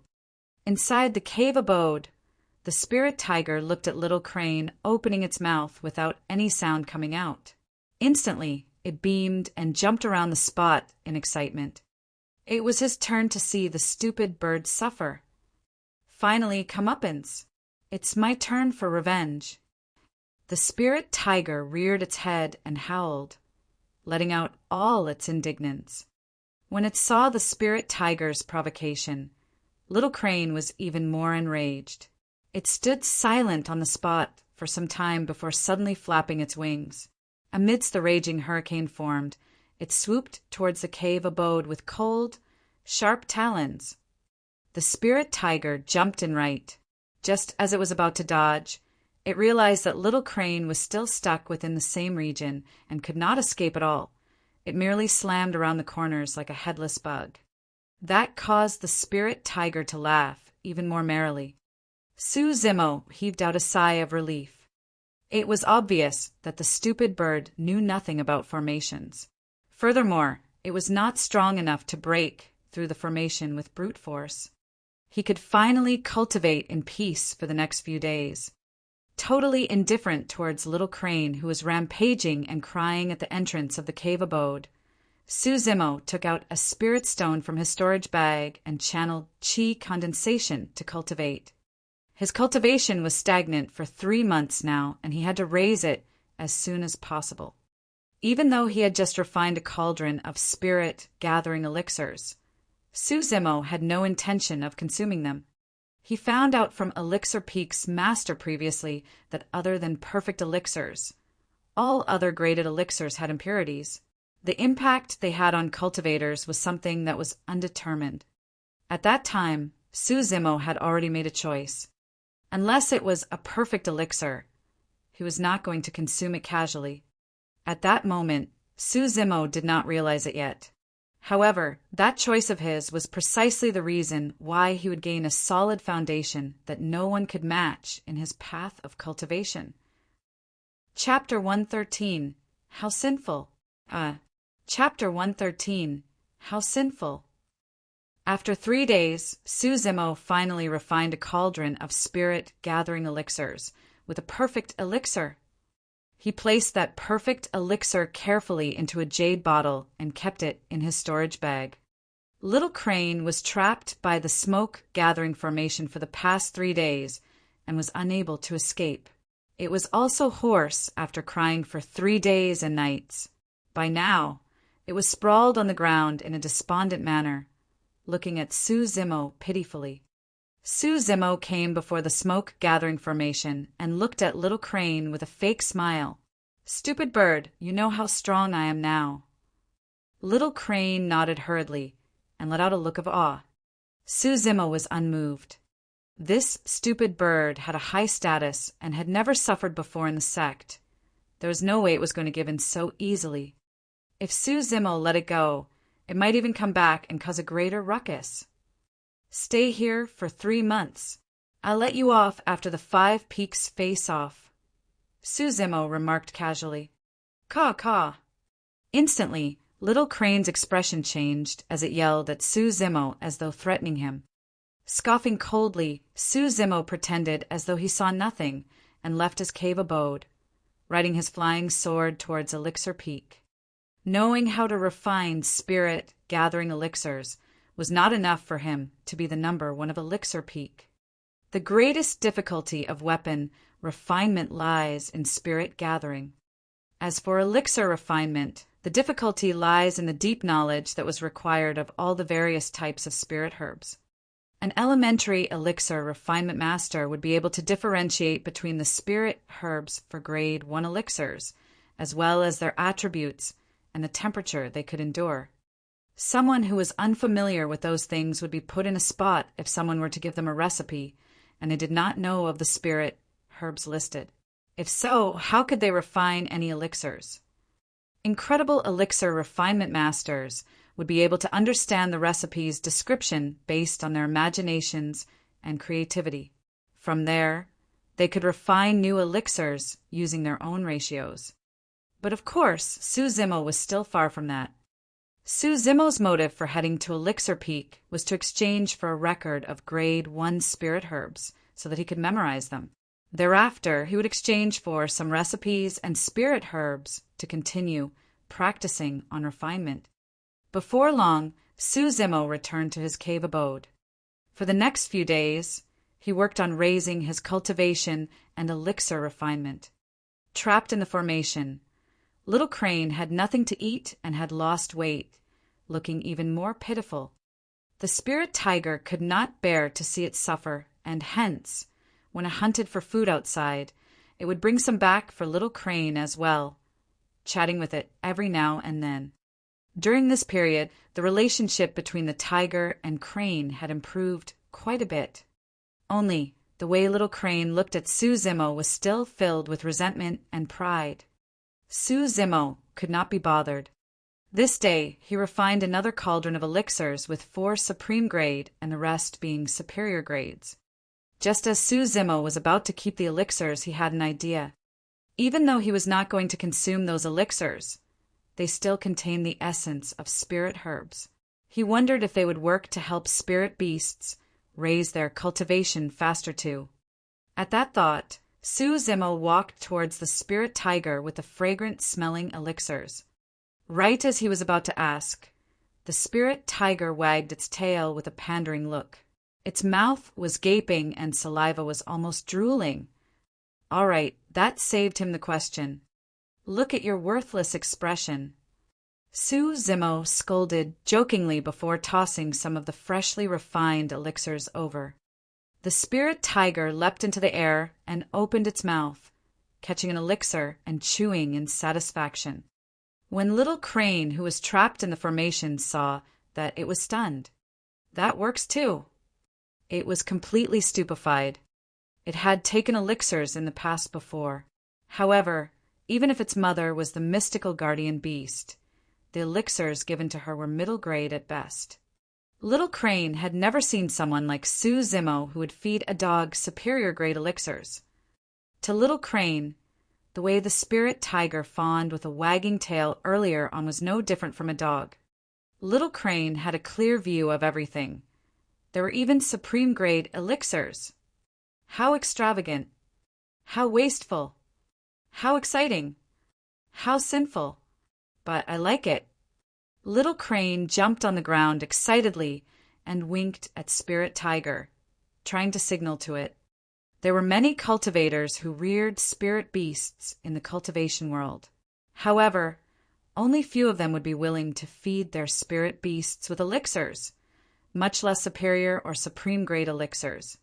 Cultivators would not even bear to eat those elixirs, much less feed their spirit beasts. Little Crane felt that it was getting along quite well with the spirit tiger these days, and it was implying for the latter to share some elixirs with it. The spirit tiger glanced at Little Crane and hesitated for a long time. Finally, it picked up an elixir of the worst quality from the ground and tossed it into the smoke-gathering formation. Little Crane was enraged, but it couldn't do anything at all. Twerking its butt, the spirit tiger ran back and clawed a circle on the ground, protecting the rest of the elixirs in front of it. It looked like it was ready to fight anyone to the death if they dared touch those pills. Suzimo shook his head and smiled. Retrieving a couple of jade bottles from his storage bag, he poured all the elixirs within in front of the spirit tiger. Most of them were superior-grade elixirs with some supreme-grade ones. Even the lowest quality was at middle grade. He remarked, "It's all for you. Hurry and raise your cultivation." The spirit tiger was bedazzled. This happiness came too suddenly. Joy has finally come to me. The spirit tiger dove head first into the pile of elixirs and nearly fainted from the fragrance of it all. Little Crane was getting more and more anxious as it watched, crying repeatedly, but her voice could not be heard at all. "How can you finish so many elixirs? Share some with me." After a moment, the spirit tiger regained its senses and swallowed another few elixirs. It then sprawled on the ground and began snoring. Every spirit beast knew how to cultivate innately. However, certain spirit beasts with powerful bloodlines would contain a memory heritage that would make their cultivation techniques even stronger. The spirit tiger merely had an ordinary bloodline, and its cultivation technique would never be able to match the marrow cleansing section, let alone the mystic classic of the 12 demon kings of the great wilderness. The thought of imparting the marrow cleansing section to the spirit tiger so that it could turn stronger had crossed Suzimo's mind as well. However, Dayu had once warned him not to impart the skill to anyone else, and as such, Suzimo could only abandon that thought. Seeing that no one was paying attention to it, Little Crane felt extremely aggrieved. Left with no choice, it picked an elixir left behind by the spirit tiger earlier and began cultivating. Within a couple of days, the tiger and Crane finished all the elixirs. Even though Little Crane's cultivation rose, it wasn't obvious because it was a spirit demon and did not consume much elixirs to begin with. However, the spirit tiger's aura was clearly much more ferocious. Its gaze had turned more sinister, and its fur was now golden, standing erect like shimmering needles. If it continued cultivating as such, it wouldn't be long before the spirit tiger became a foundation, establishment, realm spirit demon. After the elixirs were consumed, both the spirit tiger and Little Crane were yearning for more as they looked at Suzimo wistfully, waiting for him to refine. By now, the spirit herbs that Suzimo had exchanged for were used up entirely. Because he no longer had any contribution points, he would have to use spirit stones if he wanted to exchange for spirit herbs at Elixir Peak. However, Suzimo required spirit stones to raise his cultivation. Meeting the anticipating gazes of the two spirit beasts, Suzimo merely shrugged his shoulders and shook his head. "I can't refine any more elixirs. I'm out of spirit herbs." It was like thunder striking. The news was a huge blow to the tiger and Crane. Both of them were addicted and had yet to enjoy to their heart's contentment. However, he was going to stop. Chapter 114, Trump Card. Chapter 114, Trump Card. The reason why Suzimo wanted to stop refining elixirs was because he no longer needed it. Similar to weapon refinement, Suzimo no longer had to waste time on it now that he could refine inferior-grade spirit weapons. There were 2 months left to the year-end face-off. At the moment, Suzimo's cultivation was at level 7 Qi condensation. Coupled with the perfect elixirs he had refined previously, it was not going to be an issue for him to reach level 9 Qi condensation by the end of the year. However, perfected Qi condensation was impossible for him. At perfected Qi condensation, the Dantian would open up like a vast sea of Qi, and one would be much stronger than at level 9. That was something that required elixirs, spirit stones, and a long period of cultivation. Even cultivators with heaven spirit roots were no exception to that rule. During this period of time, Little Crane had consumed quite a bit of Su Zimo's elixirs. Even though it was still trapped in the smoke-gathering formation, its relationship with Su Zimo had improved. Despite that, Su Zimo did not dare to let Little Crane out. This day, Little Fatty arrived at Su Zimo's cave abode once more. When he saw that Su Zimo's cultivation had risen, he felt relieved and thought that Su Zimo had finally picked himself up. At the moment, Little Fatty's cultivation realm was at the peak of level 8 Qi condensation. By the end of the year, he was definitely going to hit level 9 Qi condensation. Even though his progress was already very fast, it was still slightly inferior compared to Feng Haoyu and Leng Ro. In theory, the cultivation speed of heaven spirit roots should not lose out to variant spirit roots. Su Zimo had vaguely sensed that Little Fatty's physique was different. Even though it could not be compared to his, it was definitely much stronger than most other Qi refinement warriors. There was a possibility that Little Fatty had used a portion of his spirit Qi on tempering his body. That might be why he was not on the same level as Feng Haoyu and Leng Ro. The reason for Little Fatty's arrival was naturally to impart to Su Zimo the various methods of sword-wielding and fighting between cultivators. As Xian Yi had mentioned, the fights between Qi refinement warriors were relatively simple, and there weren't many things to mention. Most of it had to be learned through practical experience. For that month, Little Fatty stayed in Su Zimo's cave abode. As the both of them sparred daily, Su Zimo's sword-wielding skills were becoming more and more proficient. Initially, Su Zimo was at a complete disadvantage. Each time Little Fatty summoned his flying sword, he could suppress Su Zimo in less than 3 moves. However, as time went on, Su Zimo was gradually able to match Little Fatty evenly. Subsequently, the Spirit Tiger even joined the fights and attacked Su Zimo together with Little Fatty. At the beginning, Su Zimo was not used to being attacked by Little Fatty and the Spirit Tiger together. However, as his sword-wielding skills improved, he was able to hold his ground without losing out. During this period of time, what puzzled Little Fatty the most was that despite being at level 7 Qi condensation, Su Zimo was completely able to match him who was at level 8. That implied that the quality of Su Zimo's spirit Qi was far superior compared to Little Fatty's. But that didn't make any sense. Both of them had heaven spirit roots, so why would there be a level of difference between their spirit Qi? Little Fatty had asked about it before as well, but Su Zimo merely shook his head, indicating that he was unclear too. In truth, Su Zimo had a theory. It was because a change in quality would occur after spirit Qi enters his body through his right hand, causing it to be even purer within his body. Vaguely, Su Zimo had the feeling that his right hand might have something else that Dai Yu left for him. That was the reason why he could produce the level 3 Spirit Fire 2. However, everything was so strange that Su Zimo would naturally not mention it to anyone else. This day, Little Fatty had plans to leave. He had already taught Su Zimo most of what he had learned in Spirit Peak.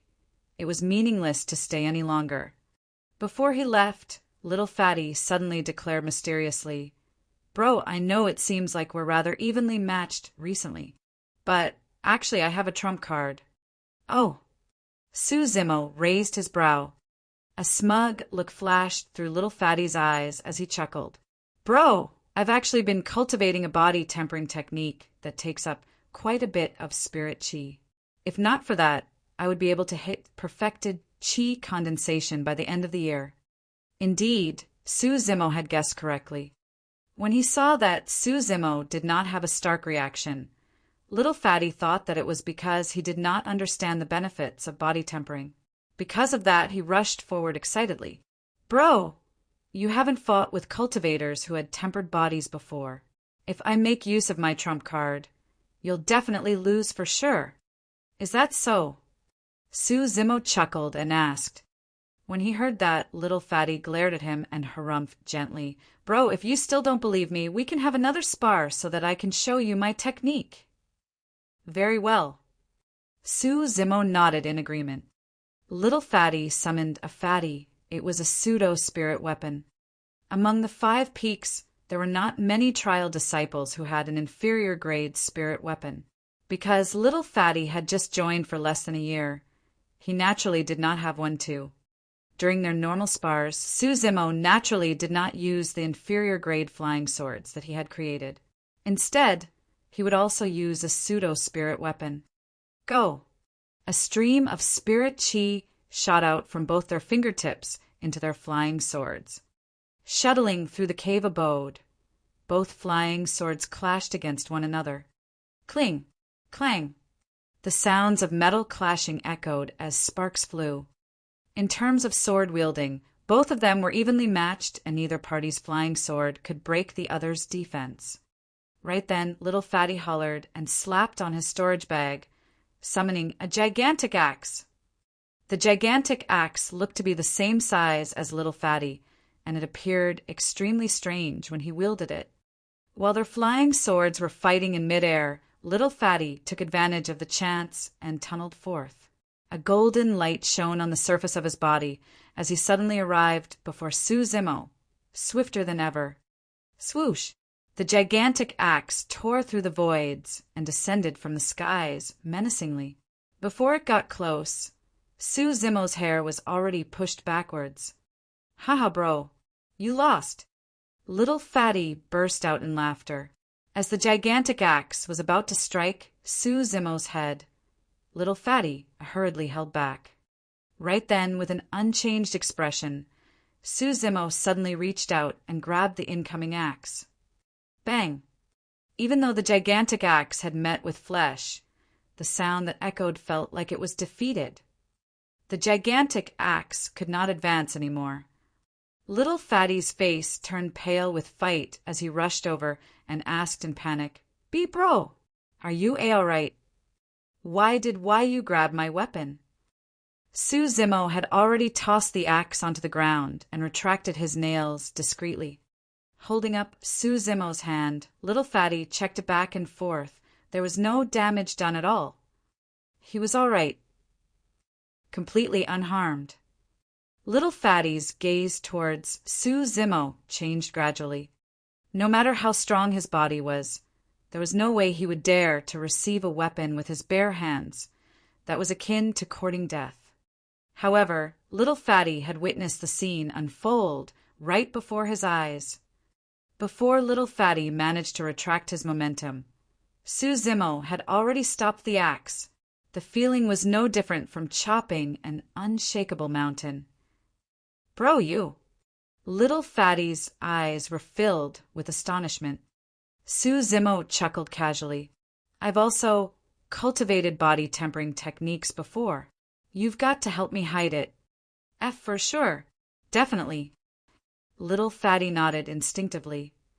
Chapter 115, Face-Off Commencement. Chapter 115, Face-Off Commencement.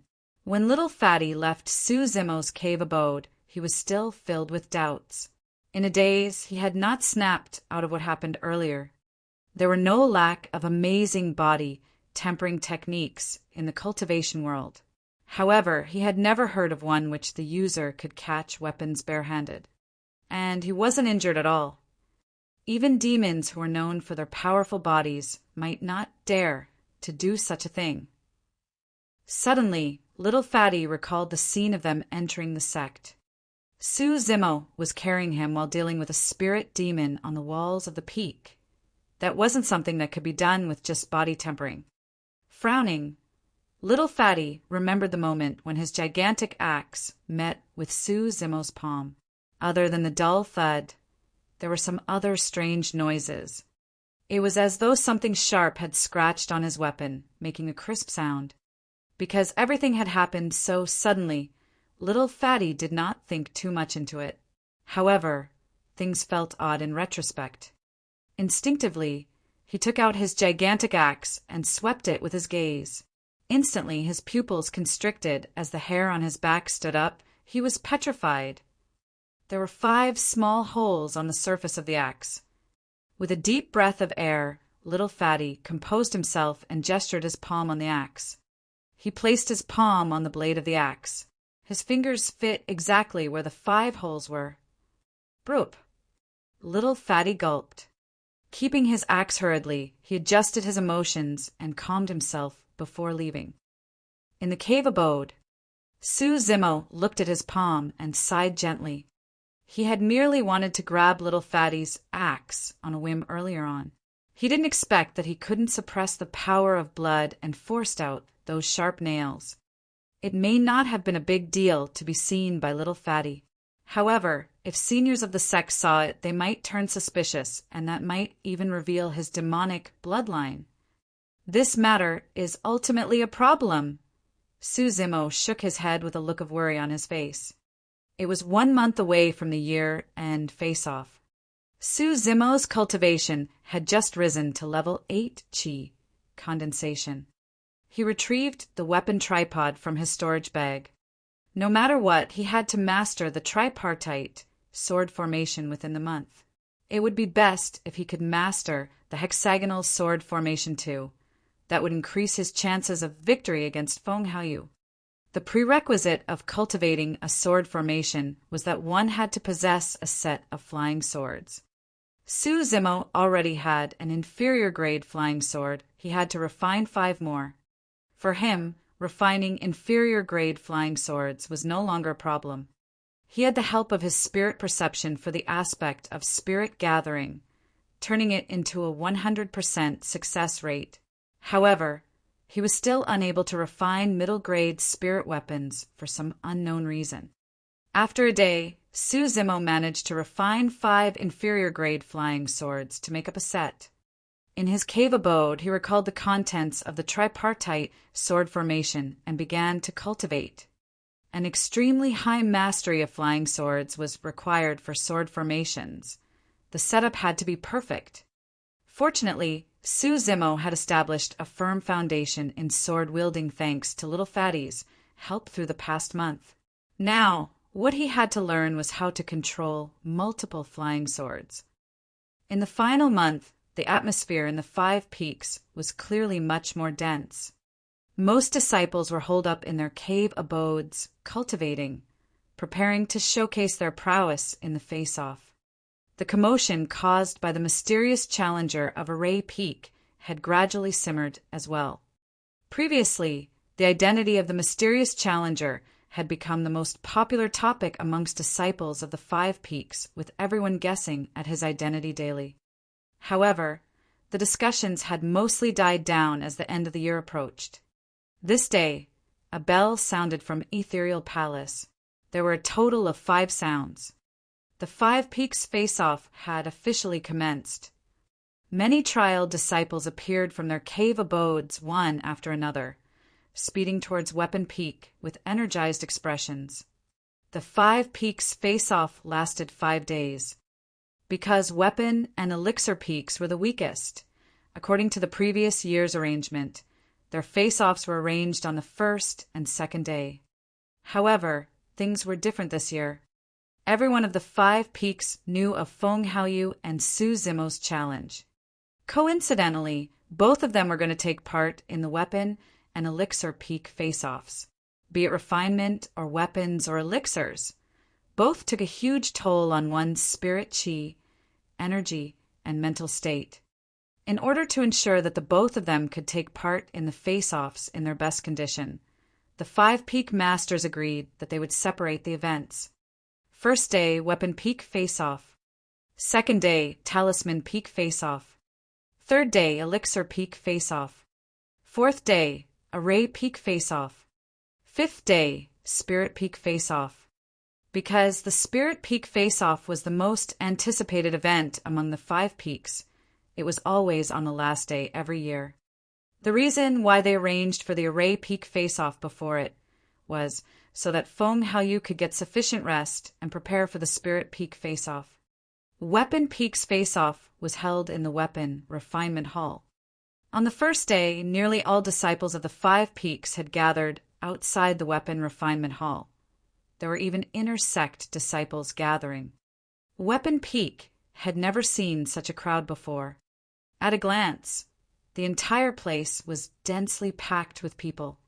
The reason for this was because Weapon Peak's face-off was the first round of challenge between Feng Haoyu and Su Zimo. All eyes were on this. Everyone wanted to know who would have the last laugh in weapon refinement, the talent of Spirit Peak, Feng Haoyu, with his Wind Spirit Root, or Su Zimo with his level 3 Spirit Fire. Prior to this, disciples of the 5 peaks had already secretly wagered on the outcome. The 5 peak masters sat right at the front of the weapon refinement hall. There were more than 100 participating disciples standing below. As for the spectating disciples, they could only stand outside and were not allowed to enter lest they disrupted the weapon refinement process. "Make way, make way!" A holler sounded from outside the crowd as though someone had arrived. The crowd parted to the sides, revealing a passageway. Hands behind his back, a purple-robed Qi refinement warrior strode in. With a haughty expression, he entered the weapon refinement hall. It was Feng Haoyu. Amazing! He's already at perfected Qi condensation. That's not all. I'm telling you, Senior Brother Feng already hit perfected Qi condensation more than a month ago. Right now, he's only a single step away from entering Foundation Establishment Realm. I wonder what cultivation Su Zimo is at right now. If he's too far apart, there won't be anything to look forward to for their sparring. Right then, someone shouted among the crowd, "Su Zimo is here." Everyone looked over. Not far away, Su Zimo arrived on his flying sword, still clad in green robes. He looked calm as though he was in no pressure at all. A disciple could not help but scoff. Am I seeing things? He's only at level 8 Qi condensation? Fufu, you were right. The difference between them is 2 levels. The outcome is obvious without them even fighting. Another disciple shook his head and laughed, his ears clearly filled with disdain. If I were Su Zimo, I would admit defeat as soon as possible lest I get beaten up too badly in public and embarrass myself.